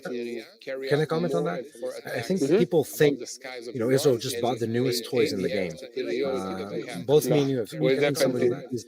I think we didn't. We've seen some of these jets up close in the game. Some of these air tankers that we've been using in this operation, they're aircraft that are over 50 years old. Some of the F-16s that have been bombed now, we've had them since the previous time we seriously we bombed the nuclear reactor. In our since the previous time not quite, but not far from it. We bombed the nuclear reactor a handful of years later. Some of these fighter jets that are attacking, they're not much younger than me and you are. They're old airframes. Again, they've been improved, they've been worked on, but it's not like Israel has all the resources and all the technology in the world. It's an incredibly effective and creative use of the resources we have in extending their shelf life, extending the ability to continue fighting. Again, we're flying aircraft in the Israeli Air Force that is ancient according to the other armies, and we still manage to fly them safely. And that's, I think, a key word. We do the same with tanks, we do the same with vehicles. Our army is just really, really good at getting the most out of the weapon systems. And the same goes for this attack. We didn't spend hundreds of billions of dollars. We didn't build another attack force. We didn't build another, intelligence organization. The Mossad with its existing resources, the Israeli Air Force with its existing resources, and a little more, was able to carry out an attack that is historically effective and deadly, probably more than any other aerial assault that wasn't fought in a world war. And even that, the fact that it achieved air dominance over, the airspace of a country that's over 1,000 miles away within a matter of hours is nothing short of miraculous. And I think as the information continues to come out, it's just going to become more and more impressive. You mentioned the number 50%. Again, in this briefing I was listening to earlier this morning with the IDF, they said the number is at least 50%. It sort of depends who you're asking and how you count. Very possibly there's even more than half of them that are broken down, but some of them might be repairable, and therefore they're saying it's only half. But even that is substantial, because you see the way that we're doing that. Sorry, go ahead, No, keep going. Keep going, yeah. Therefore, the thing is people, it's not like these targets are static.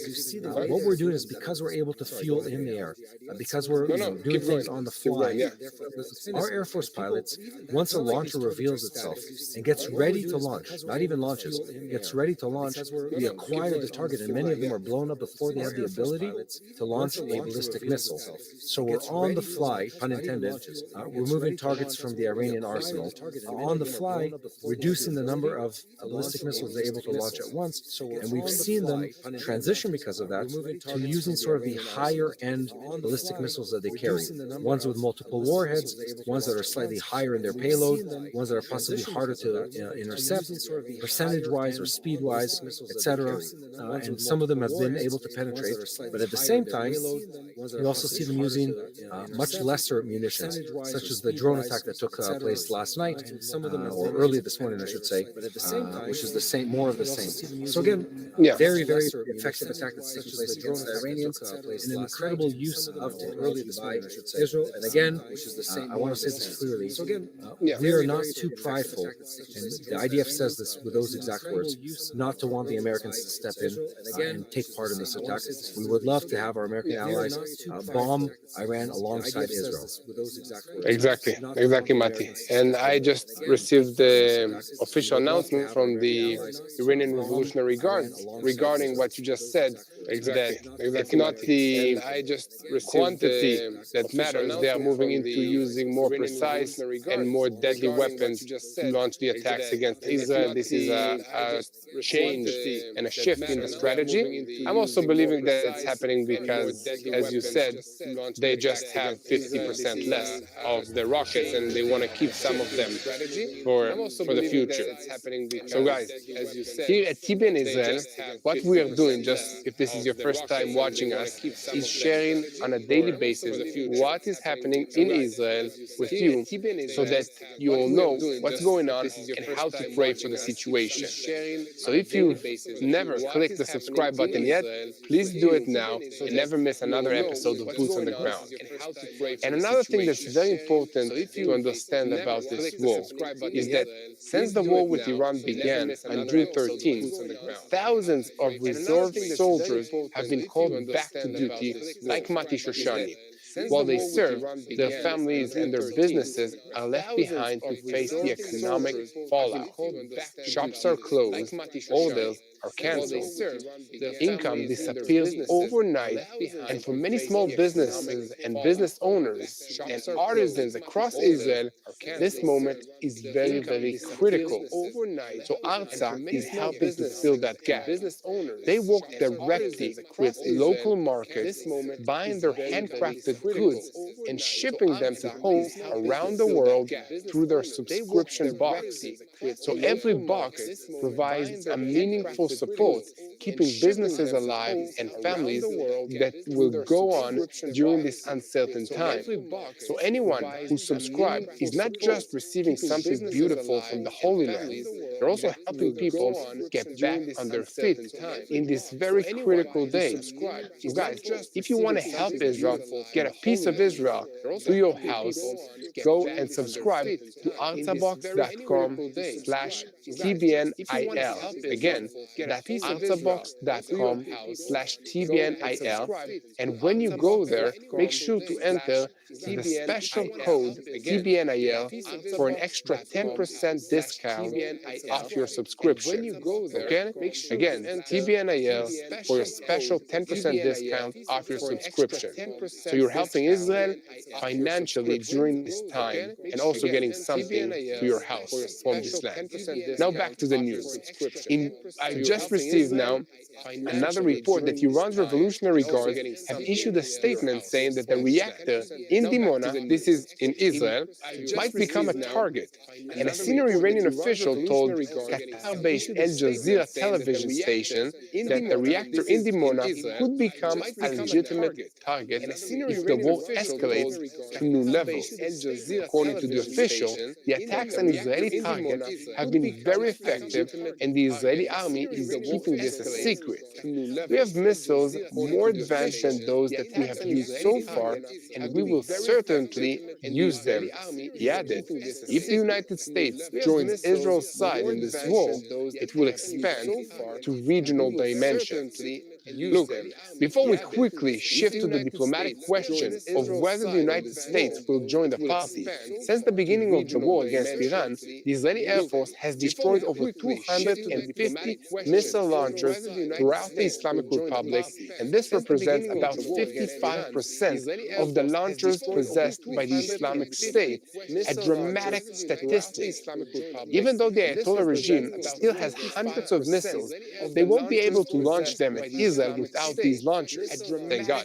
And in the last 24 hours, the Israeli Air Force continued hunting for launchers using dozens of UAVs patrolling the skies over Iran, identifying new targets for fighter jets to attack, with coordinates relied to the Air Force Command in Israel. And meanwhile, a significant portion of Iran's missile launching capabilities in the western region has been severely damaged. And at this stage, most missiles are being launched from the south-central region, primarily near the cities of Shiraz and Isfahan.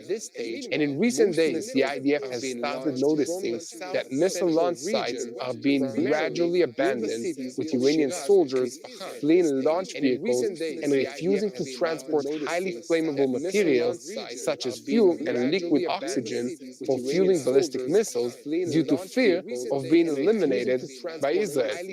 So Mati, we're seeing clear progress in the war and the paralysis of the military capabilities of Iran's revolutionary guards. But do you think that there is more than that? Do you think that there is a portion of the Iranian army that is deserting and that the people of Iran are starting to rebel against the regime? I'll answer that in just a second, Ariel, because as you were talking, a new news piece just came in where the Israeli government responded to the American government. So just to recap, there's something really important that's happening here. President Trump and the U.S. administration said several hours ago, look, we're pushing them towards a negotiation. It's going to be about 2 weeks till it happens. And just now, the Israeli government response, there was a briefing that took place between Prime Minister Benjamin Netanyahu, Minister of Defense Katz, and our Chief of Staff, Eyal Zamir. And they respond officially to the American government and say to them, guys, this is not happening. We can attack yeah, we're not waiting. We're definitely not waiting 2 weeks. I mean, honestly, where does this even come? Where is this even coming from? We're not waiting 2 weeks. We're in the middle of an attack on a regional superpower. We're not stopping the attack and waiting for 2 more weeks for you to once again try to bring this negotiation to maturity. Absolutely not on the table. The U.S. was pushing us towards that, and at the same time threatening violence. And I think that keeps answering the question. We're hearing them talk the talk about, we'll use maximum force and beware. Here it's coming, here it comes, and nothing. I mean, nothing. Crickets. No attack, no acts of aggression by the U.S. armed forces. Just more and more talk about negotiations. And right now, this is a headline, like an absolutely large headline. The Israeli government says to them publicly and also in private conversations that happened between the Israeli Prime Minister and the U.S. President and the government, saying we're absolutely not waiting 2 weeks, and we absolutely can and will attack the last large nuclear facility in Fordow. I'm not sure how the P is pronounced in the beginning of the name. Either which way, I'm sure someone will comment and correct us. Either which way, we continue to attack. And it'll take a couple more days of bombing missions, but we're going full steam ahead. And I think it's important to note that in the world of negotiation and in the world of geopolitics, once you've exposed your enemy's weakness, and we, the Israeli armed forces and intelligence agencies, we've shown the world the soft underbelly of the Iranian government.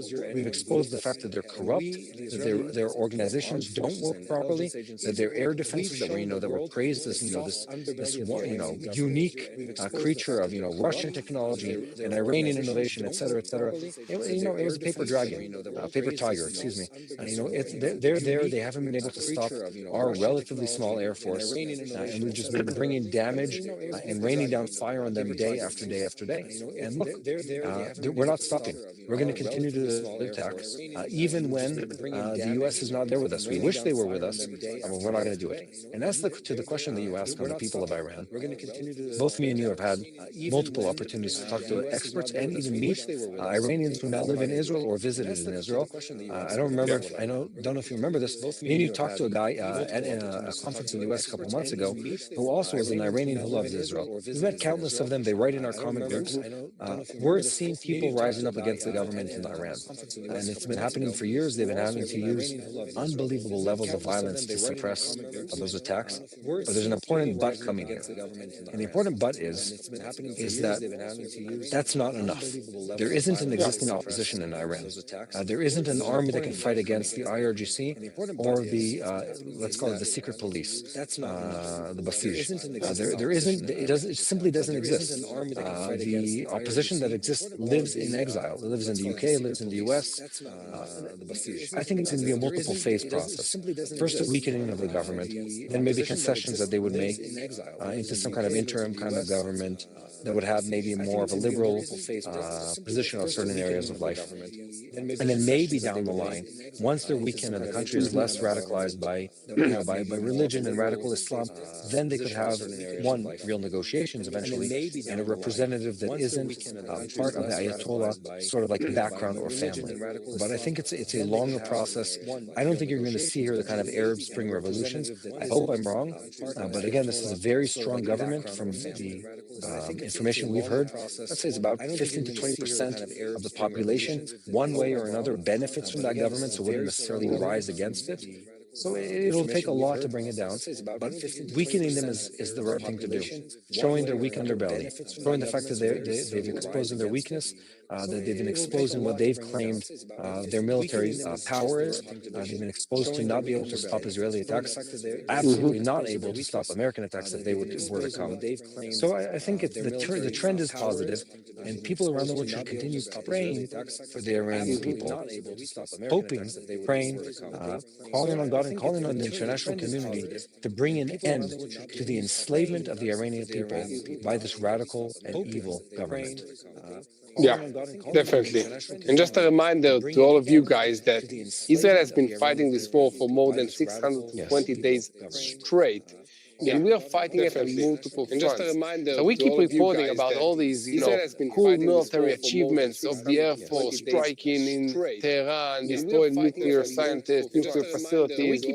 But sadly, we are losing a major front of sharing the truth of public opinion around the world. If you have university students, smart kids that are chanting death to Israel and free Palestine and are supporting Hamas, a terrorist organization, then we are losing big time in the front of the media. This is where we need your help, guys, because that's what we're doing here at TBN Israel. We are sharing the truth of what's happening in Israel, boots on the ground.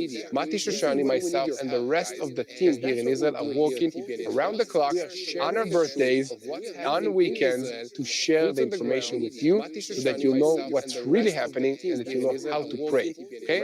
So how can you get us on a daily basis? You can hit the subscribe button right here when it pops up. Okay, it's right here, and that will help us reach more people around the world. Now, let's move to the topic that everybody's talking about, okay? The B-2 bombers headed this way. In recent hours, reports from aviation enthusiasts and air traffic analysts on Twitter indicate significant and unusual movement of B-2 Spirit stealth bombers and the KC-135 tanker aircraft departing from bases in the southern United States and moving westward, presumably towards strategic bases in the Pacific and in the Indian Ocean. Hours later, official American sources confirmed to Reuters that the United States has indeed moved B-2 bombers to the island of Guam in the Pacific Ocean. And according to data, 4 KS-135 tanker aircraft, coded Nitro 61 to 64, took off from Altus base in Oklahoma and joined mid-air with a group of stealth aircraft under the designation MYTEE-21, which departed from Whiteman Base in Missouri. Another group of tankers, Nitra 71-74, joined additional aircraft under the code MYTEE-11, and observations showed that the tankers returned to base while the stealth aircraft continued westward, some heading toward Guam and others possibly towards the central base at Diego Garcia. The fact that American stealth aircraft are moving towards the most distant United States bases likely indicates preparations for a military operation, possibly targeting the destruction of Iran's primary nuclear facility, still fully operational, Fordo, known to be located deep inside a rocky mountain, 19 meters underground. The American base, Diego Garcia, situated on a remote island in the Indian Ocean and operated under lease from Britain starting from the 1970s, is considered one of the Pentagon's most significant strategic bases. It features an exceptionally long runway, maintenance facilities, command and intelligence centers, refueling stations, and advanced satellite communication systems. The base previously served as a launch point for strikes in Iraq, in Afghanistan, and emergency operations in Africa and Asia. So, what's special about these aircraft? P-2 stealth bombers represent unbreaking technology capable of high altitude and very long range flights while remaining nearly invisible to radar. Thanks to the radar absorbing coating and the unique flying wing shape, this aircraft can penetrate deep into enemy territory undetected. It can carry powerful bunker busting bombs designed specifically for striking underground targets such as the nuclear facilities or command centers. Although the aircraft's independent range is impressive, to carry out a continuous flight from central United States to the Middle East and back, it relies on aerial refueling. This is precisely where the KC-135 aircraft come into play.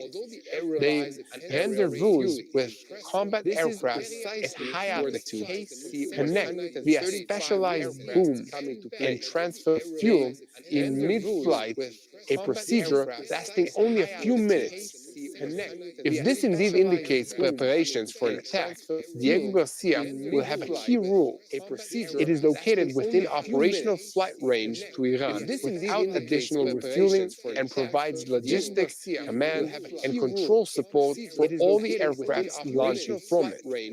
The security surrounding the base's operations, its remote location away from hostile nations, and its exclusive control by the American forces make it an ideal platform for highly classified and sensitive missions. By the way, you might ask what the Iranians have there. What exactly is the nuclear material that is stored at Fordo? So, the main substance used at Fordo is uranium, a natural occurring element. Its natural form, uranium appears as a dark gray metallic rock and is solid. It isn't as rare as commonly believed and can be found in the ground, mostly in rocky areas. Although it's solid, uranium is not dangerously radioactive unless processed. In its raw form, it's mainly used to generate electricity in nuclear power plants, but only after undergoing a specific process, this is when it becomes more radioactive. So I've seen many comments comments asking whether bombing the facility could trigger a nuclear explosion. That's a very, very important question, guys. And the answer is no. It's essential to understand that a nuclear bomb, like the one dropped on Hiroshima, doesn't explode merely because it contains uranium. For a genuine nuclear explosion, an extremely precise system is required, featuring mechanisms that split the material in a specific manner, in a specific configuration, within fractions of a second. Could bombing cause radioactive material to disappear? So, here the situation is slightly more complicated, but let's simplify. The uranium at Fordo, even if it doesn't cause a nuclear explosion, is still radioactive. This means it emits radiation out of it like invisible waves that can harm human beings, and particularly after prolonged exposure, ingestion, or inhalation. So, if a bomb hits exactly where uranium is stored and impacts it directly, some materials may disperse into the air, and these tiny particles could be carried by the wind, penetrate the ground, reach water sources, or linger in the air. People in the immediate area could be exposed to radiation, especially if they touch the contaminated ground, drink contaminated water, or breathe the dust particles. So such radiation won't cause explosions, but could result in cumulative health damages, diseases like cancer, kidney issues, immune system harm, or genetic damage, depending on exposure level and duration. However, it's important to emphasize in similar cases worldwide, like bombing the reactor in Iraq or Syria, contamination didn't spread widely and the impact remained local. Fordo, however, is different. A subterranean, hidden facility with more material. Thus, the danger exists, even if limited, but we don't know. So, could secondary explosions take place? That's another question that we received. And the answer is possibly. If chemicals, gases, fuels are used to operate the centrifuges and are stored in this facility, then a bomb strike might cause secondary explosions. These would not be nuclear, but could amplify the local destruction and cause further leaks. So, Mati, that's not all. The New York Times reported that alongside the transfer of B-2 bombers, additional American aircrafts include also F-22, F-16, and F-35s that are being moved from Europe to the Middle East bases. These fighters could either escort the B-2 bombers if they attack Fordo, or defend the American bases and the forces in the region in case Iranian retaliatory attacks begin to target American assets. So what do you think, Mati? You think that it's not just B-2 bombers, it's also the smaller planes that are coming here? What's the purpose for that? So what do you think? I think that's a great question that everyone is asking. It doesn't really make much sense, and I'll explain. The U.S. didn't just now or today remember to start bringing assets into the region. In fact, they did this a long time ago. Months ago, they brought in multiple carrier groups into this region. And I think anyone who hasn't seen the images of these things, you need to understand the might of the American Navy, the Marines, the Air Force, the Army. When you look at these groups of ships, they're carrying, it's floating cities, carrying hundreds of aircraft and missiles and, and electronic warfare and more and more and more and more. And then you have the land bases in Iraq and in other countries in the region with air bases and logistical chains of supply. I mean, the American Army is an unbelievable machine. It's fully equipped, it's fully able to fight a war on multiple fronts in multiple places around the world. There is no army that comes anywhere near that. And they already had B-2 bombers in this region. They already had other assets in this region. They already had everything that was needed to bomb the Iranian Islamic regime back to the Stone Age. It was already all here. So why are they bringing more now? Well, there really is no reason. I want to be clear about this. It seems like a bizarre negotiation tactic that doesn't make sense in light of what, that doesn't make any sense in light of what President Trump and the White House have been saying in the last couple hours, talking about postponing by 2 weeks and waiting for the negotiations to materialize. It's not clicking into place. I think it was supposed to be done as a show of force and possibly as a weapon of last resort. Also, if my tally is correct, some of the B-2 bombers that were already based in Diego Garcia were removed previously. Again, remember the U.S. is also prepping for a conflict with China in the South China Sea. It's not only thinking about what's happening in this part of the world. It has a huge amount of forces here. It didn't need to bring any more assets into this region. President Trump's words this last night, they indicate the U.S. is not planning to engage in warfare. Then again, with him, you never know. This might be a bluff, and the U.S. And by the time this live ends, 10 minutes later, we might have new news saying that the Americans have attacked. But from what we've seen so far, they've had countless opportunities. They have all the assets on the ground. They could have done it on day 1, 2, 3, 4, 5, 6, whatever. We're on day number 8.5 now since the attack took place. They could have already done it, and they chose not to. And at this point, when President Trump clearly indicates they're going for a negotiation, well, why are they bringing the aircraft in? I think just for an eventuality where it blows up, no pun intended, and for another eventuality where they want to show the force to the Iranians and force them into a negotiation. And then again, it might be for a completely different reason that we're not aware of. But I think only the next day or so will show us where we're truly going with this. Well, we'll see. I'm still hoping that something, will bring the U.S. into this war so we can end the Islamic Republic faster. Well, we'll see. I'm still hoping that something. So thank you very much, Mati, for all the information. Thank you for joining us. So we can end the I hope we're pleasantly surprised tonight. I hope we're pleasantly surprised. Thank you very much, Mati. And we wake up for all the information. hear the news that all the might of the American armed forces comes down on the people, not the people of Iran, on the Iranian Revolutionary Guard facilities. That there are no more nuclear plants, that we wake up to a new peace in this region that doesn't have nuclear abilities for the Iranians. That's my hope, that's my prayer. Will that happen? I think only time will tell. Well, we'll see what happens tonight. Thank you, Mati, for joining us. Hope you get some sleep and hope to see you in civilian clothing very soon. It's happening soon enough, I believe.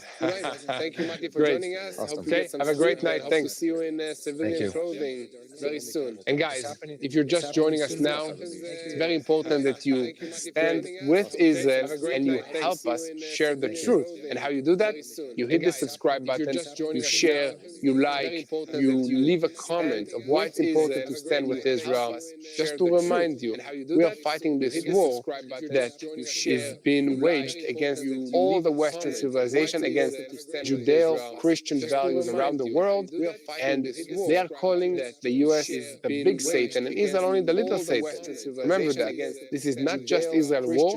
We are just here doing the dirty work for all the world. And this is not me saying this. It's the German Chancellor saying that Israel is doing the dirty laundry for all of the Western world. Okay? So come on, let's stand with Israel. And Mati is now hopefully going to be returning us in a civilian form very soon, but we will see what happens very soon with that. Okay, guys, so back to the boots on the ground updates. After about 3 days during which Iran's residents were almost completely disconnected from the internet, today, on Saturday, it seems that for a short while that access to the internet had been restored, but it crashed again after about 2 hours. This was reported by the New York Times that based on the internet monitoring group NetBlocks. Currently, the Iranian media report that internet connectivity is expected to be restored at around midnight or something like that in Iran, but I don't have any update if that actually happened or not. So the restriction on the internet accesses in Iran is imposed by the regime itself in Tehran, and it's because they are fearing of information security and cyber operations amidst the war with Israel that broke out, 8 days ago, and since then the internet is not flowing as usual. And according to state media in Iran, the potential easing of restrictions is due to the repelling of cyber attacks that caused the internet shutdown. This is according to the Iranians. The internet disruption is amongst the longest and the most comprehensive that Iran, which is a country with a notoriously questionable history of internet control, has experienced, complicating communications amongst its 91 million residents. The last time such a prolonged shutdown occurred was in 2019 during the violent suppression of protests against the rising fuel prices. However, despite the restrictions and the regime's apparent comprehensive control of the network, many Iranian internet users are experienced in using tools to bypass the blocks, such as VPN networks and other methods. So the BBC Persian network technology correspondent Hadi Nili wrote that the average Iranian has become rather adept to this situation, noting that even his mother in her 60s knows exactly which bypass tools to use for each application or service that she needs. So guys, we will continue to report on the regime that oppresses the Iranian people, and you at home, please spread the truth, share it as widely as possible so that together we can make sure that people know how to pray for the peace of Jerusalem. And make sure to hit that subscribe button. And right now, I'm receiving a new report. It appears that right at this moment, reports from Iran indicate an attack on a strategic port of Bandar Abbas in the southeastern part of the Islamic Republic. And simultaneously, there were reports of an attack on a military base south of Tehran. A source told the Saudi channel El Haddad that Israel is attempting to destroy the Iranian Navy to prevent it from closing the Strait of Hormuz and has taken control of the airspace over Bandar Abbas. Amidst these reports in Iran, an IDF spokesperson confirmed that the Air Force is attacking UAV warehouses and a weapons storage facility in Bandar Abbas. The IDF continues to strike the UAV array, and this is what the statement is saying. So guys, let's continue.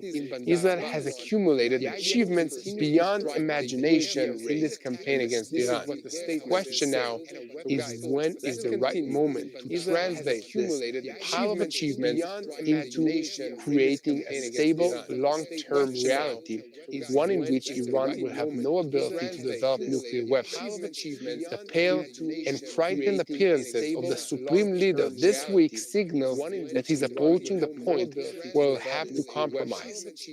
When you try to imagine how a leader feels when the enemy planes freely fly over his capital, doing whatever they please, when his military leadership is wiped out and everyone entering his office to receive a rank is eliminated within 2 days, it's quite understandable, But unfortunately, Iran's nuclear program cannot be eliminated from the air, nor can the regime's ambitions for nuclear weapons. Iran has accumulated the knowledge to enrich uranium, amassed an impressive amount of fissile material, and scattered it across the country. Neither of these can be destroyed only by planes and bombs. Even if all Iran's nuclear facilities were destroyed, it could rebuild the program. Therefore, the achievement must be greater than the physical destruction of a nuclear facility. The fall of the regime or a Versailles-style surrender agreement. Clearly, if the United States entered the fighting, the picture changes entirely and hastens the end of this campaign. It's not just the American capability to hit the underground facility at Fordow.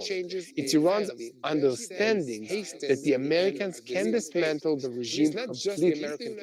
Iranians witnessed what the Americans did from the air to Saddam Hussein's regime in Iraq, and that lesson is deeply ingrained.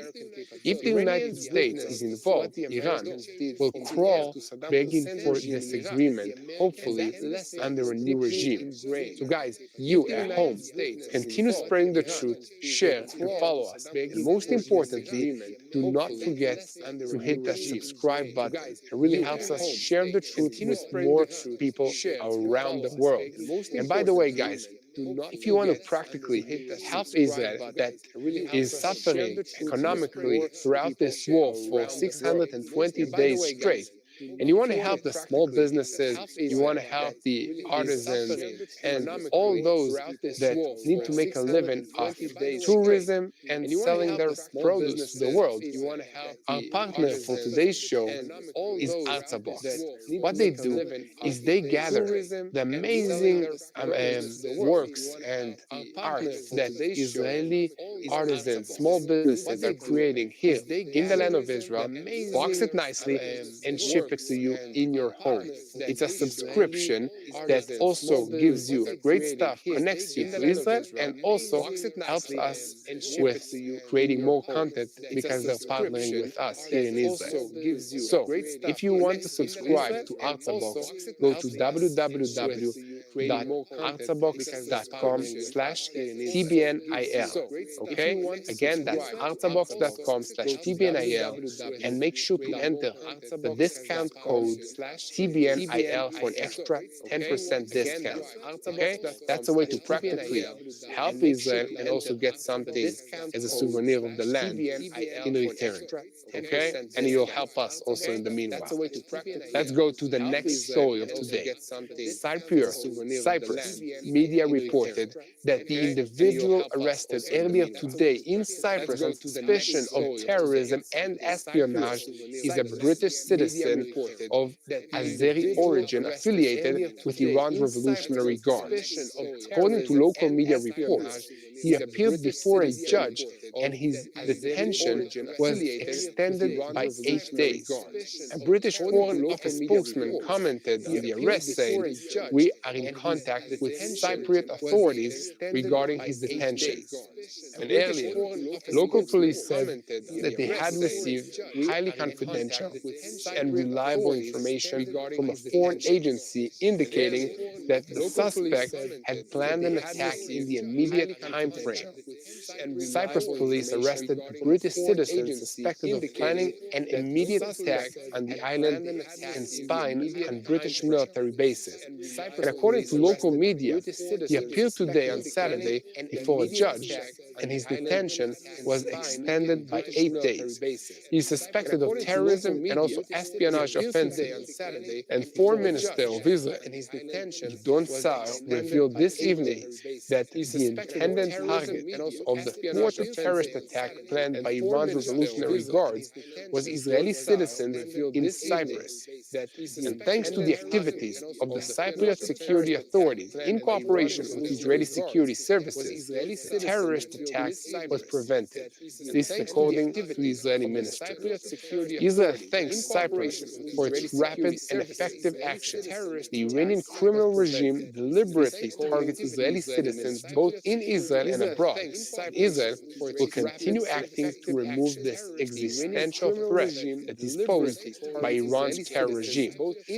Cypriot media reported that the individual is a British citizen of Azeri descent linked to Iran's Revolutionary Guards, and according to the report, yesterday, reliable information about him was received from a foreign intelligence service. Cypriot media stated that he had been in the country since April, gathering information on foreign military presence on the islands. Surveillance conducted on him revealed that he was staying in an apartment adjacent to the British bases, photographing them with phones and with other electronic devices, documenting suspicious movements and taking notes. In recent days, Cyprus police have reinforced security around Israeli tourists, fearing hostile actors may attempt to harm them. And Cyprus is concerned about rising threats from Iran and its affiliates who previously attempted attacks against Israelis in the country. So we will continue to report on every development in Israel and also abroad. So continue spreading the truth, share, and follow us. And most importantly, don't forget to hit that subscribe button and pray for the peace of Jerusalem. Now, back to Iran, as Iranian sources told the New York Times that Ali Khamenei, who has been hiding in a bunker since the start of the Israeli attacks, had appointed 3 possible successors in case he's terminated. According to the New York Times, Khamenei also selected replacements for the Iranian army's chain of command should they, like the senior officials terminated at the war's outset, be eliminated by Israel. According to the 3 Iranian sources speaking to the New York Times, the Supreme Leader communicates with commanders through one of his aides and has entirely ceased using digital communications to make locating him a lot more difficult. The fact that Khamenei chose 3 senior clerics as potential successors underscores the threat that is now facing his long-standing rule. The Supreme Leader has undertaken extraordinary measures to preserve his regime and the Ayatollah's control since the start of this attack. At this stage, Iranian sources say the command structure still functions despite severe damage, and there are no signs of internal rebellion. According to Iranian sources, the 86-year-old Khamenei is aware that Israel or the United States may attempt to assassinate him and believes that if killed, he will die as a martyr. So preparing for this scenario, he made an unusual decision instructing the Assembly of Experts, which is the body responsible for choosing the Supreme Leader, to swiftly determine his successor from amongst 3 names that he provided.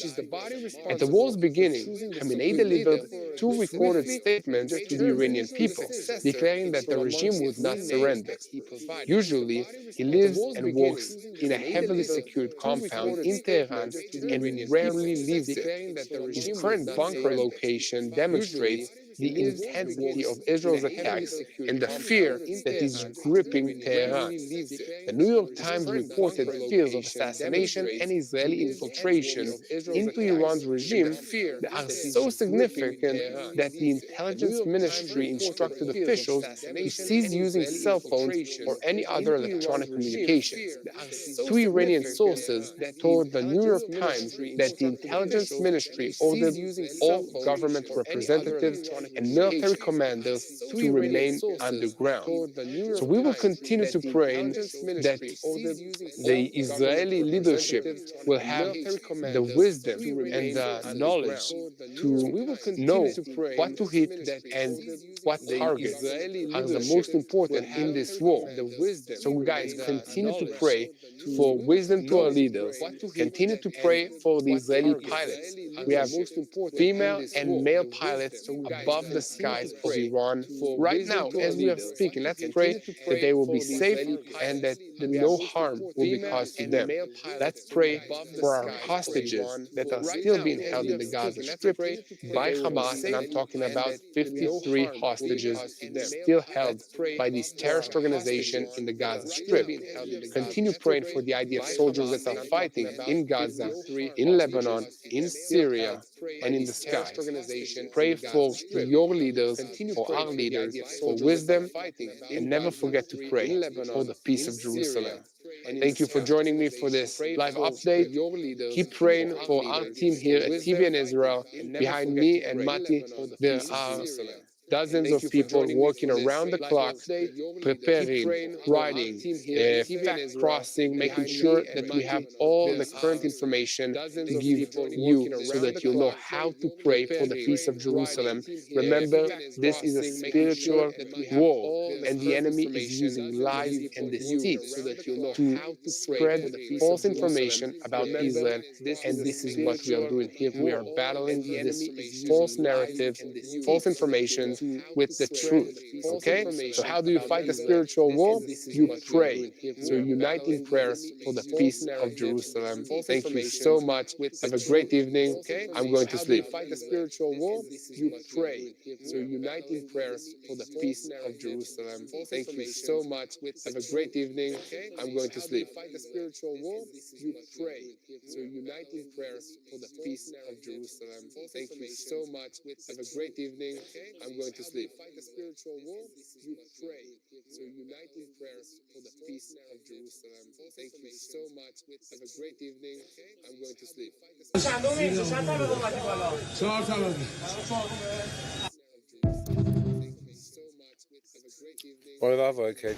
ساعت الان 3:37 ورودی فرهزاد پایین یه ساختمون مسکونی رو زده شده فرهزاد پایین یه ساختمون مسکونی رو زده شده. This is Yair Pinto bringing you Boots on the Ground live.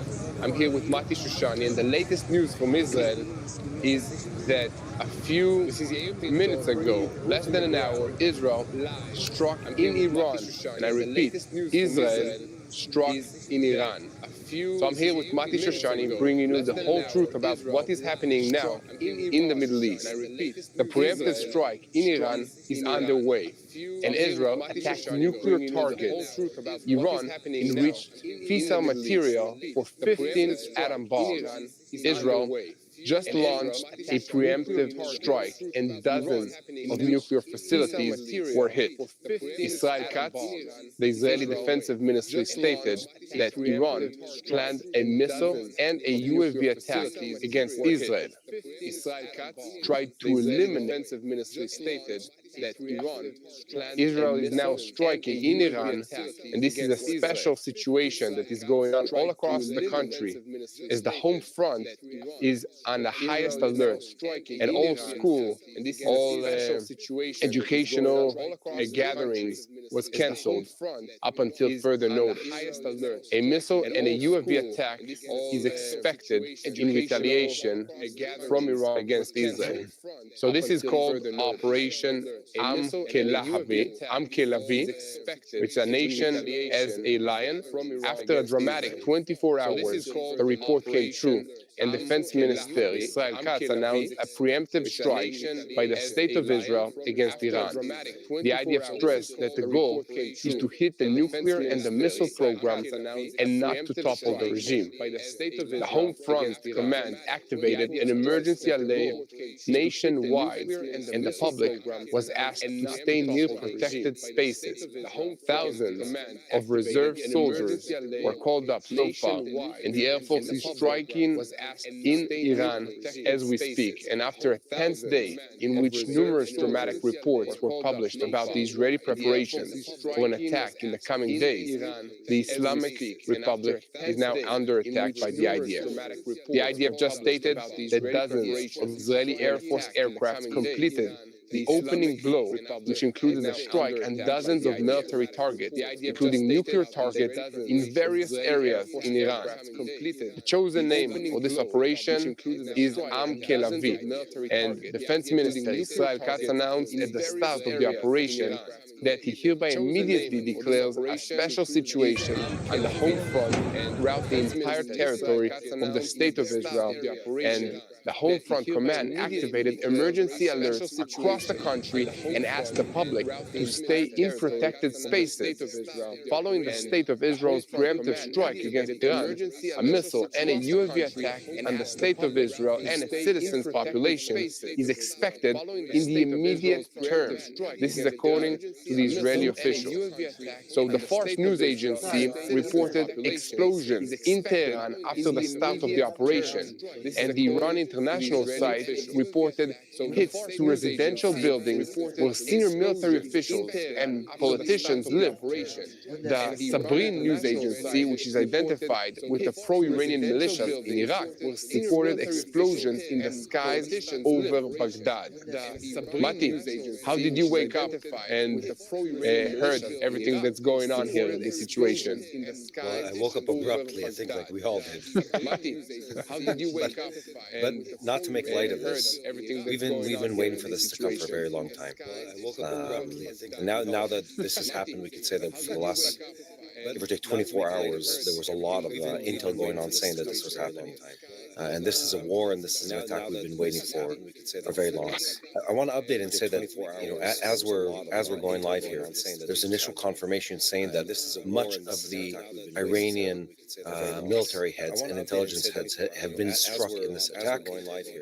So let's call it Central Command for the Iranian army has been attacked, including the chief of staff for the Iranian army. And this is big news. This is Israel targeting the heads of the Iranian Revolutionary Guard, Israel targeting the heads of the Islamic regime that has been swearing to destroy the state of Israel for many, many years.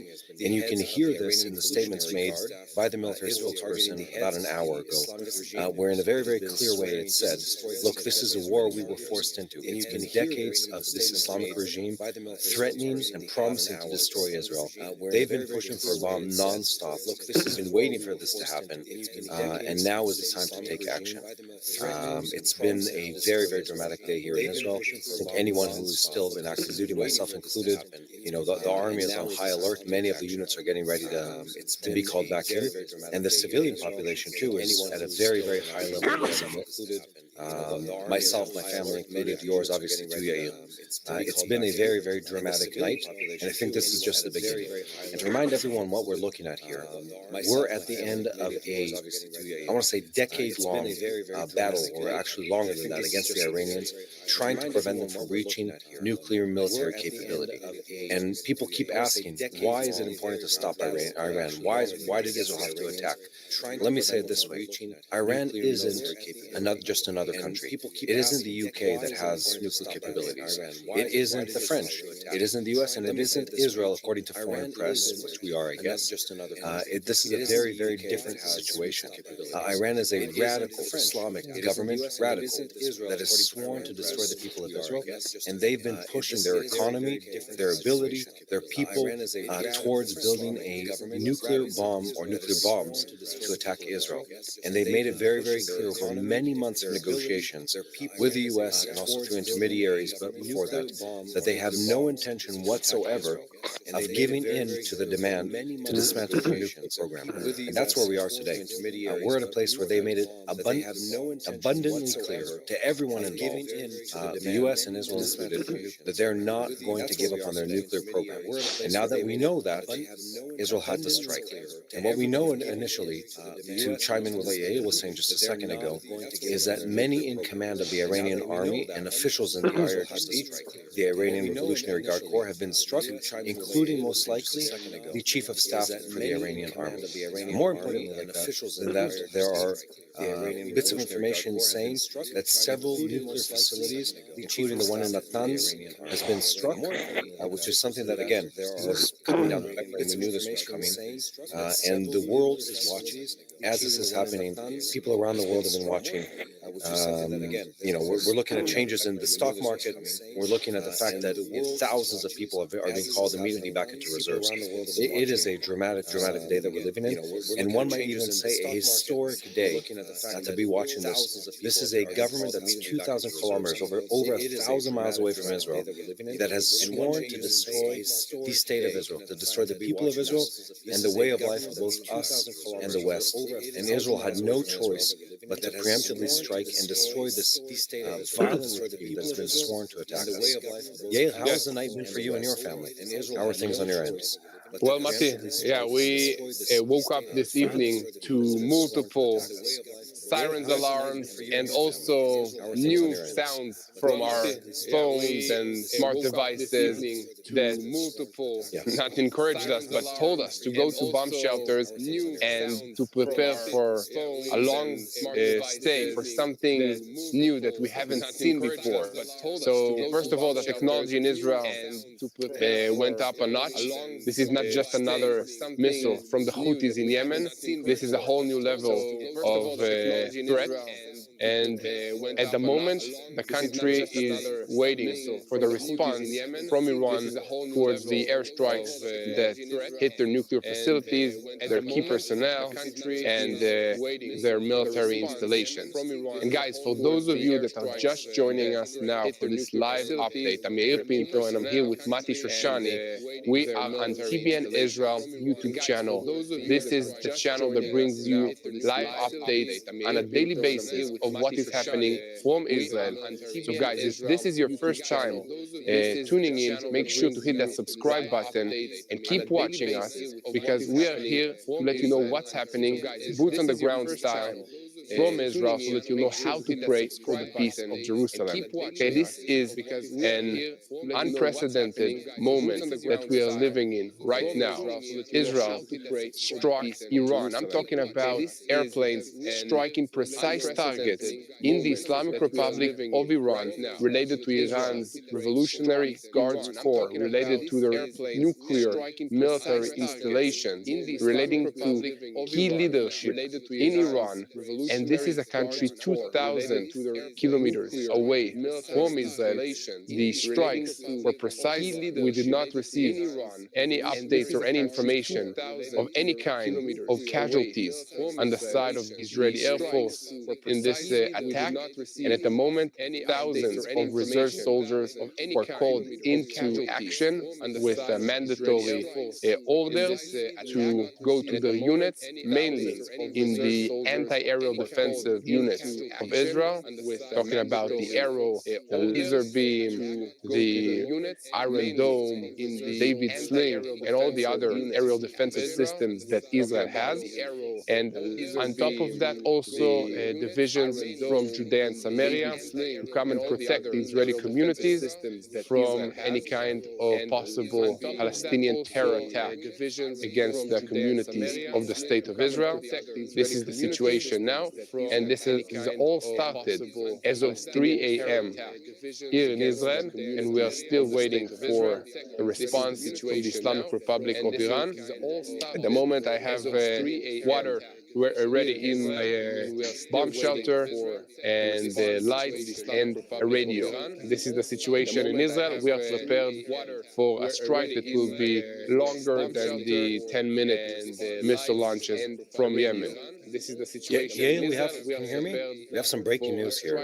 Iranian sources are saying that there's a good chance that the head of the IRGC, the Iranian Revolutionary Guard Corps, has been taken out in this strike. And I need to emphasize how important this actually is.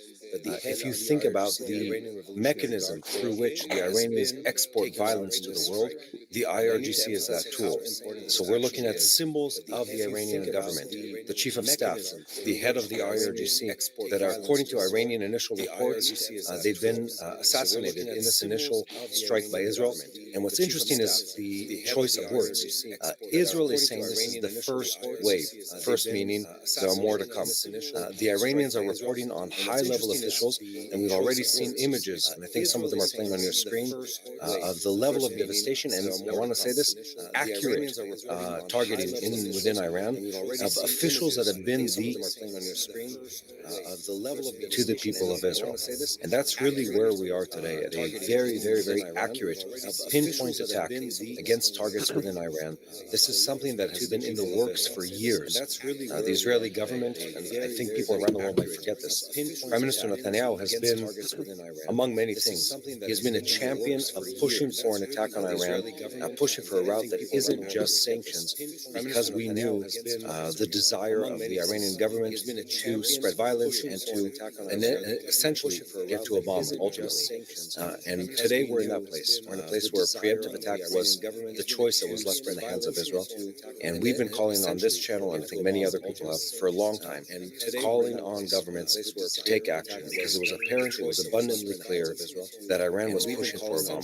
The latest reports that came out over the last couple of weeks from the IAEA, the International Agency of Atomic Energy, they indicate that Iran has the material to create between 10 and 15 nuclear bombs within weeks, as in they have the enriched uranium to reach that point, not necessarily the final package to do so. So we're on a clock. We're with a deadline where action against the Iranians was necessary, and that's what we're seeing tonight. Targeted attacks throughout Tehran against the heads of the Iranian Revolutionary Guard Corps, the chief of staff for the Iranian government, and others, chief scientists in the nuclear program. And according to multiple reports coming out of Iran, also targeted attacks against facilities related to the Iranian nuclear program. People in Israel are and have been for multiple hours now at a very high level of readiness. Thousands of soldiers have been called back into reserves, and the Israeli army is on high alert. I can't disclose much, but I can say myself, and I think everyone else with a active reserves unit has already been on the phone with their unit tonight, because Israel has been gearing up towards this attack for a very long time. And I think people might be asking at home what the sentiment is with Israel, or in Israel right now. And I need to tell you that people in Israel for weeks now have been waiting for this to happen, because we knew one way or another we must deal with the threat of the Iranian bomb. And it was just a question of when and will the U.S. be involved in this, because the last couple of days have shown a very interesting chain of events in which both President Trump, Minister of Defense Hegseth, and several others in the U.S. government have very boldly, very strongly stood beside Israel, stated clearly, look, whatever you think is going to happen, Israel is going to have the right to attack. It's just a question of will the Iranians, just before the buzzer, change their plans and give up their nuclear program. And in recent days, it became very clear, very publicly, that they had no intention of doing so. And that brings us to today. An ongoing attack of the Israeli Air Force across Iran, dozens of Israeli jets flying through the skies of Iran and bombing strategic and tactical targets of the nuclear program, and otherwise heads of the Iranian government, specifically the IRGC and the Iranian government. The reports are saying that it's possible that many members of the Iranian have been targeted in this attack. And this is a question that's been in our minds for a long time. Why not target the heads of the Iranian government? These are the people indoctrinating their people, shifting their entire budget, pushing their military to act against the state of Israel. And we're today at a place where we had no choice but to preemptively attack Iran. Yes, definitely, Mati. Yeah, I just heard that on top of the sophisticated Israeli aerial strikes that took place with the Israeli Air Force, the Israeli Mossad, which is the secretive intelligence agency of Israel, was also behind the scenes, on the ground in Iran, orchestrating targeted terminations of the leaders of Iran, specifically the leaders in charge of the rocket attack systems and infrastructure that can carry out attacks against Israel, and the anti-aircraft defensive systems of the Islamic Republic to enable freedom of aerial strikes to our planes, to our aerial capabilities, to basically neutralize the Iranian counter attack against Israel. We'll see how well that happened, and also to hit the nuclear facility that, as you said, had the capability of producing between 10 to 15 nuclear bombs. And the Iranians have carried out multiple ballistic missile testings that can carry up to 20 tons of explosive devices on a missile warhead. So they were not far from creating a nuclear bomb and then also being able to attach it to a rocket and launch it towards Israel or towards other places in this region. This is the situation now, but as we said, the country of Israel is strong. They're ready for every situation. We are not afraid. We have been waiting for this moment. We are in war for a very, very long time. And the Home Front Command gave instructions to the country that didn't change so far. The instructions include a ban on educational activities, a ban on gathering and workplaces. Also, not going to schools, not going to kindergarten. So, in addition, the IDF said that people should stay near protected rooms and near shelters, and whenever possible, avoid taking cover in stairwells and other places that are more covered in the situation. And guys, for those of you that are just joining us now to this live broadcast of TBN Israel, I'm Yair Pinto, and with me is Mati Shoshani. And the big news all across the world is that about an hour ago, Israel began an aerial strike against Iran, against its nuclear facilities in Iran, in Tehran. And I repeat, Israel struck in Iran. So I'm here with Mati Shoshani, and we bring you this whole developing story, boots on the ground from Israel. The preemptive strike in Iran is on its way, and Israel attacked nuclear targets that Iran enriched fissile materials for about 15 atomic bombs, and Israel launched preemptive strike, hitting dozens of nuclear facilities. And the Israeli Defense Minister Israel Katz said that Iran planned a missile and UAV attack against Israel. Israel tried to eliminate Iran's chief of staff and actually succeeded in taking out the entire a bunch of the leadership of Iran in this strike, as well as nuclear installations. And we are now waiting and preparing for a report on a strike in retaliation for this attack. Mati, do we have any other updates on the situation now? There isn't a minute without an update. So, again, I'm recapping here on the list of people that have been targeted in this attack. Iranian television is now saying officially that the head of the IRGC, Hossein Salami, I honestly couldn't remember them. They've changed several times. Hossein Salami has been killed in this attack. The chief of staff of the Iranian government has been attacked, and the footage coming out of Iran is fascinating. You're seeing just a couple of the images here, but what you can see if you look at some of the footage coming out of Iran, and I encourage people to look this up on different platforms after you finish watching this live here, you'll see targeted strikes on many different apartments inside Tehran and throughout Iran, where you can see clearly a missile hit an exact target. This isn't carpet bombing. This isn't arbitrary attacks. These are targeted, tactical attacks against heads of the regime in Iran that has been calling on their people, pushing their people to build a bomb against Israel. And I think we need to remind people, one, I want to say this, it's so encouraging to see all the support that we see from people during these live broadcasts, and to know that people are standing with us. And I want to say this to people around the world. People think, we're isolated, etc. Look, my phone, and I'm sure yours is Yael too, and everyone else in Israel who has international friends, my phone is blowing up with people around the world, sending messages of support from around the world, because the world has been watching and waiting to see this happen, waiting to see the showdown where Iran is removed, at least to a certain degree, from their ability to manufacture nuclear bombs. And they've been on that race for a very long time. They've been on the race for creating a bomb against Israel for years and years now, and we must stop them. We have to stop the Iranians, and that's exactly what Israel is trying to do. And look, it's been a dramatic season here for us in Israel. It's been a dramatic season for people around the world. I'm sure yourself included, Yael. And we're waiting to see what the aftermath of this attack is. Everyone in Israel is sitting tight, waiting for the attack to play out. Now back to you, Yael. Let me know what things are looking like on your end. Everyone in Israel is sitting. Well, yeah, Mati, definitely. It's very hard to catch up with all the information and the news that's coming out from all the news agencies here in Israel.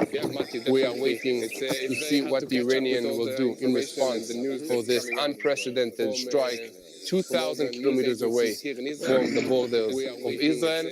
They have been threatening the Jewish state with annihilation, with missiles. They call Israel the small Satan and the United States the big Satan. And this is, when Israel is being threatened, we take these threats very seriously. And when our arch enemy, the Islamic Republic of Iran, is getting closer and closer to reaching nuclear bombs, the Prime Minister of Israel, Benjamin Netanyahu, and the State of Israel stated many times that we will not wait and sit idly by for negotiations to drag themselves for months and months. And in the meantime, the Iranians will enrich more uranium and develop their missile programs. So Israel struck Iran, struck the military installation, struck the leadership of Iran now, and we are waiting to see the results of these strikes. So far, we see that we have information on multiple Iranian leaders that were taken out, and we are receiving reports of a dramatic update. Mati, can you let us know what's happening? Yes. So we're back. I lost my camera just a second ago, just in case anyone was wondering if this is live. We're looking now at the fifth wave of attacks in Iran. So the Israeli Air Force, and it's hard to emphasize this. I woke up to the sirens originally, and then my kids and myself stood outside of the house, and we could hear wave after wave after wave of the Israeli Air Force flying overhead towards Iran. Now we're talking about the fifth wave of attacks in Iran. So again, the Israeli Air Force has been flying throughout the night a vast distance, 2,000 kilometers or so over 1,300 miles, all the way to Iran to strike targets. And what are the targets that we know they've been striking? Heads of the IRGC, the Iranian Revolutionary Guard Corps, heads of the Iranian army, heads of the government, chief scientists in the nuclear program, or Iranian nuclear program, and of course facilities directly linked to the Iranian nuclear program. And I think a question needs to be asked here, and this is what many people are probably wondering, will this stop the Iranians? And I think only the next day or so will let us know what really will happen with them. Because Iran has spent decades and tens of billions of dollars on developing nuclear infrastructure to attack Israel. And they've diversified their portfolio as far as it goes in spreading out the centrifuges and the research facilities and the missile facilities throughout the country, many. So here's what a new update that's coming in. The New York Times is reporting that at least 6 different bases around Tehran have been attacked by the Israeli Air Force.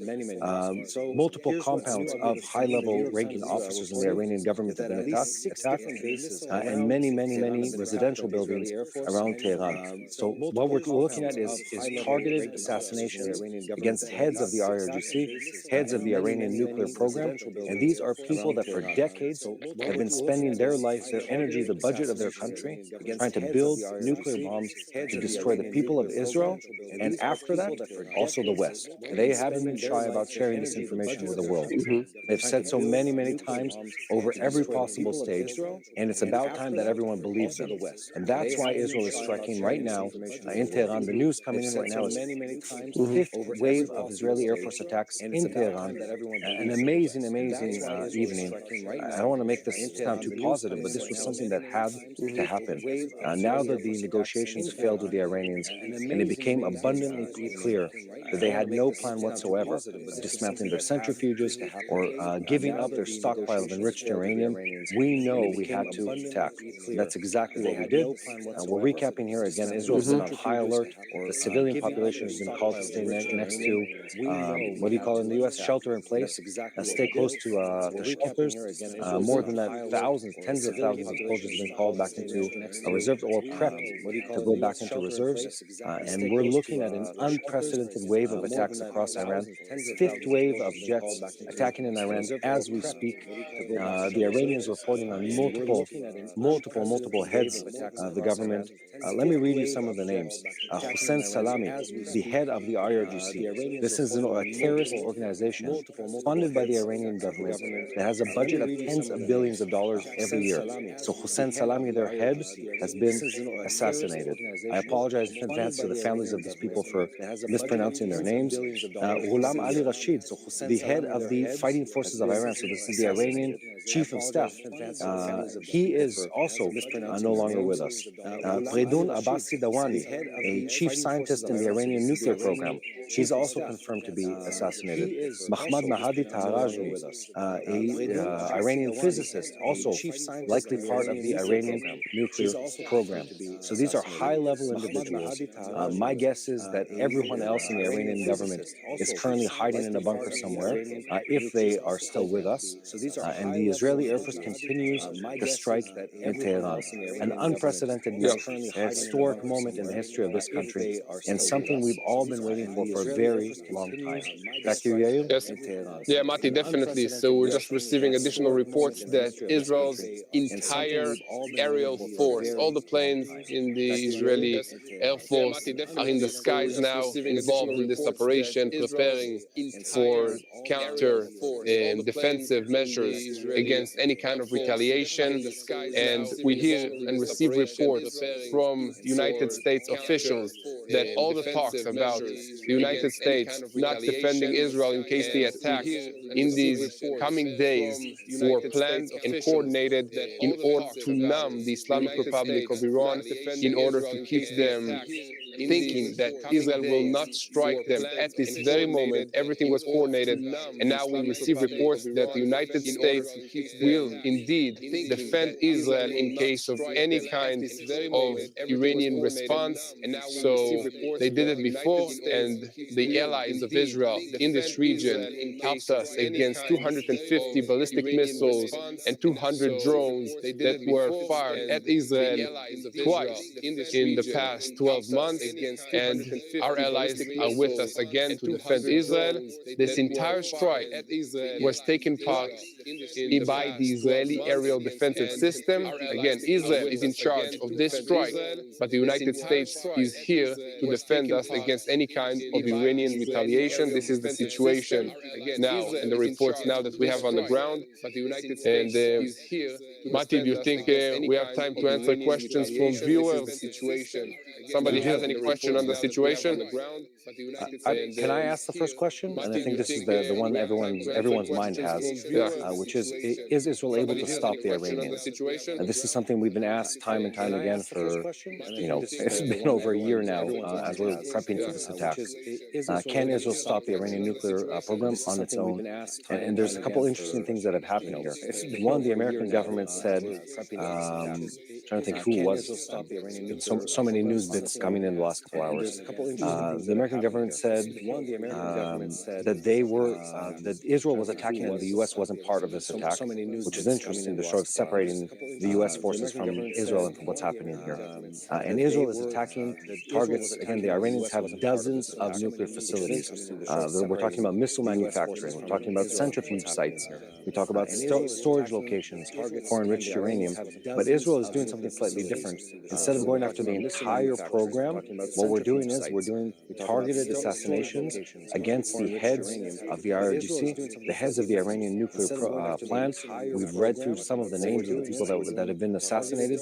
It's a very substantial group of people that are no longer going to be able to try to build a bomb to attack Israel. And I think that's the big headline tonight. This isn't carpet bombing of Iran. This isn't like just a generic attack. It's targeted against individuals who dedicated their life to try to destroy the people of Israel. And those people, on a biblical sense, on a legal sense, on every possible level, have publicly said, we're coming to destroy the people of Israel. And this preemptive attack is exactly what they had coming. It's such a blessing and such a joy to see all the responses we have in the comments right now. If people are new to this live story and this live technique, you can just tap on the corner. There's a chat that's going on, and we're going to pull out some of the comments that are coming.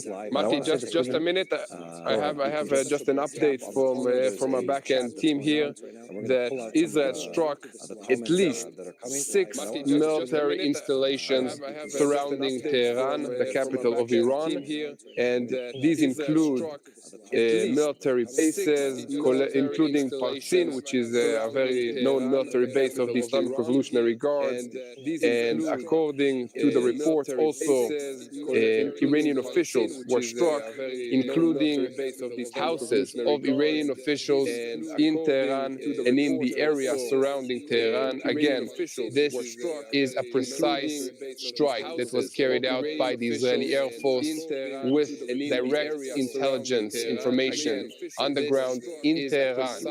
This was a surgical strike that targeted the leadership of the Islamic Revolutionary Guards Corps in Iran. It targeted military installations. It targeted nuclear scientists and leaders in the nuclear program of Iran. And at the moment, Israel and its allies, the United States, and other regional powers in this region are gearing up for the Iranian response, and the whole Middle East and the whole world is waiting to see what is happening. And Mati, as you said, yes, we have time for some questions. Yeah. So let's see what people can pull up on the screen. There's been a whole lot of support. I think that's like 90% of the comments here are people from around the world coming in. Look at the difference. Too fast. Let me look at some of the comments here myself. Trump is helping. You can be assured Israel knows the U.S. is backing them. Yes, we absolutely know that. Someone is saying here, I don't think they're supportive of Israel. Israel, stop bombing civilians.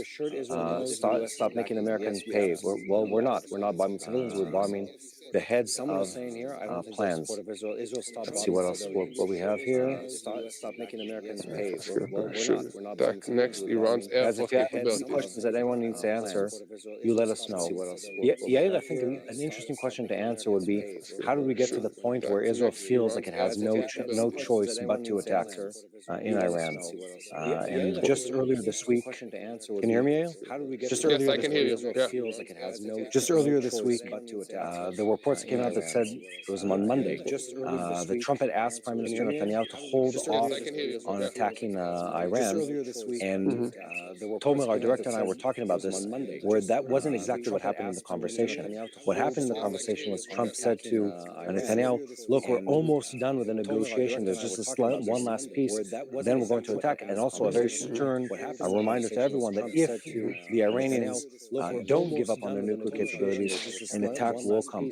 We've been at the end of months and months and months of endless negotiations between the U.S. and the Iranians, all trying to push the Iranians to give up on their nuclear plan, give up on their centrifuges, on enriching uranium to military-grade enriched uranium, and give up on their stockpile, which has been to the number of at least 10 or more nuclear bombs worth of enriched uranium. Give up on those stockpiles. And that's where we are today, at a place where Iran left Israel, with the support of the U.S., of course, no choice at all but to attack them, because they've been racing for a bomb for many, many years on multiple platforms.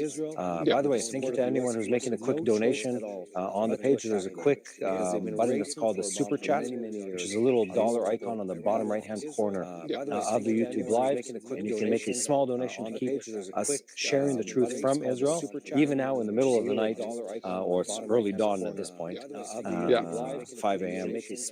Even now in these early hours of the day, keep the truth coming out of Israel. It really, really encourages us to see how much people care about what's happening here, to hear the messages of support, to see people donating and people liking and sharing and subscribing. And guys, if you're with us and this is new to you, pause this video, and if you're one of about half of our viewers who isn't a subscriber, make sure you subscribe and you like this video and you share it with someone else, so we can keep sharing the truth of what's happening here.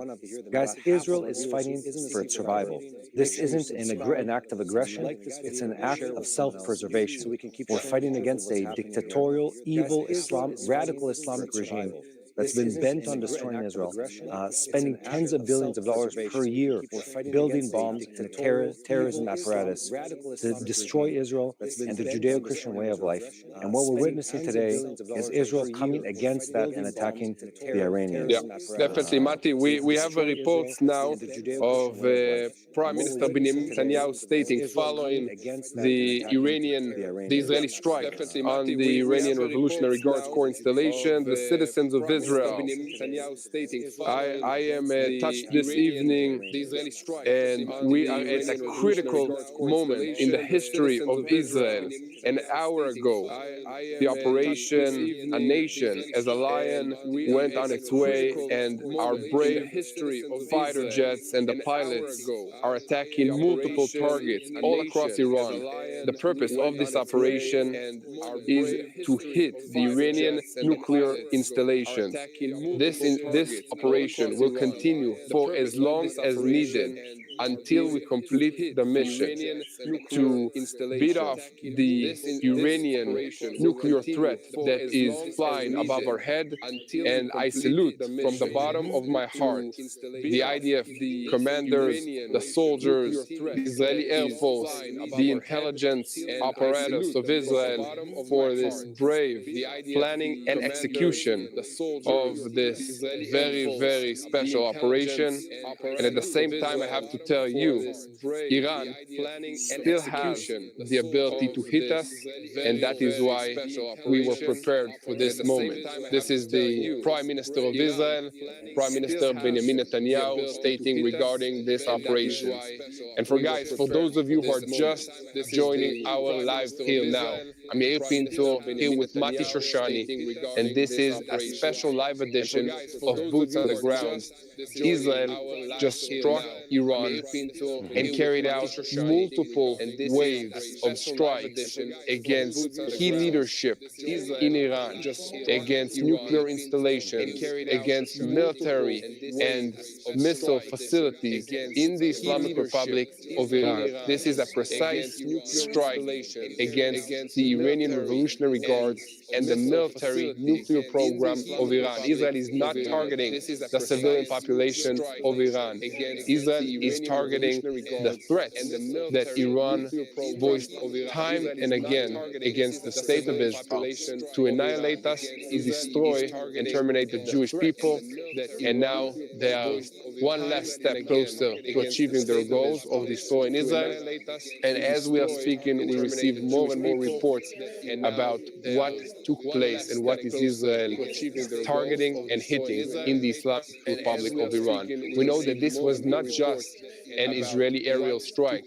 This is a planned operation that was coordinated in the back channels with the United States, with our allies, and Israel, including the Israeli Mossad, planned and executed a precise surgical operation to take out key leadership in the Islamic Revolutionary Guards Corps, which is a terrorist organization funded by the leadership of Iran and is spreading chaos across this region. They funded Hamas, they funded Hezbollah, they are still funding the Houthi terrorist group in Yemen, they funded Iraqi militias that carried out multiple attacks also against United States military personnel in this region.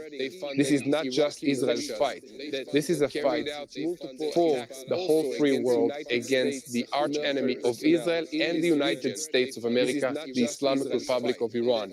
After the negotiations for a nuclear agreement with Iran have collapsed and did not move any further, Israel decided to strike the nuclear installations of Iran at a point where, according to all our estimates, Iran had the ability of creating 10 to 15 nuclear bombs.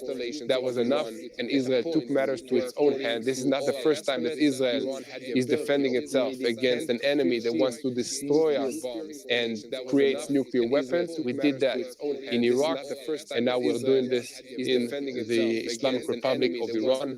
Guys, if you want to pray for the situation, please pray for wisdom to our leaders. Please pray for wisdom to the leaders of our allies to make wise decisions. Please pray for wisdom to the leaders of the IDF, to all the soldiers that were just called up again to defend this country. We have thousands of IDF reserve soldiers that were called up again, especially in the areas of anti-rocket defensive systems, of the Air Force, and also defending Judea and Samaria, to defend Israel of any kind of Palestinian terrorist attacks that would like to take this opportunity and join in this battle between Israel and Iran. This is the third time that Israel and Iran are in a direct confrontation in the last 12 months, and we are still waiting to see and hear what the Iranian response will be towards this unprecedented Israeli strike that is still ongoing. We have reports of already 6 waves of strikes of Israeli airplanes on military targets in Iran. Mati, over to you. Yeah. One, we have some very, very dramatic news happening right now. The Iranian government is now officially responding to what's been happening, responding to Israel, and they're saying, and this is a direct quote of them, Iran will declare all-out war in the coming hours. And I want to ask the question of, what does that even mean? I love that the Iranians are spreading threats, but the Iranian government for the last, well, most of our lifetimes, actually longer than our lifetimes, has been investing tens of billions of dollars annually. And you need to remember that number in building the IRGC, in equipping Hezbollah, in equipping the Houthis, in paying Hamas, in trying to create terrorism cells within Israel itself. They've been doing this for years and years and years, building missiles and drones, all of it with the intent of destroying Israel. This was an attack of self-defense by the Israeli government. And the fact that the Iranians are making these threats of, well, now it really means war. Look, this has been coming a long time. We've been talking about this for weeks at this point, months possibly, saying, look, we're doing the world a favor here. We know this is coming one way or another. Let's call it the action's already been taken by the Iranian government. They're on the trajectory to bring destruction and violence to this region. And they've done so many, many times. They need to be stopped. If they're not stopped, if Israel didn't attack them tonight, we would find ourselves in 12 or 18 months with Iran with nuclear capabilities, with Iran with an IRGC that's able to put a chokehold on maritime trade throughout the Red Sea and the Arabian Sea too, that sits in a place where it's able to disrupt global trade and global economies and weaken a region that already has seen enough war and enough violence for multiple lifetimes. And that's the regime that we're attacking tonight. Israel tonight, in a historic, in a landmark event, is attacking a dictatorial, a radicalizing and radical regime that is the sworn enemy of the people of Israel and the Western way of life. And we're doing the world a favor tonight. We're doing the American people a favor. We're doing the West a favor in bringing down the heads of this government. We've read through the names of some of the people here that have been removed. We're talking about the head of the IRGC, the Iranian Revolutionary Guard Corps, the chief of staff for the Iranian government, multiple other heads of both the nuclear program on a scientific level and a military level, multiple targets that are tied to the nuclear program. We're talking about 5, 6 waves of attacks already. I don't know if you can hear this in the background, but throughout the night since, well, it's been 2.5 hours at this point, we've been able to hear the jets flying back and forth overhead. Israel has a substantially larger air force than the Iranians do, of course, but also substantially large compared to the size of the country. Thank you, the United States of America, for helping us and equip that. We're hearing original or initial estimates from the Israeli government saying that they estimate that the war with Iran will last at least 2 weeks. That is the current expectation. The Israeli government is saying that the U.S. will continue to aid and might actually chime in with the continued waves of attacks. And we are looking at an extension of the attacks rather than them ending tonight. This isn't a one-off. We're already looking at 5 or 6 waves of attacks that have been taking place. We're looking at a long campaign of trying to put the Iranians to sleep when it comes to this attack coming, of prolonged negotiations, prolonged discussions, et cetera, et cetera. We're hearing now from the White House that Trump has assembled or is about to meet with the National Security Council later today. So this is early Friday. That's the White House spokesperson just responded. And now we're hearing about more Iranian nuclear scientists that have been assassinated. Faidun Abbasi. So So this is the head of the Atomic Energy Agency in Iran is also no longer with us. So again, to recap, Israel has targeted one after the other Iranian scientists, heads of the Revolutionary Guards, chiefs of staff, and many other, I'll just say this, evil individuals who've dedicated their life to bring destruction and death to the people of Israel. And now they've learned what that means. We had no choice but to attack them, and we're doing it in a tactical way. We're doing it in a safe way. We're not just randomly targeting civilians within Iran, but rather we're attacking members of the